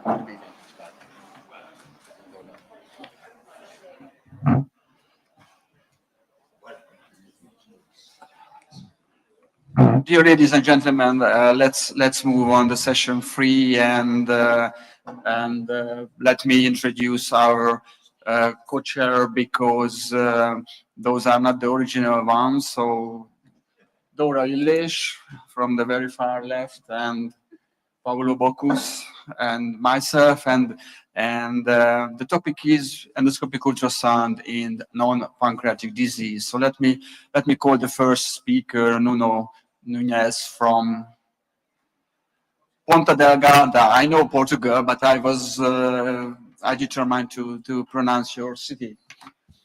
Hello.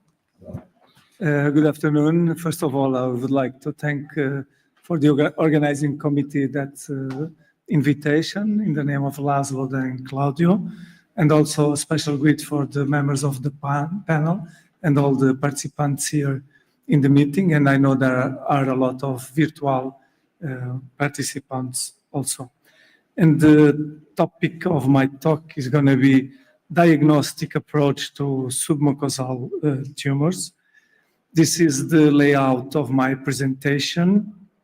And I don't know if that happens to you, but when I see one of those lumps of bumps like Homer Simpson. This is the face that I do because I know this will increase a lot our workload, and I think it's a subject that increases really a lot the workload in our units of endoscopy. So we know that submucosal tumors are lesions that are originating from beneath the mucosal layer. We have several echogenic layers in digestive tube, and they may arise from any one of them, like the muscularis mucosa, the submucosa, and the muscularis propria. And sometimes we have external compression from other pathologies.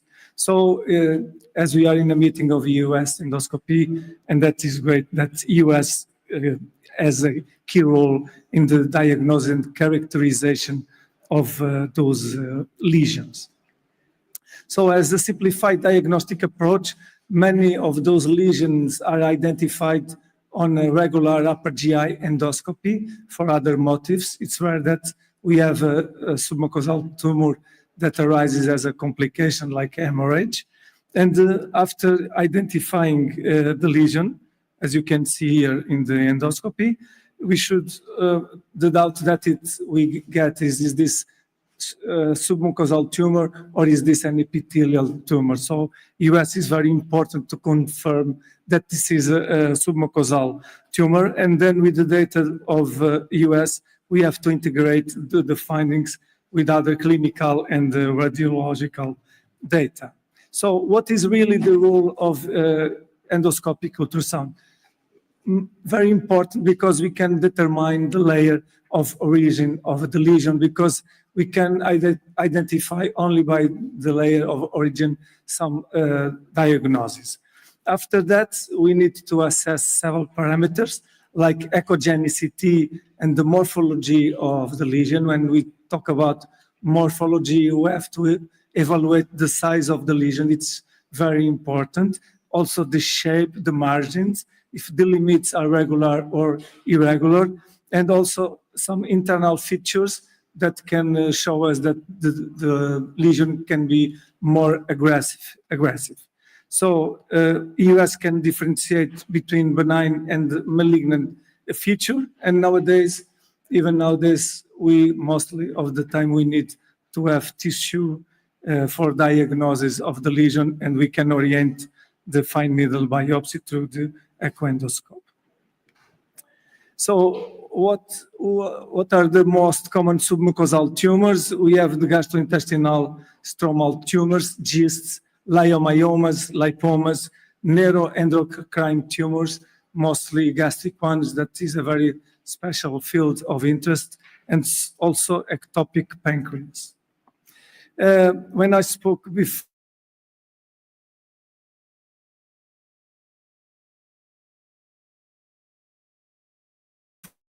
it's very important to have a perspective of the layers of the digestive, reasonable differential diagnosis of the submucosal lesions. For example, on the second layer, we can encounter like leiomyomas, some neuroendocrine tumors, even varices. And on the third layer, it's possible to find cystic lymphangiomas, lipomas, and also neuroendocrine tumors, and even ectopic pancreas. On the first layer, that is the most important, is there you can find GIST, leiomyoma to complicate our life, and also schwannomas. So by looking at the layers and identifying the layers with the lesions, we can have an idea what is the diagnostic of the lesion. Don't forget also the extrinsic compression, normally by the gallbladder, but also from some aneurysms or even some tumors. So what are some of the important features by endoscopic ultrasound that we can get and that will orient us on the diagnostic of those lesions? If we talk about GISTs, we know they are hypoechogenic, but sometimes very heterogeneous in the lesion. Mostly they have irregular margins, and it's also possible to find like kystic areas, as you can see here, and some internal echoes that will confer, when we see those characteristics, will confer a more aggressive behavior for the lesion. Even when we do histology, we can find spindle cells, epithelial cells, or a mixture of both. And most importantly, it's the markers of GIST, like CD117, CD34.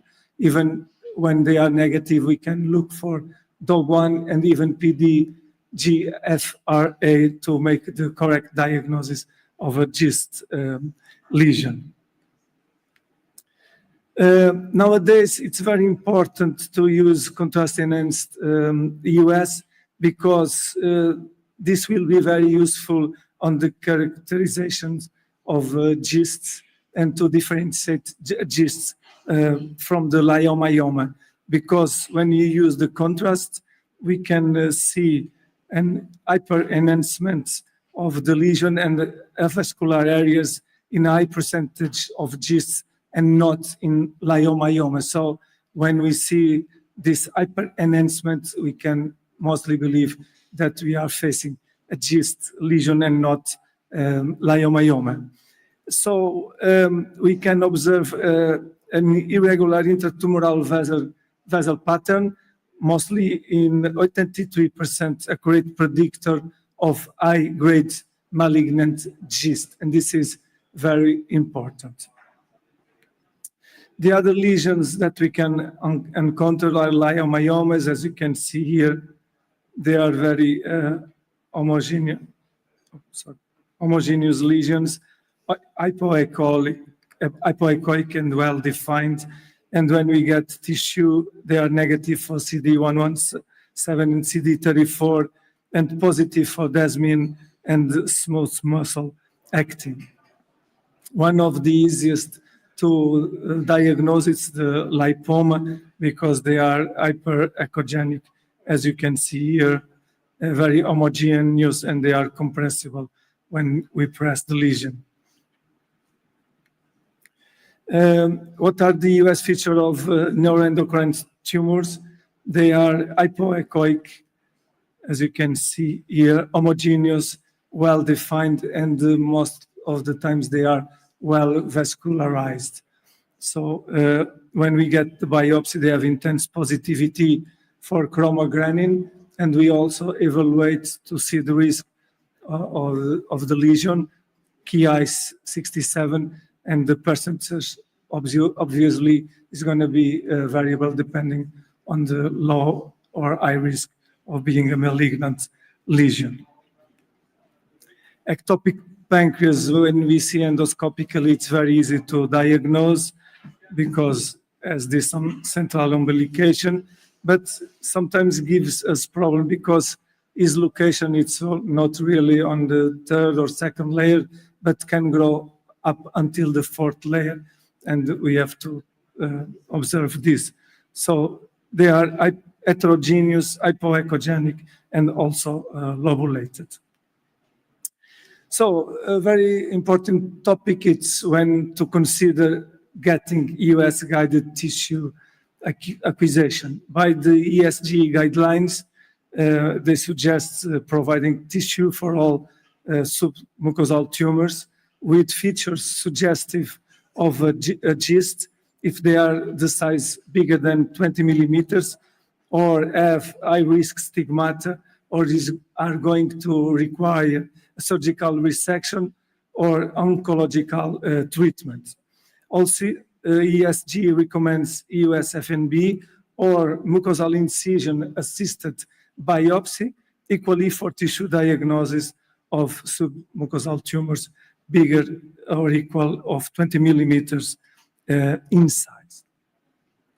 So as a way of resume, the indications for getting tissue are lesions bigger than 2 centimeters or with suspicious features. We will get the markers on immunochemistry, and this is the key for diagnosis of GIST lesions.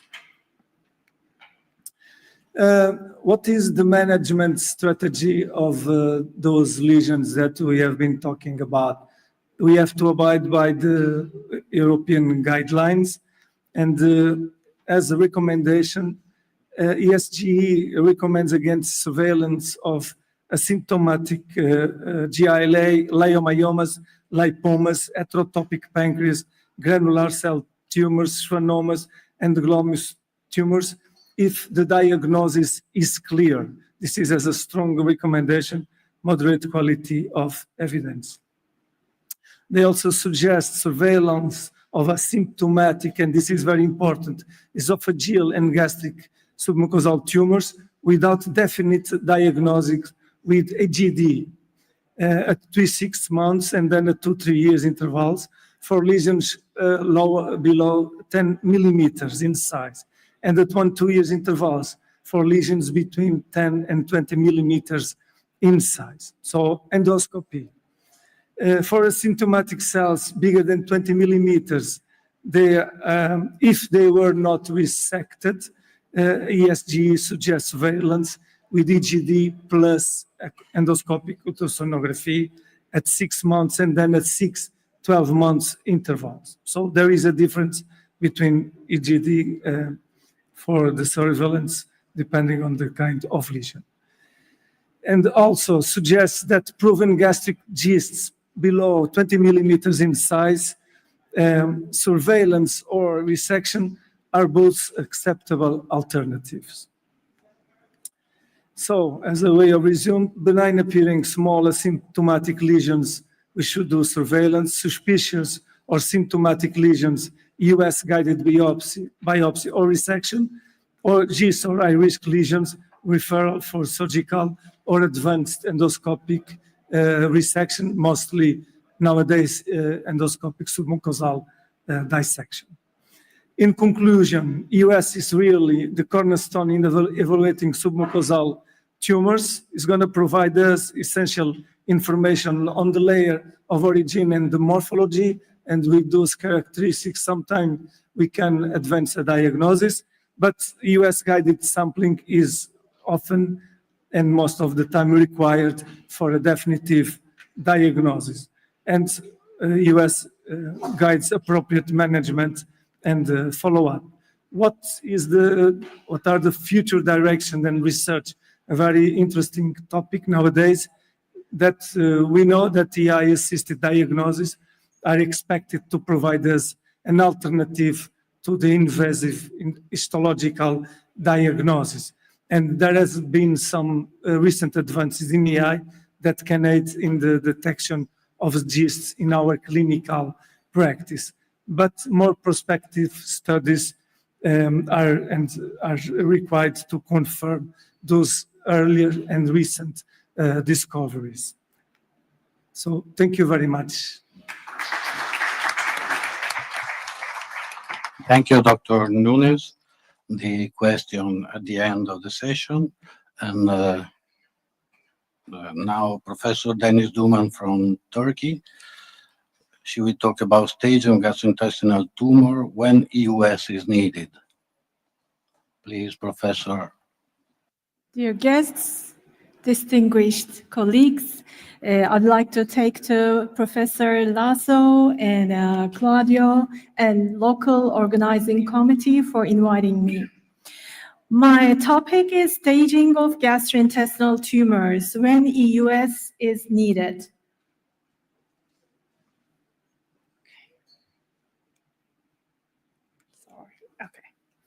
No conflicts. As you all know, TNM classification is renewed almost every other year. Every year, some changes in GIST tumors are made, but mainly we are using the 7th edition of it. An accurate staging is important to select the best treatment and evaluate prognosis. In GIST tumors, staging usually begins with non-invasive modalities. EUS is not the first choice. In the absence of distant metastasis, EUS is helpful in diagnosis plus loco-regional staging. Its use in pre-surgical evaluation has proven to reduce unnecessary surgeries. This is a meta-analysis taking all the GIST tumors together. The accuracy was better for T3 and T4 lesions compared to T1 and T2.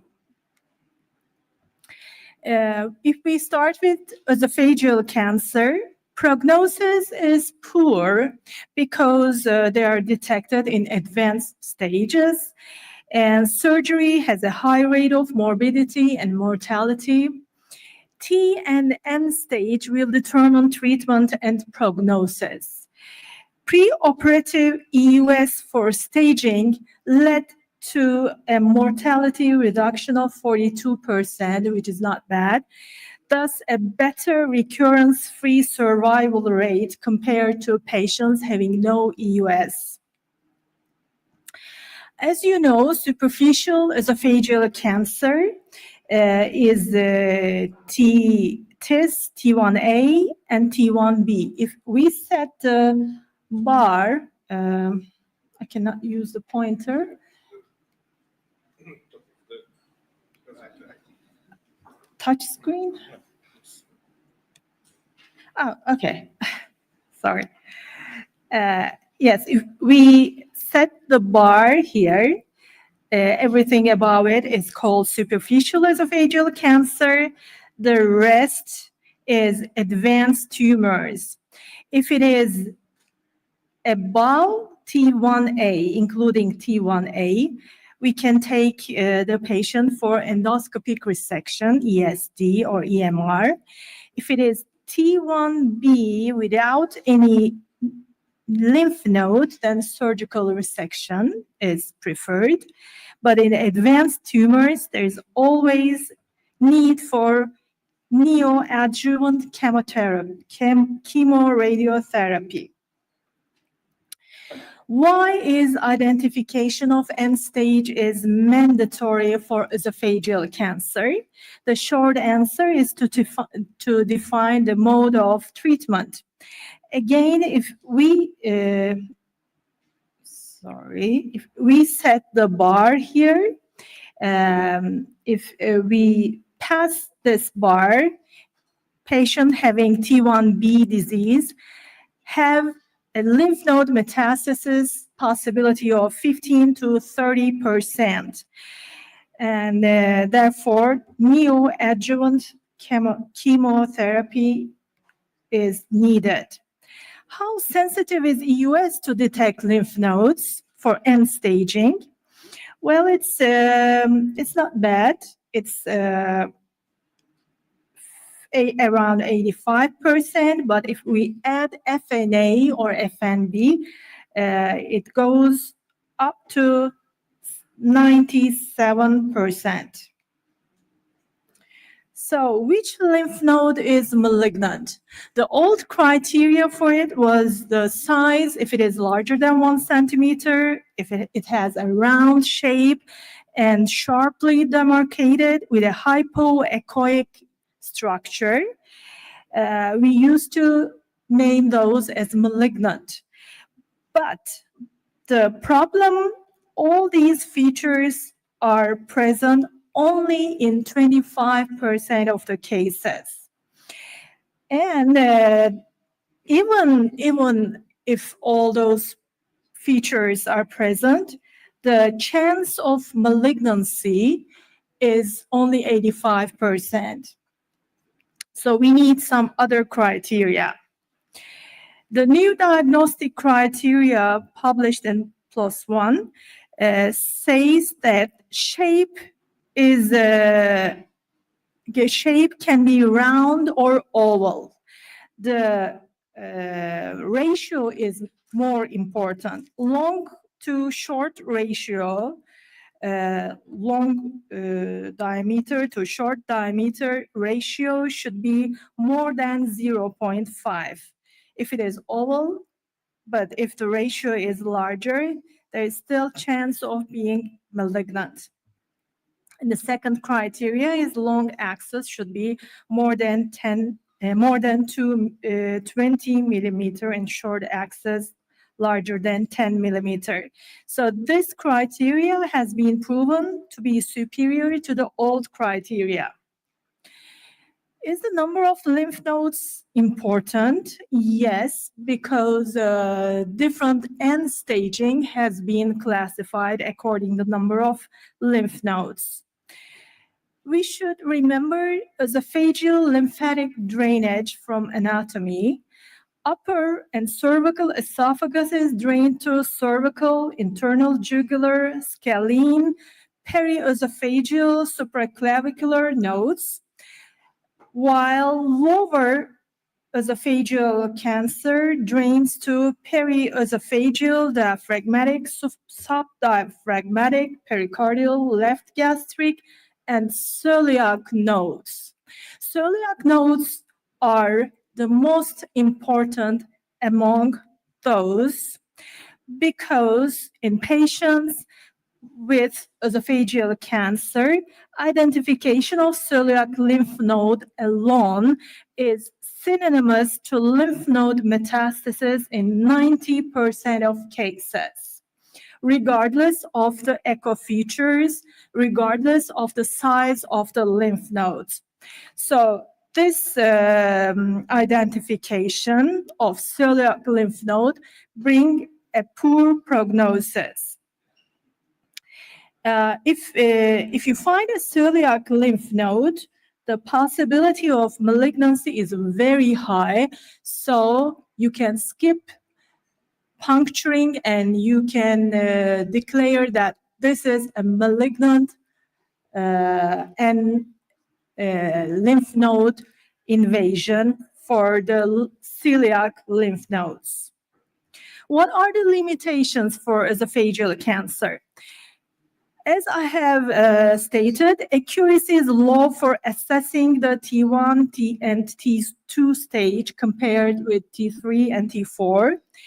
Poor differentiation after neoadjuvant radiochemotherapy. So after neoadjuvant therapy, its use is very limited.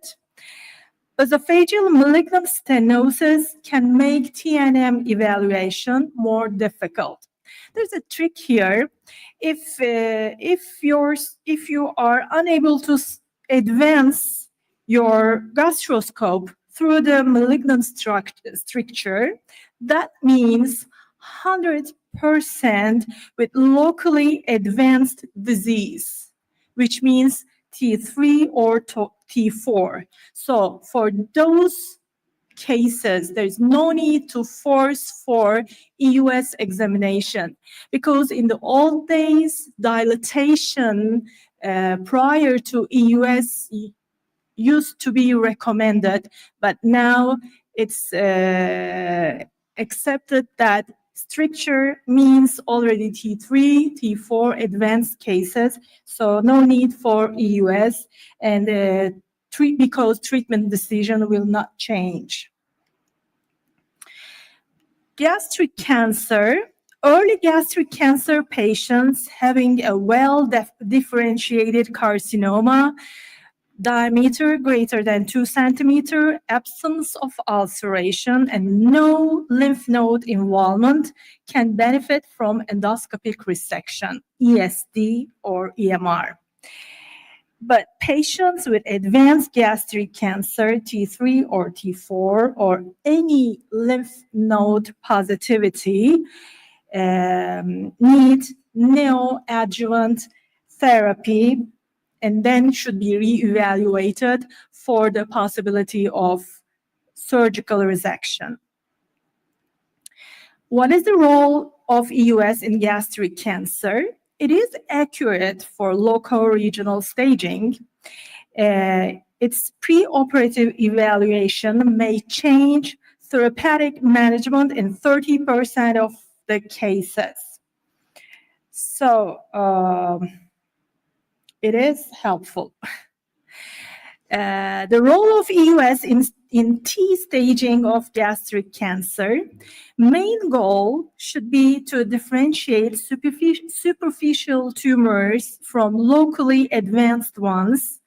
There is a meta-analysis showing that EUS can distinguish T1 and T2 from T3 and T4 with a sensitivity and specificity of greater than 85%. And staging in gastric cancer, if regional lymph nodes are involved, again, neoadjuvant therapy is needed.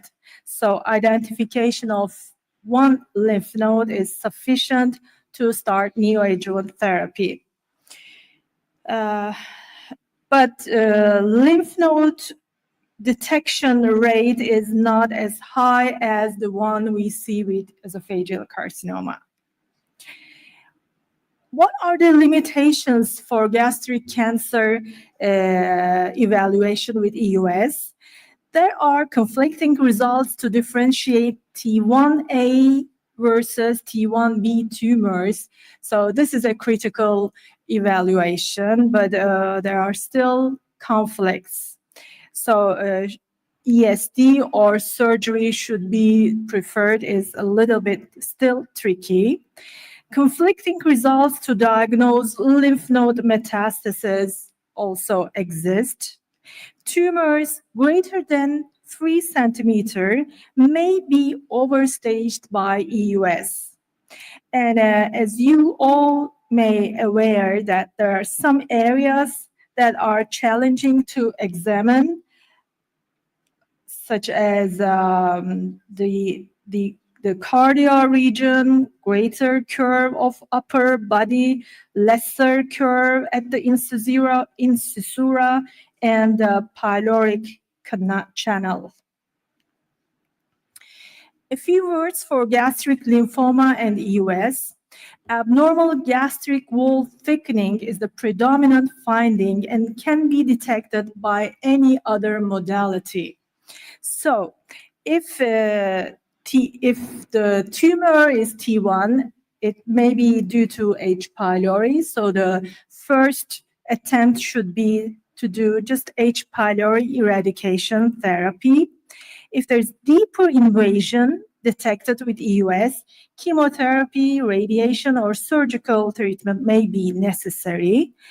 But one thing is important: if your pre-diagnosis is lymphoma, there should be flow cytometry and immunohistochemistry specimen sent to laboratory. Diagnostic accuracy for gastric lymphoma is high, 91 to 95% for T stage, and a little bit lower for N stage.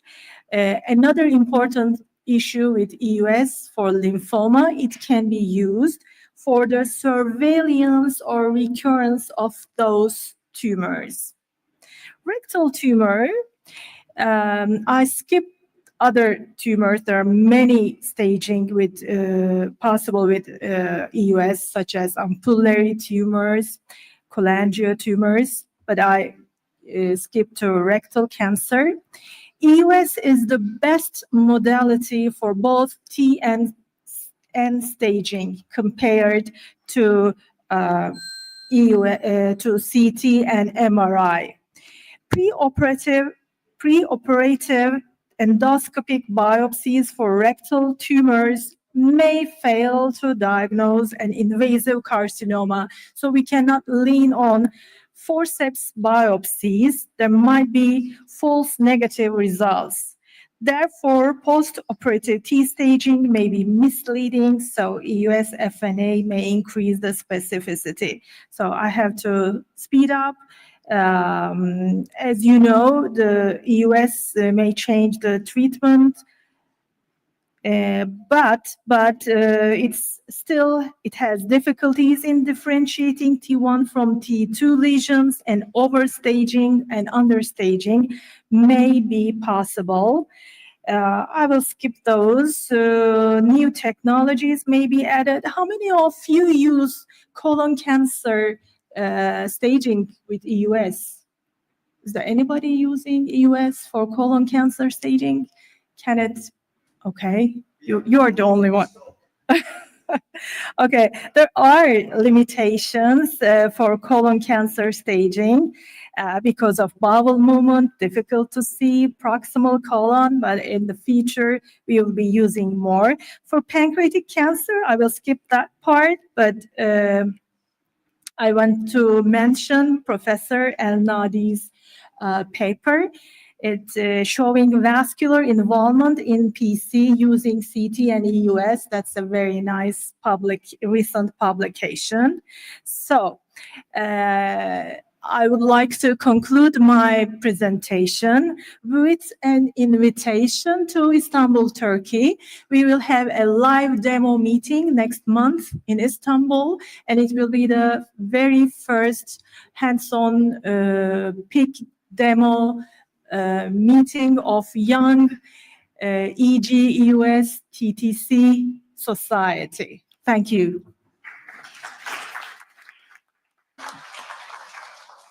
Professor Duman, thank you for the excellent talk, and I would like to invite the next speaker, Mariano González Habarui from Madrid, Spain, who will talk about EUS examination of the mediastinum.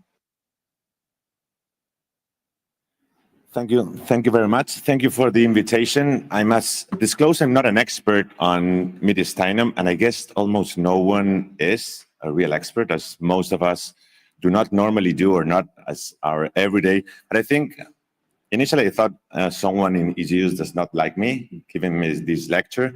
But afterwards I've learned a lot, and I think every endoscopist should know at least the basics, because it's very important, the examination of the mediastinum. Mainly, we don't like mediastinum, maybe probably because we don't know it. We don't normally do it. So when they ask us for it, we say, "Oh, well, what a pain," because normally we don't know it. But when we really master it, when we control it, probably we'll feel more comfortable with it. So the question: should endosonographers be able to perform mediastinal evaluation? According to the main societies, the answer is yes. According to the ASG, documentation of the anatomic level of lesions and relationship to adjacent structures should be documented by endoscopists. And also the ESG, in the recent guidelines for curriculum for diagnostic ultrasound, state that knowledge of mediastinal upper abdominal, and of course mediastinum, is mandatory for both normal and surgical third anatomies. The problem is we don't perform a lot of mediastinal procedures, at least in Spain. In a survey for a couple of years ago, for almost 30,000 procedures, only 5% correspond to mediastinal evaluation. So even if you want to become an expert, it's not easy, as you're not doing enough procedure in the mediastinum.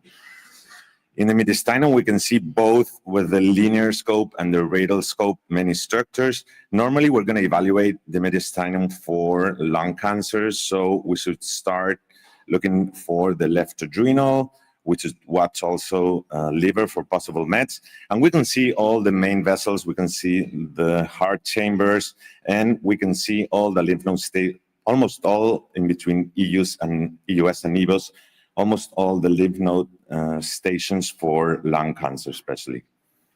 But there are two landmarks, two main areas that every endoscopist should be able to recognize and should be able to find if there's a lymph node or a lesion located in that area, because those are the important landmarks that we're going to see afterwards in lung cancer.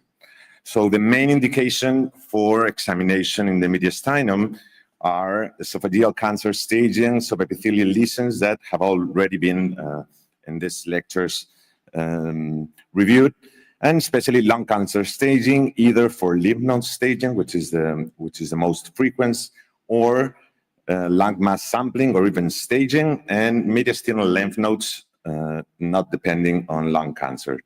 Other indications like mediastinal masses are not that frequent, neither therapeutic procedures. So why is it important that an adequate staging of lung cancers? Why is it that important? Because with the advent of immune therapy, the paradigm of lung cancer has changed dramatically. The survival now is way bigger, and especially in patients who have N2 metastasis, which is metastasis in the ipsilateral lymph nodes and or subcarinal lymph nodes, and especially in patients with 3A staging, which is tumors with T4 or N2 and N1, immunotherapy has a strong therapeutic effect. And as you know, and as we all know, previously patients from lung cancer will die in a high proportion, and now they live several years. So these are this graphic, which I find brilliant. You can find it in many publications. These are all the lymph node mediastinal stations. Of course, I don't think we shouldn't know all of them just by memory, but you can always have this in your suit and just like check it out. But as you can see in the right graphic, almost all of the lymph nodes or all of the lymph nodes are reachable with EGEUS and or EGEUS. Only some of them, those who are more peripheral, are only reachable by EGEUS, and those who are farther, of course, from the trachea are only reachable with EGEUS, as the paraesophageal, and of course, those who are under the diaphragm. And there's a guideline written by the ESG, in concrete, Peter Birman is the first author, in combination with the European Respiratory Society and the European Society of Thoracic Surgeons, in which it states that the combination of EUS, EUS-FNA or FNB, to be more specific, and EGEUS is preferred over either test alone. It's a thing that is, I don't know in your experience, but it's not, at least in Spain, the common practice. We just help them out every now and then, but we don't do it. We don't do it as protocol. But it has been shown that in some tumors without mediastinal involvement in PET scan, some peripheral tumors that have these characteristics, mediastinal nodal staging has to be done, even if no pathologic lymph nodes have been seen in CT or CT-PET, and especially also in centrally located tumor, in which the lymph node involvement is more frequent. Also, left adrenal gland suspected for distant metastasis, that is a task for the endosonographer, and for diagnosis purposes in centrally located tumors that is not visible for conventional bronchoscopy. So they assess that a complete assessment of mediastinal and hilar nodal stations and sampling of at least 3 different mediastinal nodal stations, which are 4R, 4L, and 7, which are reachable with the EUS.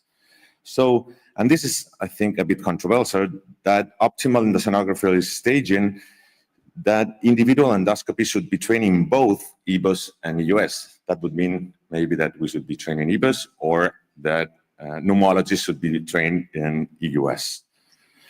Well, going back to the landmarks, these 2 landmarks we were speaking before are easily reachable by EUS.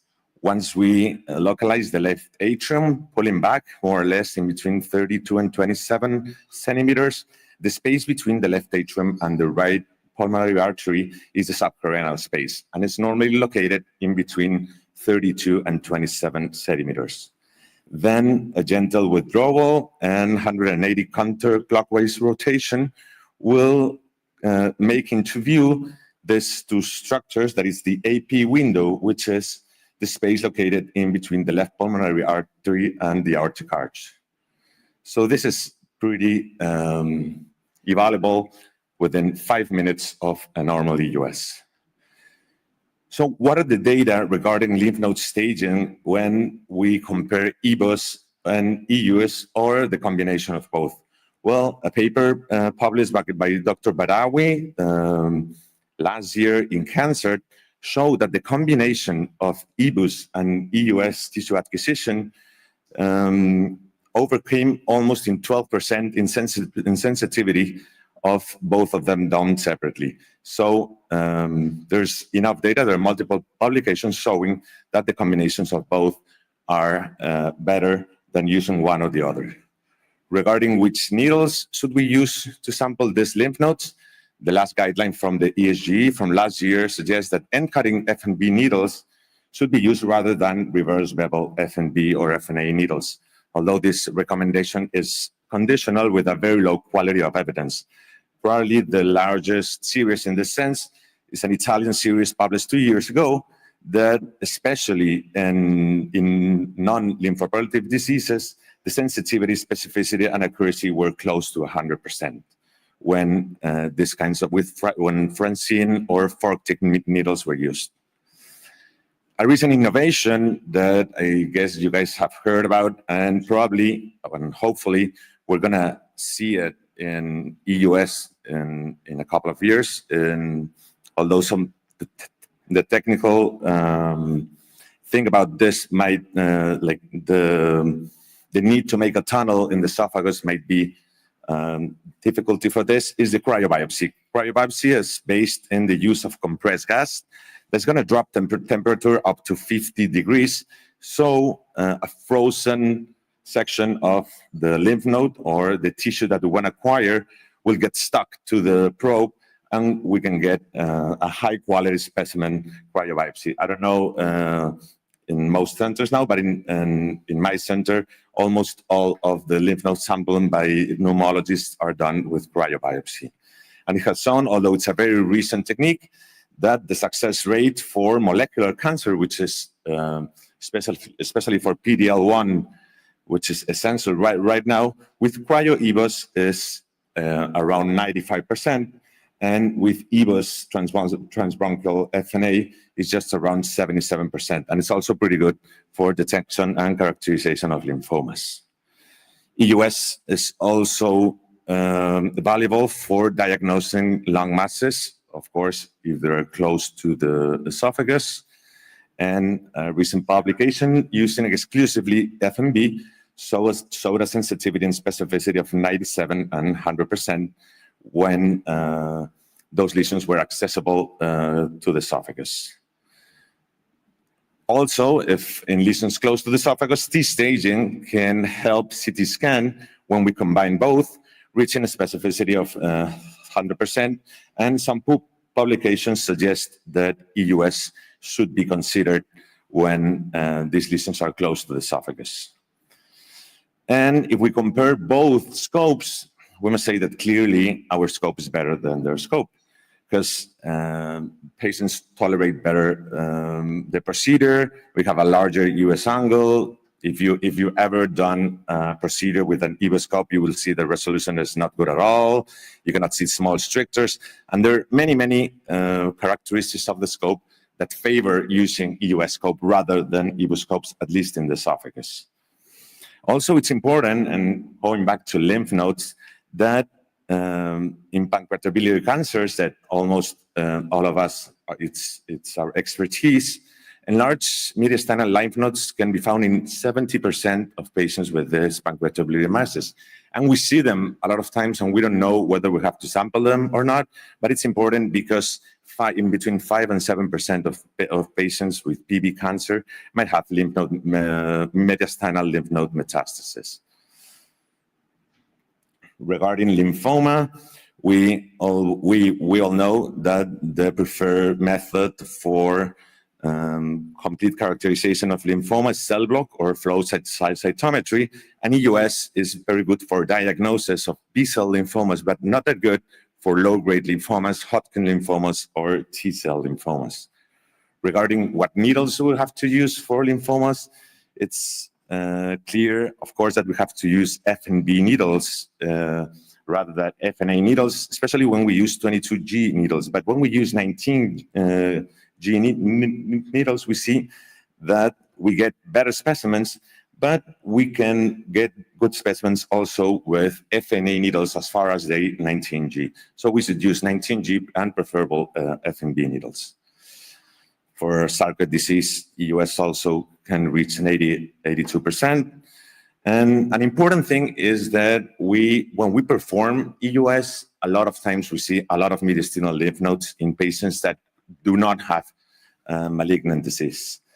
And in several publications, one in the States, it's a bit old, but in 1993, 86% of people, not patients, had paraesophageal lymph nodes. In a more recent publication from the UK, 62% of people had mediastinal lymph nodes, most of them subcarinal and paraesophageal. And a more recent one in Portugal, the percentage was 72% of the patients. So that puts us sometimes into trouble because we see the lymph nodes and we don't know if we have to FNA, what we have to do. So our next question is, which lymph nodes should be sampled? Well, we know, as in the previous lecture was said, that the Catalano criterion and published in 1994 are not very sensible, not at all. And the only, the most specific and sensitive is just the short axis. But we also know that in GI and pancreatic cancer, 50% of metastatic lymph nodes are small, and less than 5 millimeters. So that law, then we say that malignant looking lymph node, I think it does not no longer apply. Using contrast enhanced and elastography or even FNA has risen significantly sensitivity, but still we don't get over 92%. So probably in the future, as Dr. B. Muller was saying, maybe it's going to be artificial intelligence that is going to help us out whether we have to sample some lymph nodes or not. I will show you later in one of the oral communications they accepted.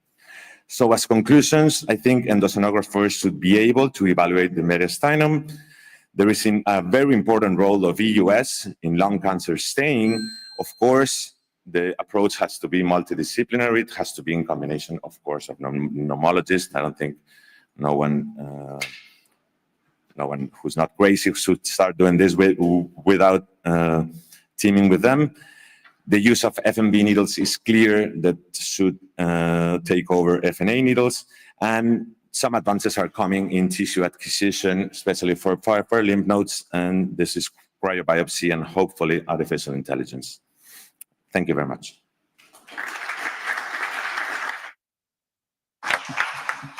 Thank you, Mariano. And we heard a lot about the beneficial of artificial intelligence. So Leonardo Souza Valencia from France, Strasbourg, please, the stage is yours.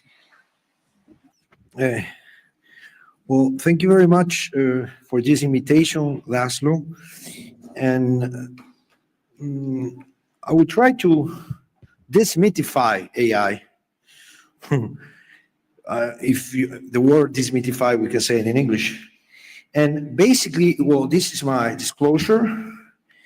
And basically, the role of AI in the US, I see it very clearly. It's good for helping the doctor in the future, and it will help also doctors to be educated.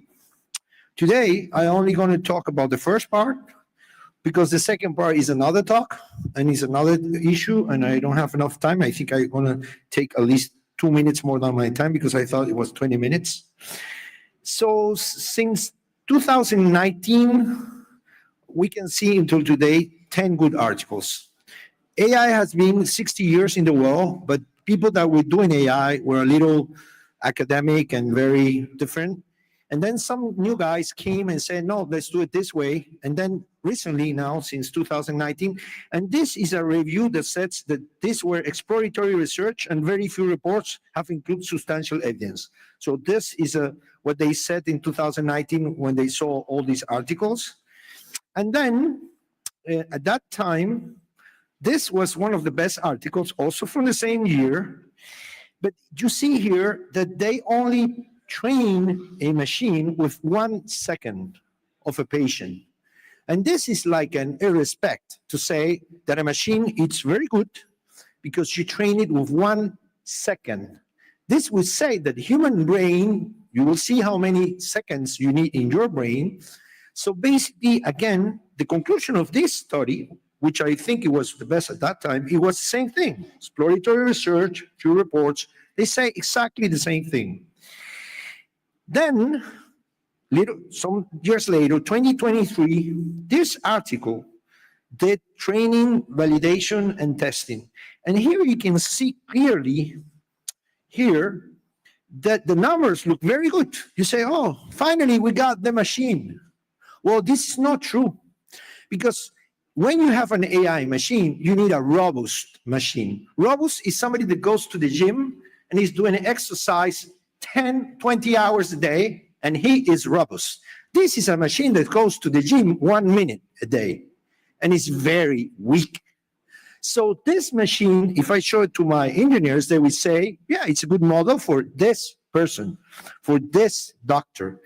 And also they use images. And images, really, it's an old fashion of doing AI. AI has to be done with videos, no images. So again, same thing. And then here you see 1,300 patients. You say, wow, but this is not a drug therapy protocol. This is not something taking a pill. This is AI. And in this thing, in this paper, which is in 2024, my friends from Hopkins did this model, and they used numbers from these factors here. You see, these factors here. And then they use one number. Imagine you can predict with one number if the patient has stones or not in the common bicep. This is also a logic because you need to see many numbers in the time and your experience and many things to come and predict. Then finally in 24, a new review. And again, the conclusion was that the data was not high quality annotated. This means in French that is not robust. Again, but this is 24, and before it was 19. So nothing has happened with these models for the last years.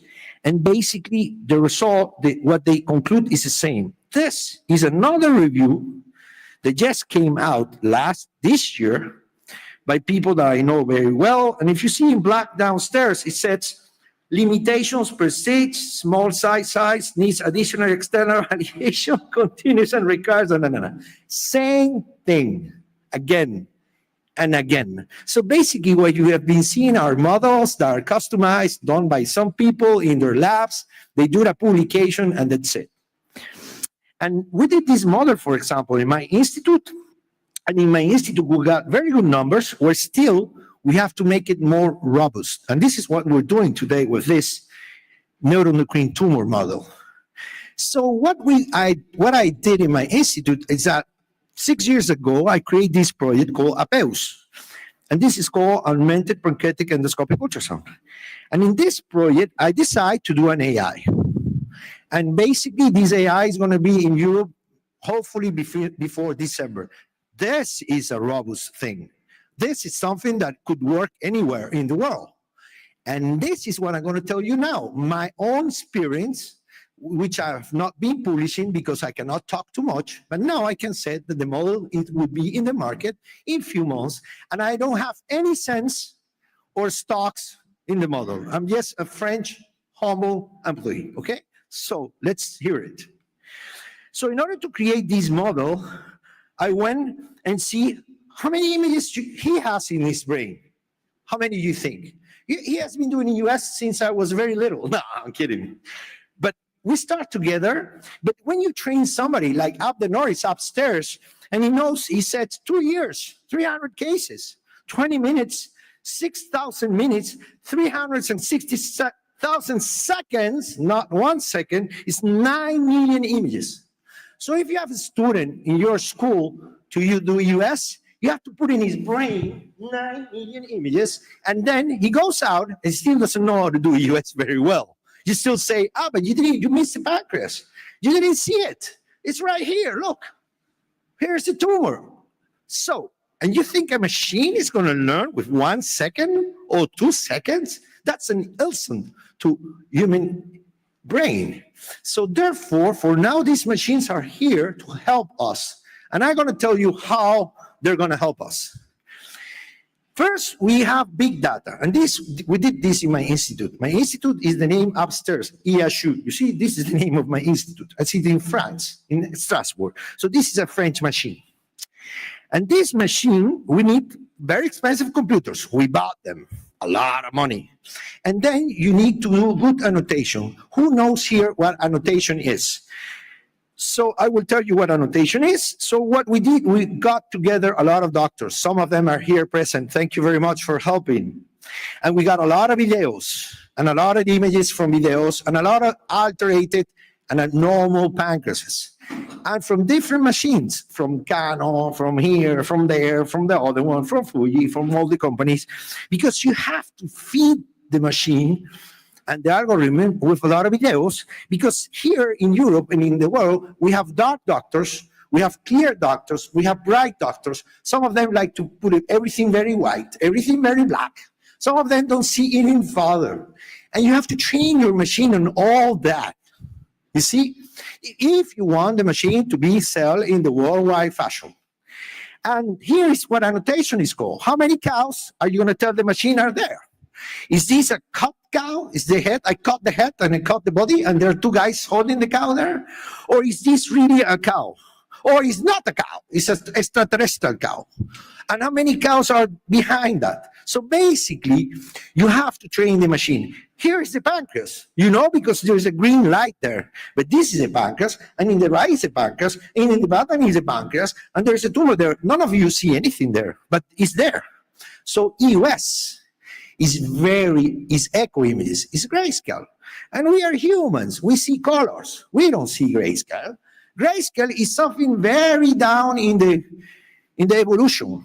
And here, do you see better in the right or in the left? There's a tumor there. We don't see it, but you see because you see the needle. And then here is a cyst. You think so? Maybe it's not. Maybe it's intestine, or maybe it's a malignant, or maybe it's benigno. So cyst, depending where you're seeing the cyst, depends if it looks better or not, or it depends also on the doctor criteria. And then again, the confluence. This is the same place, huh? But just looking from a different position, different doctor, different machine. How are you going to train the machine? And therefore, we did this training. We did a lot of annotations. We did the training again, and then the validation, and then the testing. And hopefully, this machine called My Companion, and that's why it's called My Companion, because it's supposed to help the doctor. And what it's going to do, My Companion, is going to basically raise the quality of EOS. So I have 5 minutes left, and I'm going to, so why are we going to raise the quality? Because this is a time machine. It doesn't transport you in the time, but it tells you how long have you been really watching the pancreas. And this is very important because sometimes I go to grocery store, and it takes me 2 hours to go and come back. My wife never believes me. I was 2 hours for buy carrots. Of course not. I found somebody, a neighbor. I talked to him, and then I talked to another neighbor and then I came back. I said, I was 2 hours buying carrots. No, you were not 2 hours buying carrots. You were 1 minute buying carrots. And this is what happened to endosonographers. We are supposed to do everything, but at the same time, the patient is coming for pancreatic symptomatology, no tumor in scan or MRI, and we never find anything. So I think we're missing tumors. I think I've missed tumors, you know, and we're missing T1s. And you know why? Because in France, we do 80,000 EUSs for pancreas. We only see 15,000 cancers. They are all big oranges. They're all 30 millimeter or bigger, because this is what the literature shows. And then where are the small ones? Where are the other 65,000 EUSs that were done? That will you checking your pancreas very fast because you have to see everything. Did you miss a lesion? I'm sure we are missing lesions. And this happens in the colon, in the barret, in the stomach. This happens everywhere in medicine where you are hurried. And if you're in a hurry, you might miss things. So this is going to tell you that you're really looking at the pancreas, and it's going to show you the pancreas. And then if there is a lesion, it's going to show it to you. And if there's a cyst, it's going to show it to you. But basically, it's going to tell you how long you were in the head, in the body, and in the tail, because this is another problem. I went to the grocery store, but I went through the right road, and I didn't took that one. I took the other one, and then I came back through the other one. But I said I did both.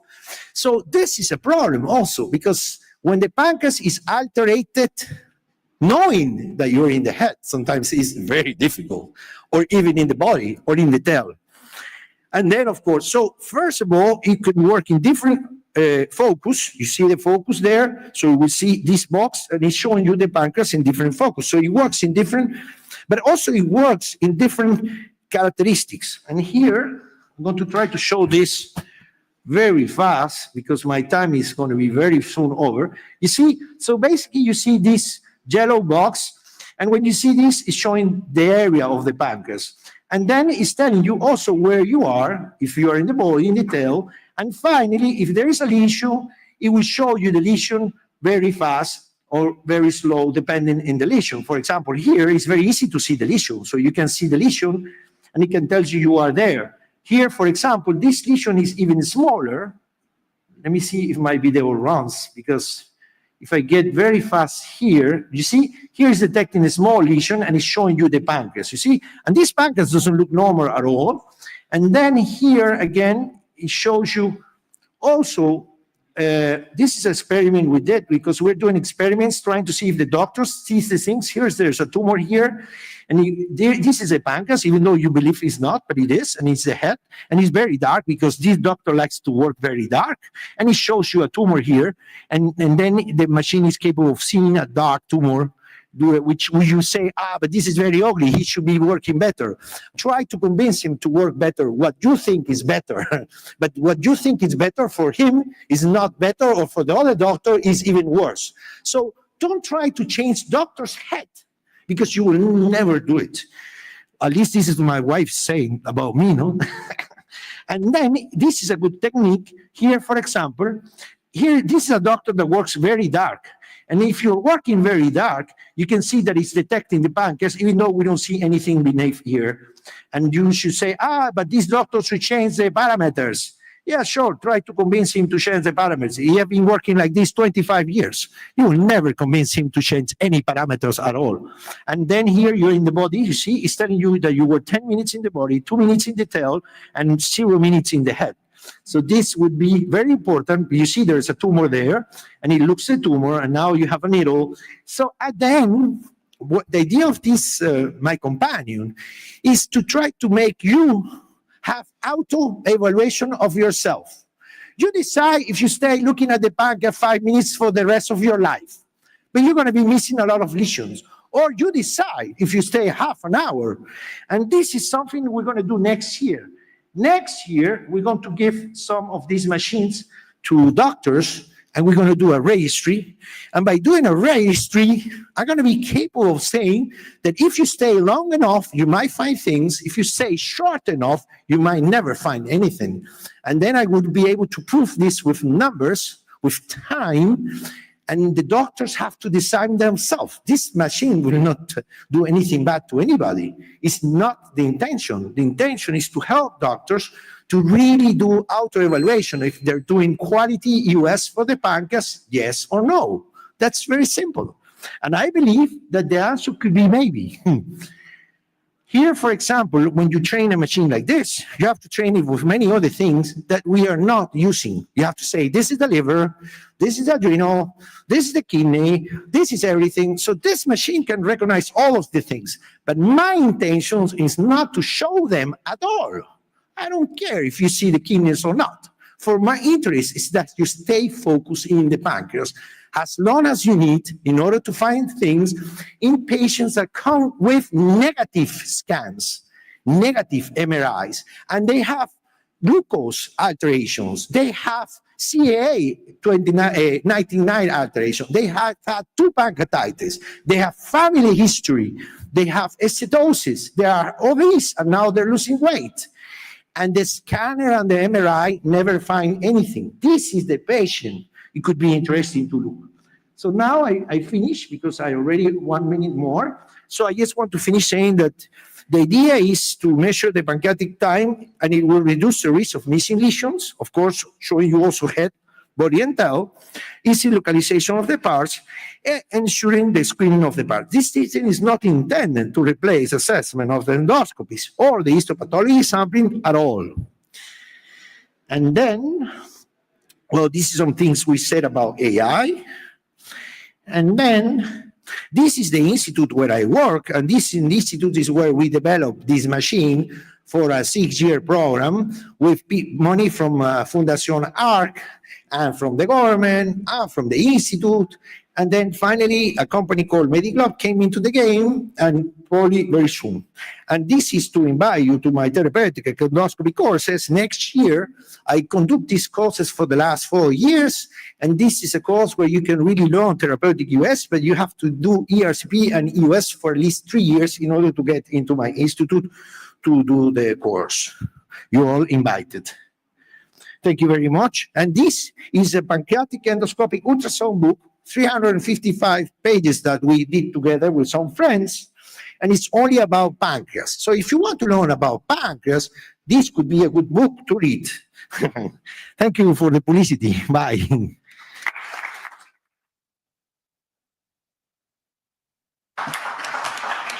Thank you, Leo, and the papers are open for discussion. We heard lectures about the diagnostic of EUS in GI malignancies, and I wonder that in other countries, that do you regularly perform EUS for staging esophageal or gastric cancer? For example, is it a practice in USA? So if there is no malignancy, you perform diagnostic EUS. So if there's no malignancy found, you're saying? So there is no metastasis. Just you have the esophageal cancer, gastric cancer. Do you always perform EUS for staging? Yeah, so I think we always have a multidisciplinary, tumor board, and in the tumor board we will determine whether the EUS staging will in fact alter the management. So I think that's important, that you need to have a multidisciplinary, meeting of some sort to decide which tests the patient should undergo and how it's going to impact management. But I'll say this, staging is definitely not dead. And typically it will be for an advanced level of staging. So there will be, for example, the lymph node staging. It's less the T staging now, but it's really more looking for celiac lymph node metastases, for example, or liver metastases that may not be detected on other cross-sectional imaging. And what is the...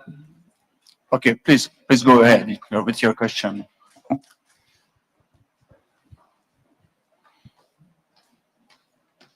Thank you. So it's just a comment regarding the presentation of from Mariano about the advantage to combine EUS and EBUS in medicinal staging, diagnosis and staging. As you mentioned, our experience that we published last year, I learned the mediastinal anatomy with my pulmonologist colleague. So since 2009, we perform combined EBUS, EUS in diagnosis and in medicinal diagnosis and staging in lung cancer. And as you mentioned, the best model to learn is the lung cancer. So I look a lot. I saw a lot of PET-CT and a lot of discussion with my pulmonologist colleague. It's very important. And you mentioned the last guidelines, which were published in 2015 by Peter, and have a strong discussion about that with Peter. And this guideline will be updated. And now it's clear that it's mandatory to perform combined EBUS-EUS in lung cancer diagnosis and staging. Not only the diagnosis, okay, is this squamous cell carcinoma or adenocarcinoma, but you need to stage, and as you mentioned, you need to focus on the INTO population, which could benefit from neoadjuvant treatment as chemoradiotherapy before surgery. And if you perform one or the other technique alone, you can overstage you can overstage, and then you can operate an entry disease. So it's very dramatic. And it's not only the diagnosis, it's you need more material. You need to do the diagnosis, but you need material for the NGS.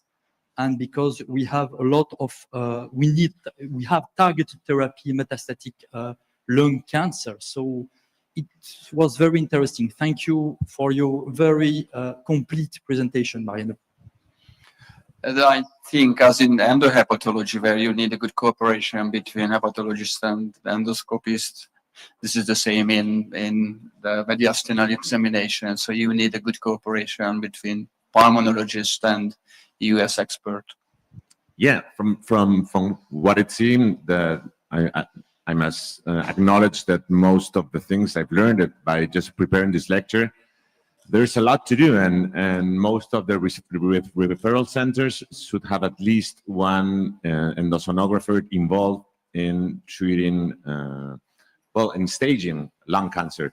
But I think it's not a problem of us endoscopists. It's more a problem sometimes of the pneumologists that they don't call us for that because they know more about this than we do.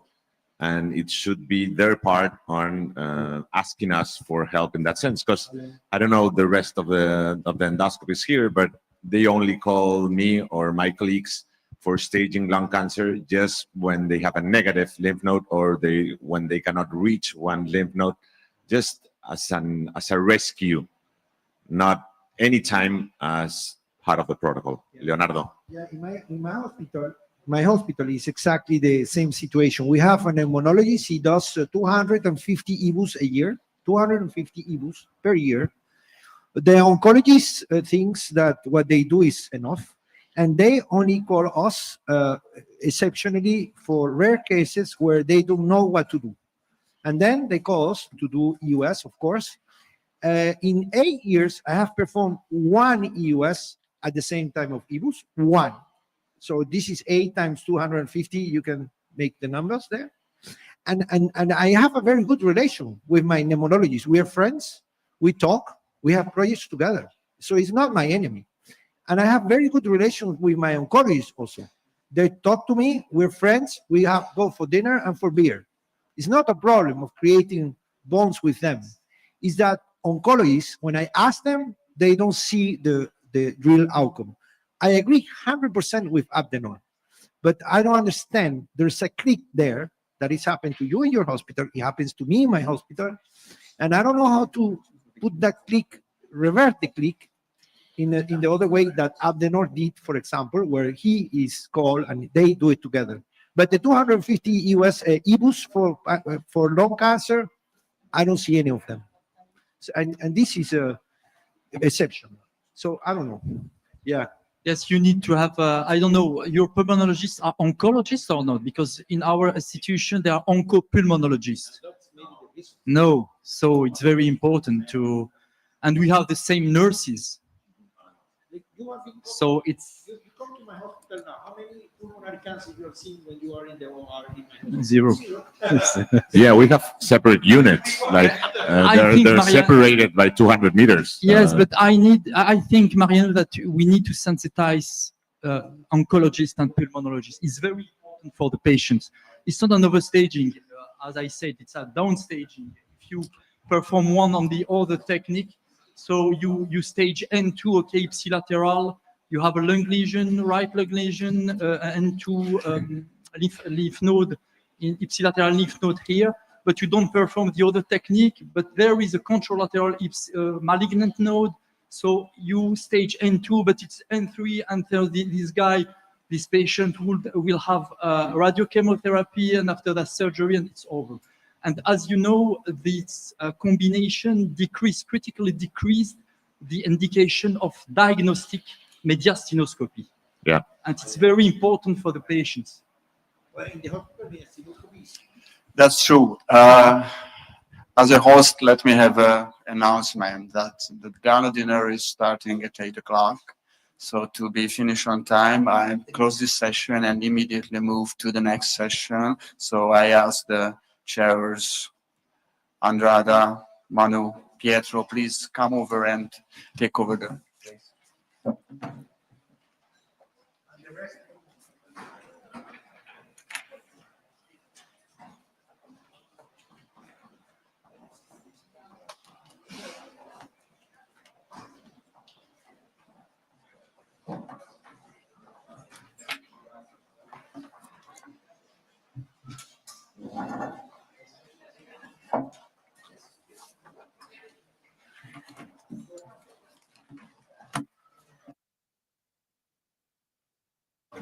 So for the sake of time, we have a very tight schedule.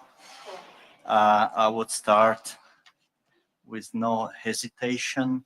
So is Dominic Horvath here to deliver the first free paper talk? Let me remind you that each of you has just 4 minutes, and then a couple of minutes for a single question and a short answer.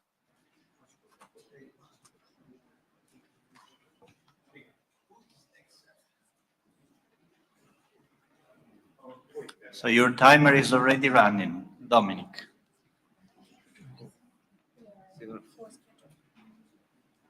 No.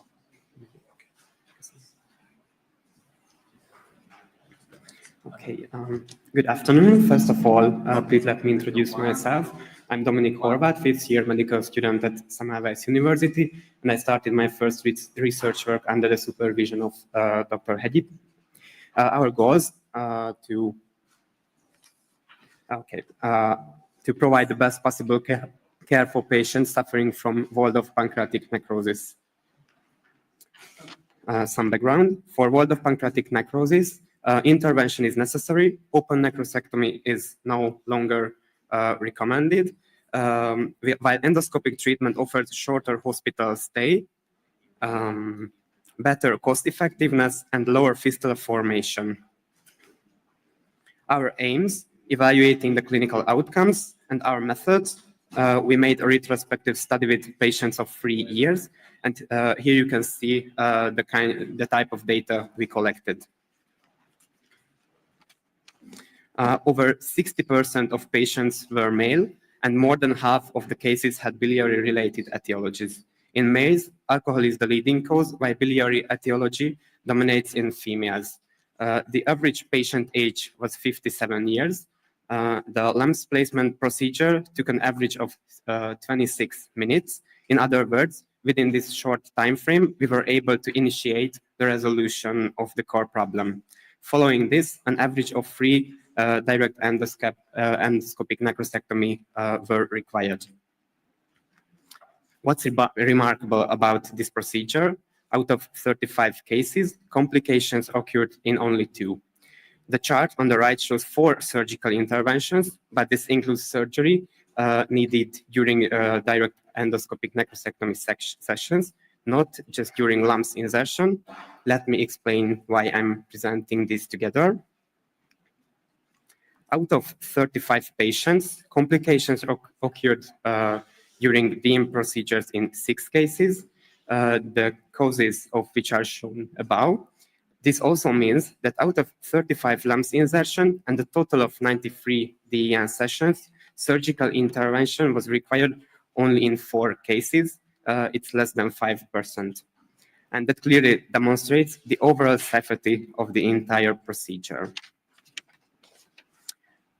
On this slide, you can see the strengths and limitations of this procedure. What I would like to tell you in connection with the second strength point, we had a patient going home after LAMS insertion and coming back only to the DEN sessions. So we can be sure about the patient comfort and easier recovery too. What about the limitations? We still have to find out when is the absolutely optimal time for the intervention. DEN sessions were needed average 3 times, and we have only limited amount of data.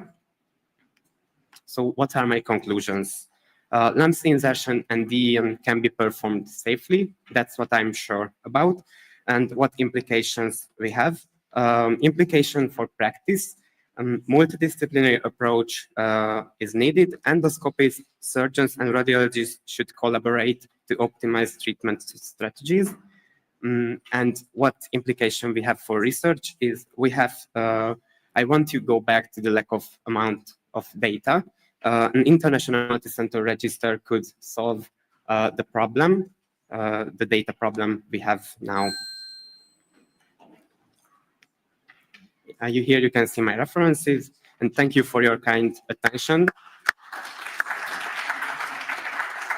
And thank you for letting me use my emotional support paper, because this was the first time for me to stand in front of an audience like you.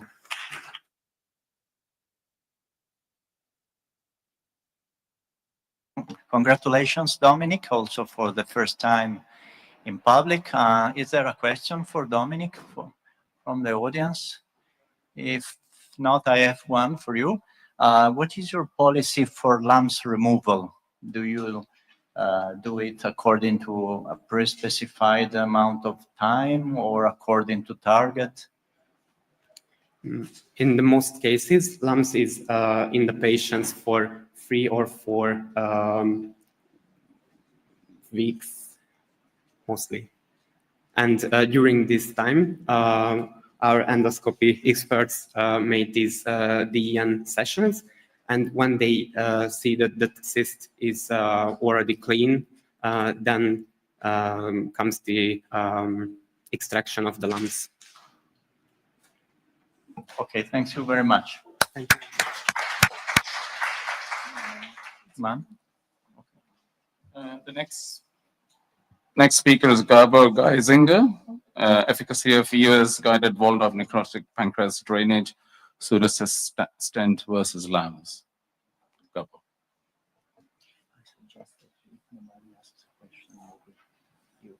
Dear ladies and gentlemen, very similar topic. Walled-off pancreas necrosis is a late complication of acute necrotizing pancreatitis.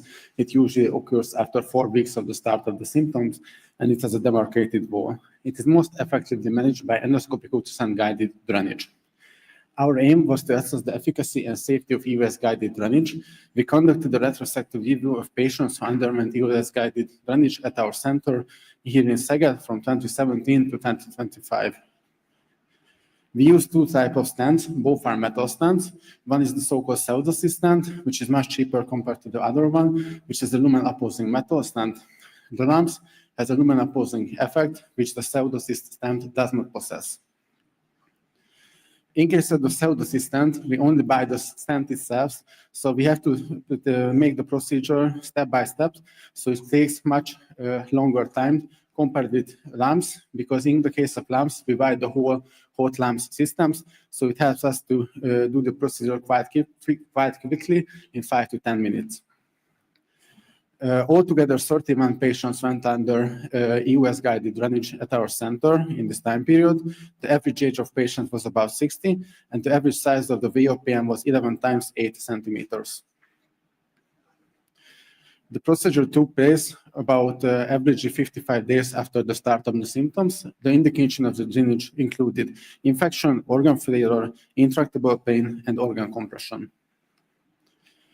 In certain cases, LAMS were used, and in 18 cases, a pseudocyst stent was used for the drainage. The drainage was mostly done from the stomach, and altogether in 12 cases were nasocystic drains implanted, and the bacteriology sample was taken from 80% of patients. The most common pathogen was Pseudomonas aeruginosa. A necrosectomy was performed in half of the patients, on average 2.2 times, and the removal of the stent took place on average 50 days after the drainage, and the CT scan always happened before the removal of the stent to see the technical and clinical success of the drainage. Looking at our other results, the technical and clinical success rates were really high with both stents, with the pseudocyst stent and the LAMS as well. We can see that there are no significant difference between the pseudocyst stent and the LAMS results, the success rates. Spontaneous stent migration was slightly more common with the pseudocyst stent. This could be because the pseudocyst stent does not have a lumen-opposing effect, which the LAMS has. Complications were very rare. Only one perforation happened during a necrosectomy, and only 10% of patients required endoscopic reintervention, percutaneous drainage, or surgery. So we can say that the pseudocyst stent is much more cheaper than the LAMS, but with LAMS, it takes much shorter time to do the procedure, and in the case of a patient who is in a bad condition, it's very important how much time the patient spends on the endoscopic table. So in conclusion, we can say that EOS-guided drainage is a successful resolution with a low complication rate for treating walled-off pancreas necrosis, and pseudocyst stent and LAMS have similar technical, clinical success as well as adverse events and reintervention rate. And the type of stent used for drainage should consider deviceability, cost, and personal and local experience. Thank you for the attention.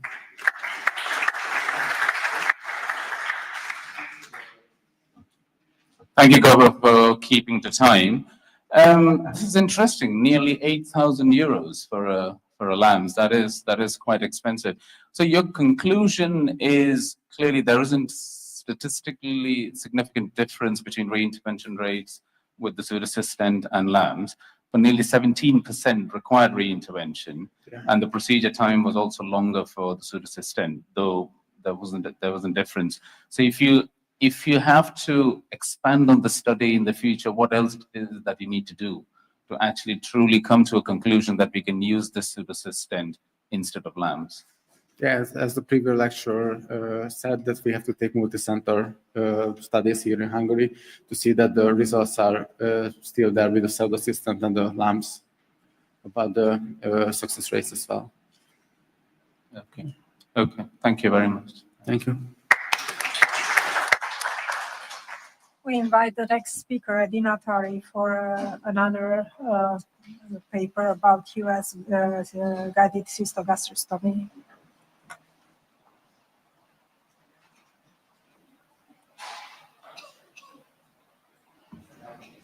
So good afternoon, everyone. It's a pleasure to be here today, and I would like to give you a short presentation about our experience with EUS guided cystogastrostomy using plastic stents. How can I?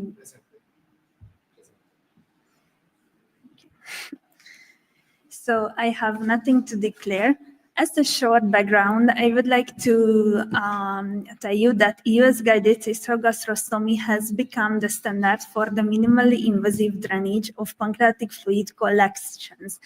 Double pigtail plastic stents are still widely used because they are available in almost all centers, and they are very cost effective, and they are indeed a very safe option for the drainage of uncomplicated pseudocysts. So even in the era of LAMS, we should consider this when we have low risk fluid collections and when cost effectiveness is a question. So with this short study, we aim to evaluate the outcomes of EUS guided cystogastrostomy with plastic stents at our tertiary care center. So what we did was that we retrospectively reviewed our cases at the Institute of Pancreatic Diseases at Semmelweis University between November 2022 and December of 2025. And we could identify 50 cases and some short demographic data. 85% of the cases were male with a mean age of more than 50, and many patients had chronic pancreatitis and anamnestic or sometimes the current use of alcohol. So how we did the procedure? For the cyst puncture, we used a 19-gauge FNA needle, and then for the tract dilation, we used the 8.5 or 10 French cystotome, depending on the cases. And then we place a double pigtail plastic stent, which length varied between 2 to 10 centimeter, and the diameter varied between 8.5 to 10 French. And in 6 cases, for adequate cyst drainage, we needed to insert 2 stents instead of 1. And let me talk a little bit about our results. So almost all cases except 2, we drained pancreatic fluid collections. The other 2 cases were duodenal fluid collections. And our mean procedural time was 33 minutes. And the majority of the drained cysts were above 6 centimeters. And the technical success rate was high. We could drain the cyst, except 2 cases, and 1 perforation and 3 bleeding events occurred. And to conclude, I would like to say that EUS guided cystogastrostomy with double plastic pigtail stents is feasible, safe, and effective in case of low risk cyst. And we could have a high technical success rate with a still acceptable and low complication rate. And as a take-home message, I would like to say that double plastic pigtail stents continue to represent a cost-effective option in uncomplicated pancreatic fluid collections. Thank you for your attention. Thank you, Adina. Any questions? I have one question for you. You mentioned 3 bleedings. When they occurred after the procedure, and what did you do for stopping them? So two occurred like after the procedure. So one like during the procedure, I think we used clip to stop it, but like in two cases, the patient went to surgery. I think because of the bleeding after angioplasty. Okay, thank you. So Mariano, it's your turn.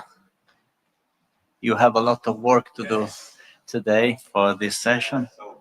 Unfortunately, my fellows couldn't come for logistic reasons, so we sent a lot of things, and then finally they couldn't come. This is the work of a fellow that we have visiting, an Italian super fellow, Anthony Vignone. He made a great job in here in evaluating the impact of retained double pigtail stents on the complications in the management of pancreatic fluid collections.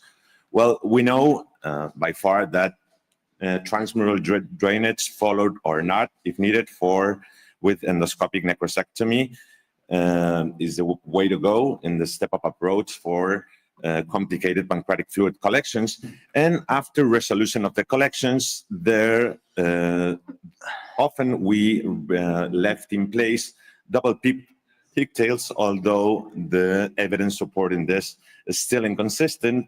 But we've seen that, depending on the studies, in some patients, the leaving of a double pigtail stent after removal of the lamps did not reduce the recurrence of pancreatic fluid collections. A more recent publication clearly stated that leaving transmural double pigtail stent lowered the risk of recurrence with no complications, and a recent meta-analysis also states that there's a significant lower risk of recurrence when you leave a double pigtail, but with an 8% adverse event rate. So this is a retrospective study performed only in my hospital. The inclusion criteria were patients with pancreatic fluid collections drained with the lamps, followed by 1 year, and all the data collections were as it's seen here. So the intervention was endoscopic drainage, then lamps removal, and the only thing is we left the double pigtail stent only based on our criteria, subjective most of the times, because we didn't have evidence of disconnected pancreatic duct syndrome in most of the times, by our thoughts on the possibility of recurrence of the connections. Primary outcomes were short and long-term complications for prolonged double pigtail stents, and secondary outcomes were the recurrent rates and the associated factors. So we evaluated the complications associated with long-term double pigtail stents. So these are the results. Basically, 60% of drainage were done for infection. On 58% of the patients, we performed necrosectomy, and we left a double pigtail stent after removal of the lamps in 60% of the patients. So we had 18 recurrences, which is 20% of the cases. 5 of the patients did have a double pigtail stent left in place, and 13 of the patients did not. So in the multivariate analysis, it was shown that indwelling double pigtail stent reduced the risk of recurrence by almost 5 times. The complications we had 6 patients with complications. 3 of them had abdominal pain, and some inflammatory changes were seen around the pigtail in the pancreas in the CT scan. Then after removing the stent, that abdominal pain subsided. And in 3 patients, we had stent migration. 1 had a jejunal obstruction. Second one had a proximal sigmoid obstruction, and another one had an esophageal mucosal injury. I want you to see these images. In the left is one of the patients we left the pigtail in place, and he was suffering from pain, which subsided after removing. The other one, you can see here, the double pigtail retained in a sigmoid stricture that the patient developed after having a large pancreatic fluid collection in all the pelvic region. So as a discussion, because I have no time, it's important to have a careful patient selection, weighing benefits and complications, whether to leave a double pigtail stent or not. We should evaluate these patients for a longer follow-up. And also we have to evaluate or think about what kind of pigtails we have to use, how many of them, and have a clear criteria for defining significant recurrence. Thank you. Thank you, Mariano. So this is a very heterogeneous case series. And in some cases, if I understand correctly, that the stents migrated spontaneously, and then you had the complication of bowel obstruction. We had two bowel obstructions, yeah. This is One quite of them had a an huge addition. number. Is there any previous history of surgery or? Well, one of them, yeah, the things or stenosis I had in to this run way? fast. One of them had an addition syndrome, so she had stricture and that place, and it was a 10 French double pigtail. And the other one, due to the very large pancreatic fluid collection, he had some colitis and affectations in the sigmoid colon, and he developed an inflammatory short stricture. So the stent was stuck in that stricture. We went there, we removed the stent. Then after a couple of dilatations of that stricture, the patient's still asymptomatic right now. So it would be wise not to put a stent in patients with a history of abdominal surgery. Maybe, yeah, maybe or we have adhesions. to, exactly, maybe we have to think about those things. Maybe we have to stratify better the patients and say maybe not in this ones, or instead of saying like in every patient that we suspect there might be a disconnected syndrome, disconnected duct syndrome. Thank you, Mariano.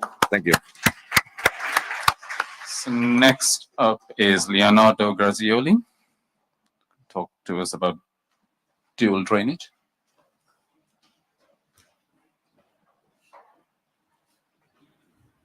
So thank you very much for the kind invitation. I will talk about a dual route endoscopic biliary drainage in a malignant obstruction from metastatic ovarian carcinoma. It's a case report. So malignant biliary obstruction in advanced cancer creates a challenging anatomical limitation for drainage, and conventional approaches may be insufficient when complex anatomy restricts access. So in these cases, dual route approach combining US-guided transmural drainage with ERCP offers new possibilities. So our patient was an 84-year-old woman affected by high-grade serous advanced ovarian carcinoma with lung and liver metastasis and peritoneal carcinomatosis, presenting with abdominal pain, jaundice, and asthenia. So the lab test, she had a bilirubin of 8.0, AST and ALT were double the normal, and a CT scan was performed showing necrotic interportal caval nodal metastases of 4.5 centimeters with infiltration of the portal vein and associated thrombosis. And also a complex biliary involvement with the CBD stenosis and also the cystic duct was stenotic with upstream dilatation and gallbladder distension. So dual route drainage was planned as the conventional drainage could be insufficient due to the multifocal biliary obstruction. So these are images from the CT scan showing the necrotic metastasis with the portal infiltration and biliary stricture and portal thrombosis. The dual route strategy was US-guided gallbladder drainage and a subsequent ERCP transpapillary stenting. So at the US, we confirmed the mid-CBD stenosis with the cystic duct involvement and the upstream dilatation of the gallbladder and the intrahepatic ducts. So we used a 10 millimeters luminal pulsing stent to drain the gallbladder. And we also confirmed that there were no opacification of the cystic duct. So in the same session, we performed the ERCP. The cystic duct was never seen, so an 8 centimeter fully covered metal stent was placed, obtaining a good biliary drainage. So as results, the bilirubin decreased from 8 to 4.1 at day 12, and in 1 month of the follow-up was normal with no complication registered and a clinical improvement with marked symptom reliefs after the biliary drainage. So in conclusion, in complex malignant biliary obstruction, the dual route drainage combining US-guided transmural access and ERCP transpapillary stenting can achieve a rapid and effective decompression when multifocal resorption limits the single route drainage. Thank you. Any questions from the audience, Mohammed? You can actually shout out. Before the ERCP, why didn't you wait after the ERCP? Actually, we performed the US before to confirm the cystic duct involvement. If the cystic duct was clear, we skip that step and go directly for the ERCP. Thank you. You can move on to the next one. Yes. So the second presentation is about endoscopic ultrasound-guided radiofrequency ablation of a pancreatic lipoma in an elderly patient. This is a case report 2. So the vasoactive intestinal peptide-secreting tumors, known as lipomas, are rare functional pancreatic neuroendocrine tumors that typically are associated with watery diarrhea, hypokalemia, and achlorhydria. The gold standard treatment is the surgical resection. However, US-guided radiofrequency ablation offers a minimal invasive alternative for elderly or high-risk patients. So our patient was an 86-year-old man. In his past medical history, he had valvular heart disease, hypertension, atrial fibrillation, cystic kidney disease, and retroperitoneal fibrosis. And he presented with 2 months history of persistent diarrhea and weight loss. And at the CT scan, a 10 millimeters partially calcified hypervascular lesion was seen in the pancreatic tail, while at the lab test they showed elevated serum VIP and chromogranin A. So these are the images from the CT scan showing the lesion. And US FNB was performed using a 20-gauge FNB needle, fork-tip FNB needle, and the histological assessment with the immunostaining confirmed the suspect of lipoma. So a gallium PET CT scan was performed, showing no metastatic disease, and the case was then presented at the MDT tumor board. And the US RFA was taken in consideration because of the patient's advanced age and comorbidities, which could increase the surgical risk, and because it's a minimal invasive parenchyma-sparing treatment that could provide potential rapid symptoms reliefs. So the procedure was performed using a dedicated 19-gauge RFA needle with a 7 milliliter active tip, and 3 application of energy. At the end of the procedure, the contrast enhanced EUS demonstrated a reduced intralesional vascularity, and no immediate complication were registered. So as a result, in a single procedure, which lasted 29 minutes with the patient in deep sedation, we reached a clinical improvement with the diarrhea resolution and a partial weight regain. And the CT scan performed 3 months later, there was a shrinkage of the lesion with decreased enhancement. So in conclusion, we can say that the US RFA allows effective parenchyma-sparing treatment of small functional PNETs, offering both oncological control and rapid symptoms reliefs. And in an elderly surgical unfit patient, it represents a safe, minimal invasive options. Thank you.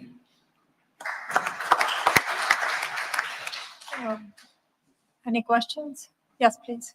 We don't know too much about the histology, but probably the proliferative rate was low. And my question is there any role of ultrascan somatostatin receptor scintigraphy in the diagnosis, in the staging of lipoma instead of PET scan?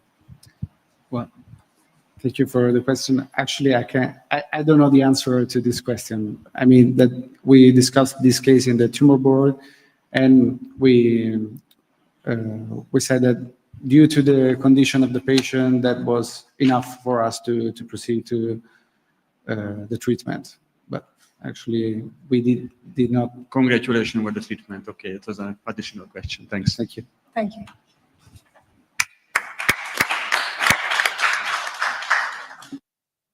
Giulio Donato.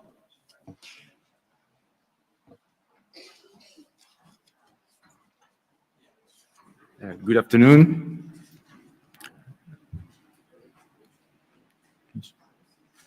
So I'm Giulio Donato. I work in Novara in northern Italy, and I will show you. I think we should have the presentation from Giulio, which is not this one. It's from tomorrow. The title is US Guided Drainage versus ERCP in malignant. It was number 22 of tomorrow. Yes. It was anticipated.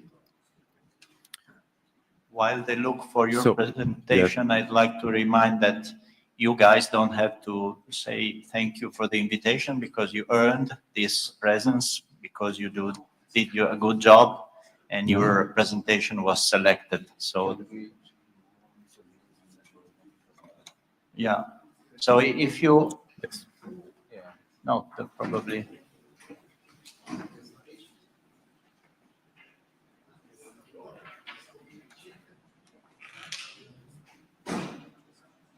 Here we are. So I will show you our single center experience. Yes, this is the correct one. Yes, it is. Go on, please. Comparing EGEUS guided biliary drainage and ERCP in malignant biliary obstruction. So we wanted to analyze our experience. We collected 34 cases of EGEUS guided biliary drainage in locally advanced or metastatic disease in our center between 2020 and 2024. And we matched with those cases with 59 ERCP cases. So we wanted to compare the two procedures in terms of technical clinical success, adverse events, and also reintervention rates and long-term outcomes. So we defined the peri-procedural adverse events in those occurring during the procedure or during the first 48 hours, and post-procedural adverse events occurring in the first up to 4 weeks after the procedures. So the two groups were well matched in terms of age, sex, and the ACA score, as you can see. So the indication for EGEUS guided biliary drainage was the presence of duodenal stenosis, of course, and also papillary infiltration, but also cases in where ERCP had failed, and in a small percentage of cases, as we are a tertiary care center, we performed directly an EGEUS guided biliary drainage.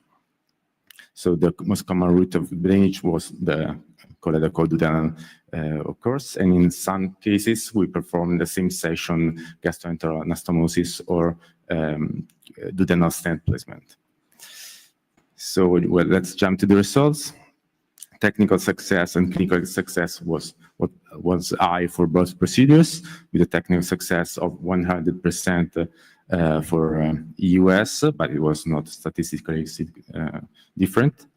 The length of hospitalization was comparable, and so was the mean time for the procedure, but we had to take into account the time spent for the GEA or duodenal stent placement in those cases of in some cases of EGEUS guided biliary drainage.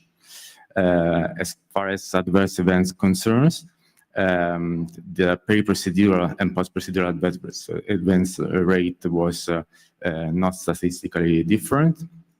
We, however, appreciated a slightly higher percentage of peri-procedural adverse events in the EGEUS biliary drainage group. However, if we see that 2 stent misdeployments were both managed with the placement of another stent with no consequences for the patient, we might consider those as procedure adverse events, not patient adverse events. Post-procedural adverse events were slightly higher for the ERCP group, most of them were cholangitis, but again, not statistically different. The reintervention rate after 4 weeks was comparable again. And as far as long-term outcomes, we appreciated similar time from drainage to treatment, and you can see the outcomes going fast. So in conclusion, our study confirms, as observed in other studies, that US-guided biliary drainage and ERCP are comparable in terms of clinical technical success, safety, and long-term outcomes. And as future perspective concerns, we have to define the role of US-guided biliary drainage as a first-line options, particularly in borderline resectable or upfront resectable patients, where there is still some skeptical thoughts in surgeons. Thank you.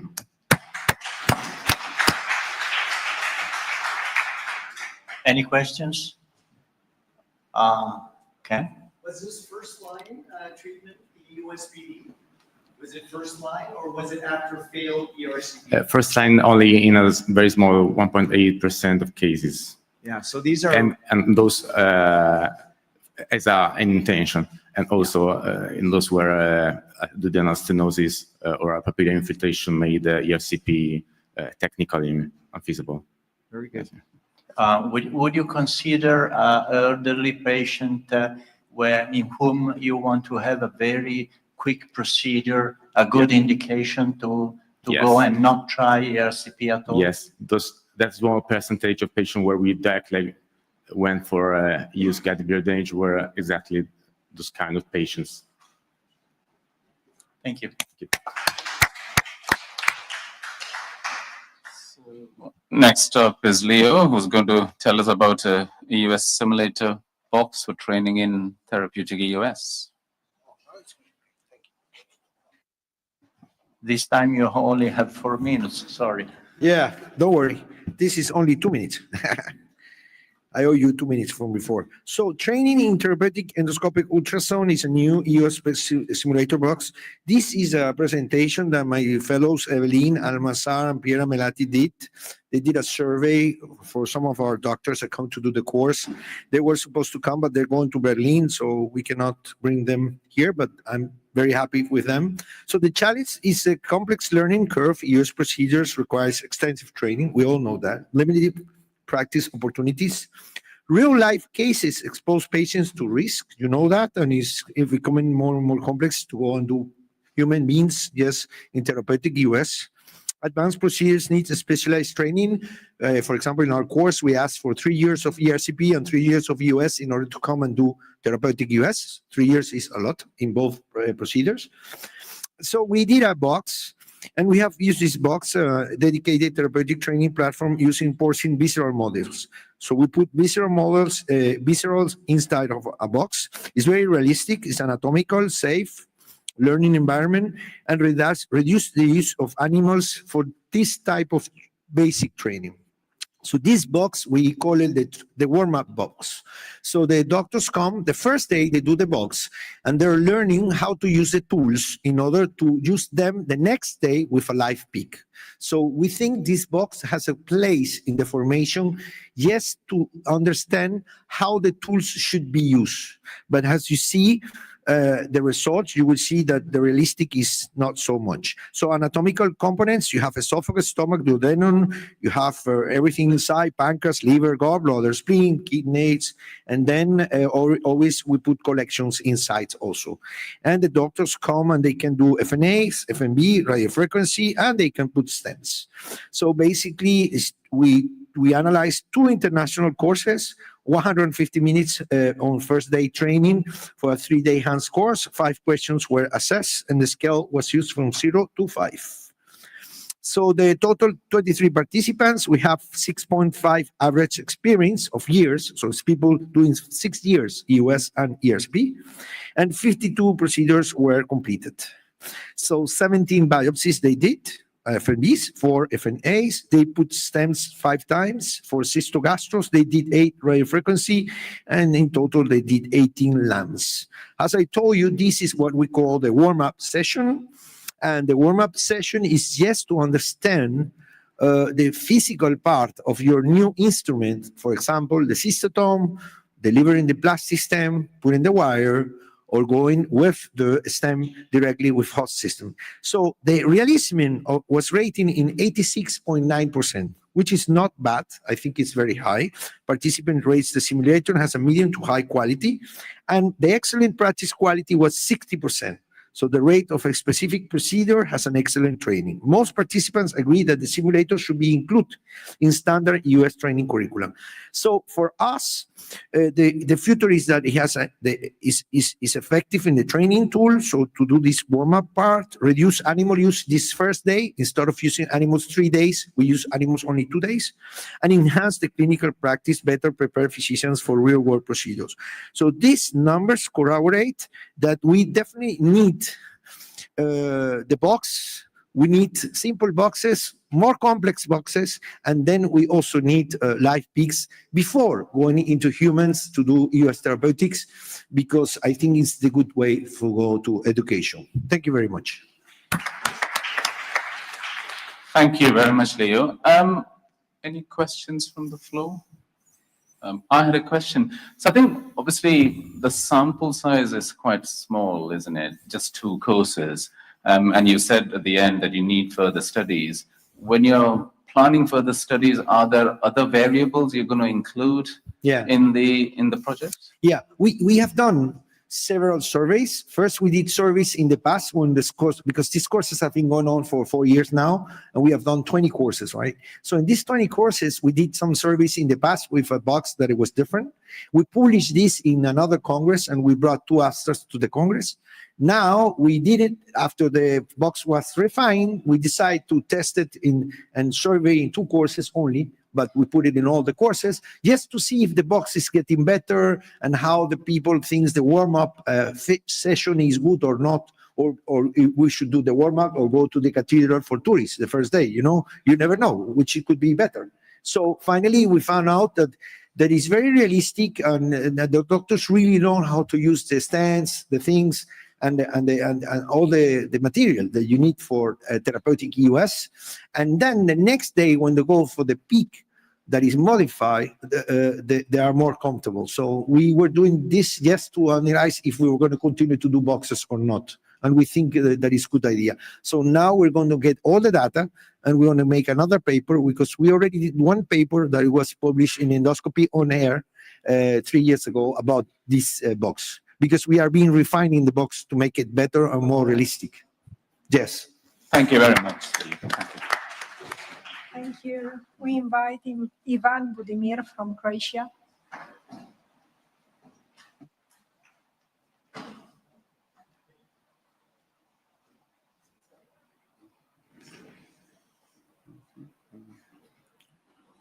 Good afternoon.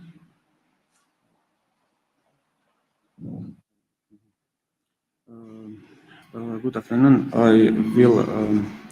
I will share our experience of complication of diagnosis endoscopic ultrasound. The aim of this prospective trial is to demonstrate complication of diagnostic endoscopic ultrasound of upper gastrointestinal tract. Data on US complication in Southern Europe are non-available. Methods: all patients who underwent US of the upper GI tract between October 1st, 2023 and March 31st, 2025 were included. All procedures were performed under the general anesthesia. Patient undergoing US guided final aspiration and this received antibiotic prophylaxis. All patients were monitoring for 48 hours after the procedure. Results: we enrolled 1,025 patients in 892 or 70% performed endosonography procedure without intervention, and in the remaining 313 patients, or 26%, we perform endoscopic ultrasound with invasive procedure. In 217 patients, or 18%, we performed EOS guided fine needle biopsy, FNB, and in 96 patients, or 8%, we performed EOS guided fine needle aspiration.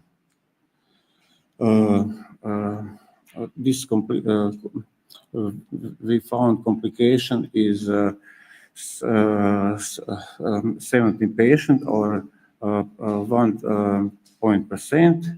The most common was bleeding in 6 patients, or 0.5%. Acute pancreatitis and sepsis we seen in 3 patients, or 0.25%. Cystic inflammation we observed in 4 patients, or 0.3%. Esophageal perforation had 1 patient, or 0.1%. The mortality was 0.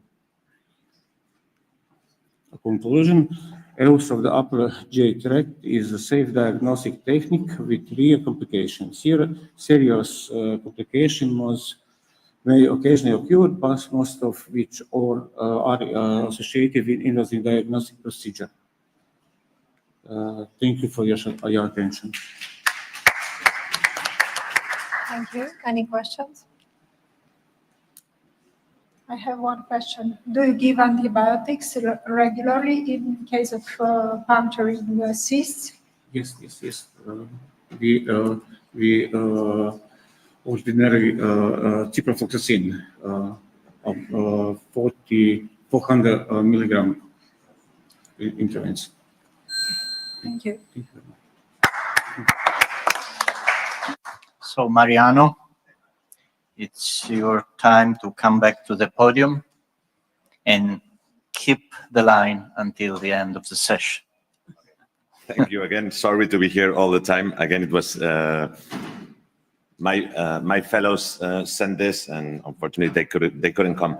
So we sent 3 papers on the use of artificial intelligence for GI procedures, and I'm going to do the 3 lectures at the same time because they share a common background, and the moderators agreed on that. So this is a cooperation between 15 centers in 6 countries in between Europe, North America, and South America, led by University of Porto and Hospital of San João in Porto. So just as a background, deep learning is a type of artificial neural networks, a type of artificial intelligence in where neural networks are organized in multiple layers to perform complex tasks. Neural networks works like the human brain. We get information, it goes through interconnected nodes, we process it, and then we send an output. In between these neural networks, convolutional neural networks are multi-layer networks that divide the images into fragments, search patterns, reconstructs, and then recognizes. So the first study I'm going to present is the use of deep learning for detection and differentiation of subepithelial lesions. So we know, as Dr. Nunes presented before, that EGEUS sometimes cannot establish the etiology of subepithelial lesions. Some of them can be potentially malignant, and sometimes definite histologic diagnosis is necessary to decide whether these lesions are going to be followed or have to be resected. And especially this happens with mesenchymal subepithelial lesions, leiomyoma and GISTs. And also we know by the ESG guidelines that sometimes we have to surveil or have a surveillance of a lesion because we have not a diagnosis, and sometimes we operate a lesion because we don't have a diagnosis. So I guess it happens the same time. One of the things I like the less is doing EUS of subepithelial lesions, just following up for years and years and years of probably lesions that never is going to be malignant. Also, the different methods for acquiring tissue have shown maximum diagnostic yield of 88%, according to a meta-analysis of last year. So the aim of this study is develop a deep learning model to differentiate between leiomyoma and GISTs. This was a cooperation between 9 centers, information from 65 patients, 57,000 images, in between 40,000 words for GIST, 17,000 were leiomyoma, and all of them had a positive FNA-FNB or surgical specimen. The 70% of the images were used for training, as Leonardo was explaining before, 20% of validation, and 10% for testing.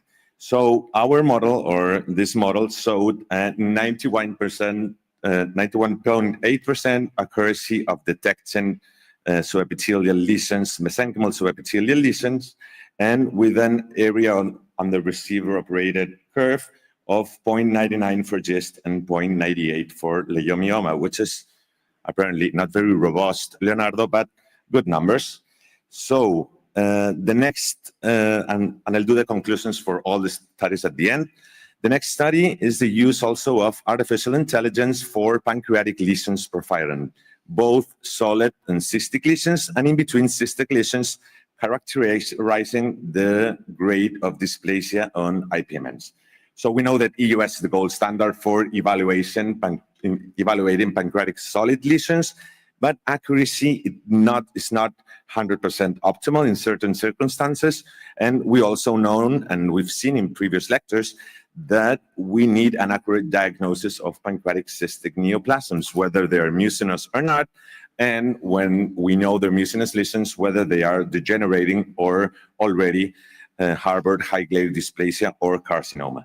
So this is another multicenter study to develop and validate a convolutional neural network for these tasks.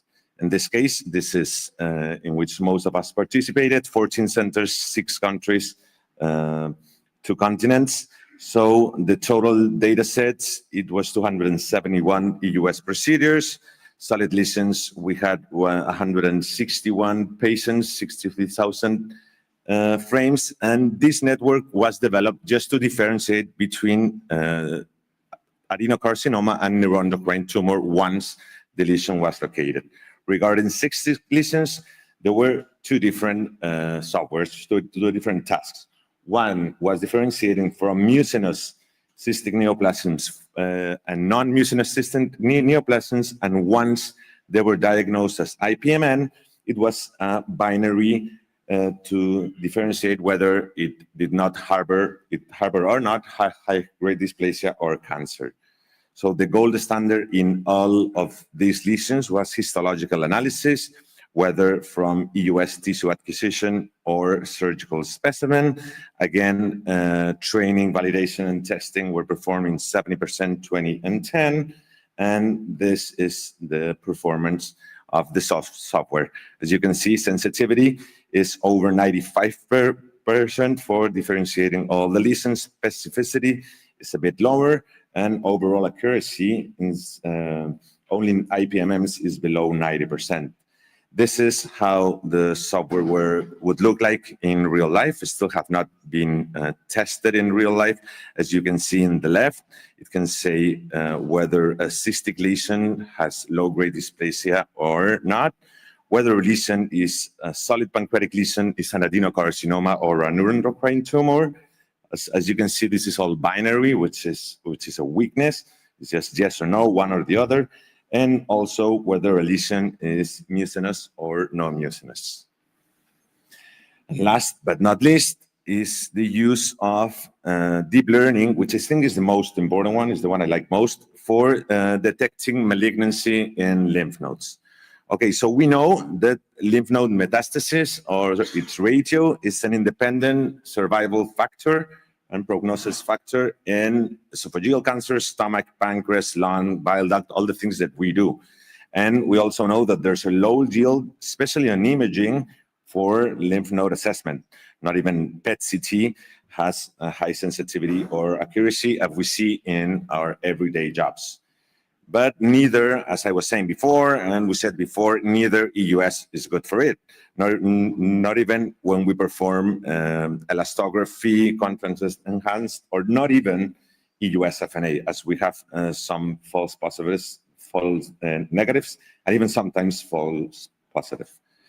So the aims is, and the premise is that AI could reduce unnecessary biopsies, as we were saying before, in the lung, not sampling all the lymph nodes, only the lymph nodes that we suspect they are malignant, or we know, and we have to confirm they are malignant, and just help ourselves on finding malignancy in lymph nodes. Okay, so this is also a binary, it's saying whether a lymph node is malignant or not. In this case, these are the centers that participated. The inclusion criteria for lymph node for malignancy was positive FNA, FMB, or surgical specimen. And for benign, also we needed also to be negative FNA or FMB or surgical specimen plus 6 months follow-up. The network and the analysis method was the same as in previous one. We gathered 60,000 images from 108 patients. And this was the ratio that images were used for training, validation, and testing. The performance of this software showed a sensitivity of 93.7%, specificity 98, overall accuracy 95.8, and AUC 0.95. This is how the model looked like, and we'll tell you in real time whether it thinks it's benign or malignant, and whether you should FNA or not. So here's the discussion. The strengths of our works is, this is a highly experienced AI team. They have many other artificial intelligence softwares for capsule endoscopy, manometry. They've been working on this for many years and published a lot of papers. Another strength, this is a multi-scientific international cohort. Now we are 16 centers in 3 continents, and many more others are joining. As Leonardo said before, several EUS devices were used, Fuji, Olympus, Pentax, and we try that inclusion and exclusion criteria are as strict as possible. But there are more weaknesses probably than strengths. The amount of images, it's never going to be enough. We're trying to, but still low quantity of images. Only dichotomic variants were used, as you said, mucinous, non-mucinous, adenocarcinoma, PNET. We will need more variants. Only an AI method was used. Surgical specimen was not always available, so we trust sometimes in FNA and FMB or just time. Only frames were used and not videos for some studies. There is also a risk of overfitting in every AI study, which means that probably or maybe the software is not going to work the same in real life. And the discussion regarding lymph nodes is that AI has the potential to identify malignancy in lymph nodes and not substitute endoscopies, but help them just identify and determine the most suspect lymph nodes. Regarding pancreatic masses and pancreatic cysts, there is also a potential and there's a need to differentiate pancreatic lesions, especially small pancreatic lesions that we might not be able to have anatomy for that, and sometimes the follow-up is not the best idea. A lot for mucinous and not mucinous lesions, detect dysplasia in these lesions, and also was help whether we have to sample or not. And for subepithelial lesions, same thing, differentiate GIST from leiomyoma, avoid sampling in some cases or many cases, and especially to avoid unnecessary surveillance or resection. Some of the teams involved here, and thank you very much for all the attention this afternoon. Thank you very much. Outstanding studies, I would say. I was wondering while watching the beautiful videos with the detection and hypothesis of malignancy or not, whether you should do a biopsy or not, It would be fantastic if the system could also take into account some clinical information. Would it be possible to fit the system? Like, for instance, when you have a subepithelial tumor, it is important to know whether it is in the esophagus or in the stomach to estimate the probability of leiomyoma versus GIST. Or also, you showed elastography and contrast videos of the lymph nodes. Would the system be possible also to investigate not only black and white images, but also color images? I think that's the future of AI. It's not only dichotomic variants, it's more dichotomic plus clinical variants plus uploading the CT scan, for example, like how the CT scan and a huge amount of data. I think it's what's going to help. I think now, or at least the engineers and in our team are so far working just in images, just image detection, because it's not so easy as far, I'm not an engineer, I don't understand, to merge images or this kind of technology with other data like clinical or something. So thank you, Mariana. That was amazing. I think there's a lot of good work going on in your unit. I think one of the things with the US, it's a dynamic examination. And as you rightly said, even though it's a multi-center trial, to make it reproducible for the common endosonographer to use it. So is that something you're planning to work on over the next, as the next project? Because it has to be reproducible for it to be used by the day-to-day endosonographer. Yeah. The plan is, still validating, still gathering more and more data, and in some moment start prospective evaluations, not to change your mind, but probably just to help out, whether just like whenever you're hesitating on FNA or not, do it, and probably do a prospective study in which in some times you would do your normal practice, and sometimes you would do whatever the AI tells you. But still a long time for that. And some of the AI softwares have not worked on prospective studies, like GI Genius, for example. They started working directly without really knowing what's going on in real life. I think this is just initially. Now, I think in the future, of course, it's going to replace histology, I'm pretty sure. But now it's just a tool that is going to help endoscopies. It's the same as you have Doppler, the same as you have the CT scan, the same as you have contrast. It's another tool. It's another thing that tells you, okay, like me or the machine thinks about this way. And maybe just as much information we have, probably the best care we're going to take of our patients. And any more questions from the floor? Leo?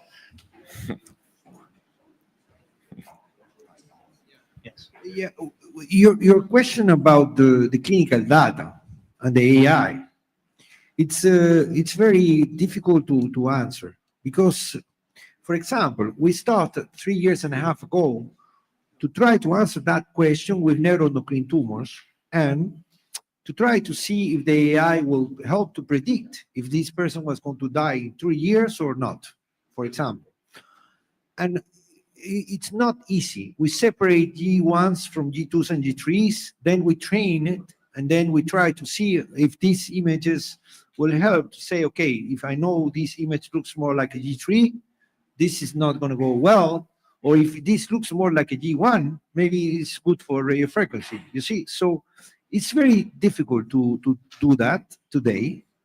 And it's not very easy to combine this type of information with the models that we have today, and that because we have imaging models, and you want to have clinical data models, and you want to put them together and try to booster your model to thinking that it's a good idea. But you are thinking like a doctor, and you are a human. The other one is not a human at all. It's an algorithm, and it's very far for doing something that you're asking. You're asking not for narrow AI, which is what we're doing today. You're asking for a very complex AI that it might be here in the year 3000, not in 2026 or 27, you see? So you are dreaming too much fast, which is good. But because you're asking the AI human tasks that are very complex. Because for you, Pietro, in order to see a tumor and try to figure out this, it took you maybe 30 years of experience. And it took you a lot of patience, a lot of people die, a lot of people survive, a lot of people you treat, a lot of people you saw, a lot of people you went to the funeral. You see, it's very complex what you have in your brain. Try to extrapolate this to a machine is not at all a simple task. It's very complex, and I'm not sure we're going to see what you are dreaming to see very short. However, Mariano said something very important. We're going to have tools that are going to help our human brain to do it better, to do it faster, to learn better, to learn faster, and the human brain will control the artificial brain. But the artificial brain is far from doing complex human brain tasks.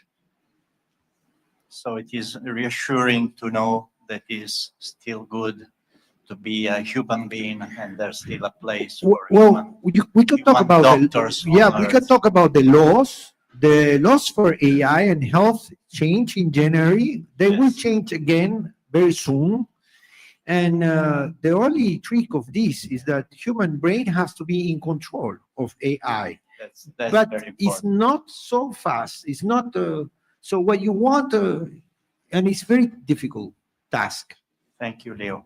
So I think in perfect time, we close the session, and we now give the floor for the EGEUS Assembly. Yeah. So, Thank you to all the speakers. Claudio.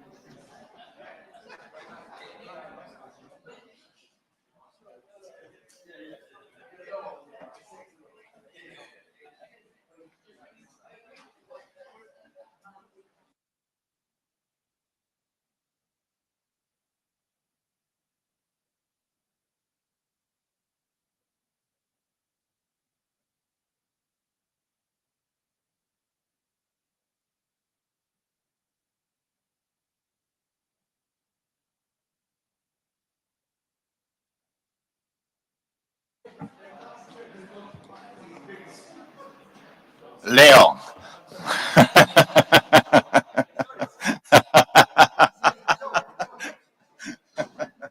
So incredibly, we are perfectly on time.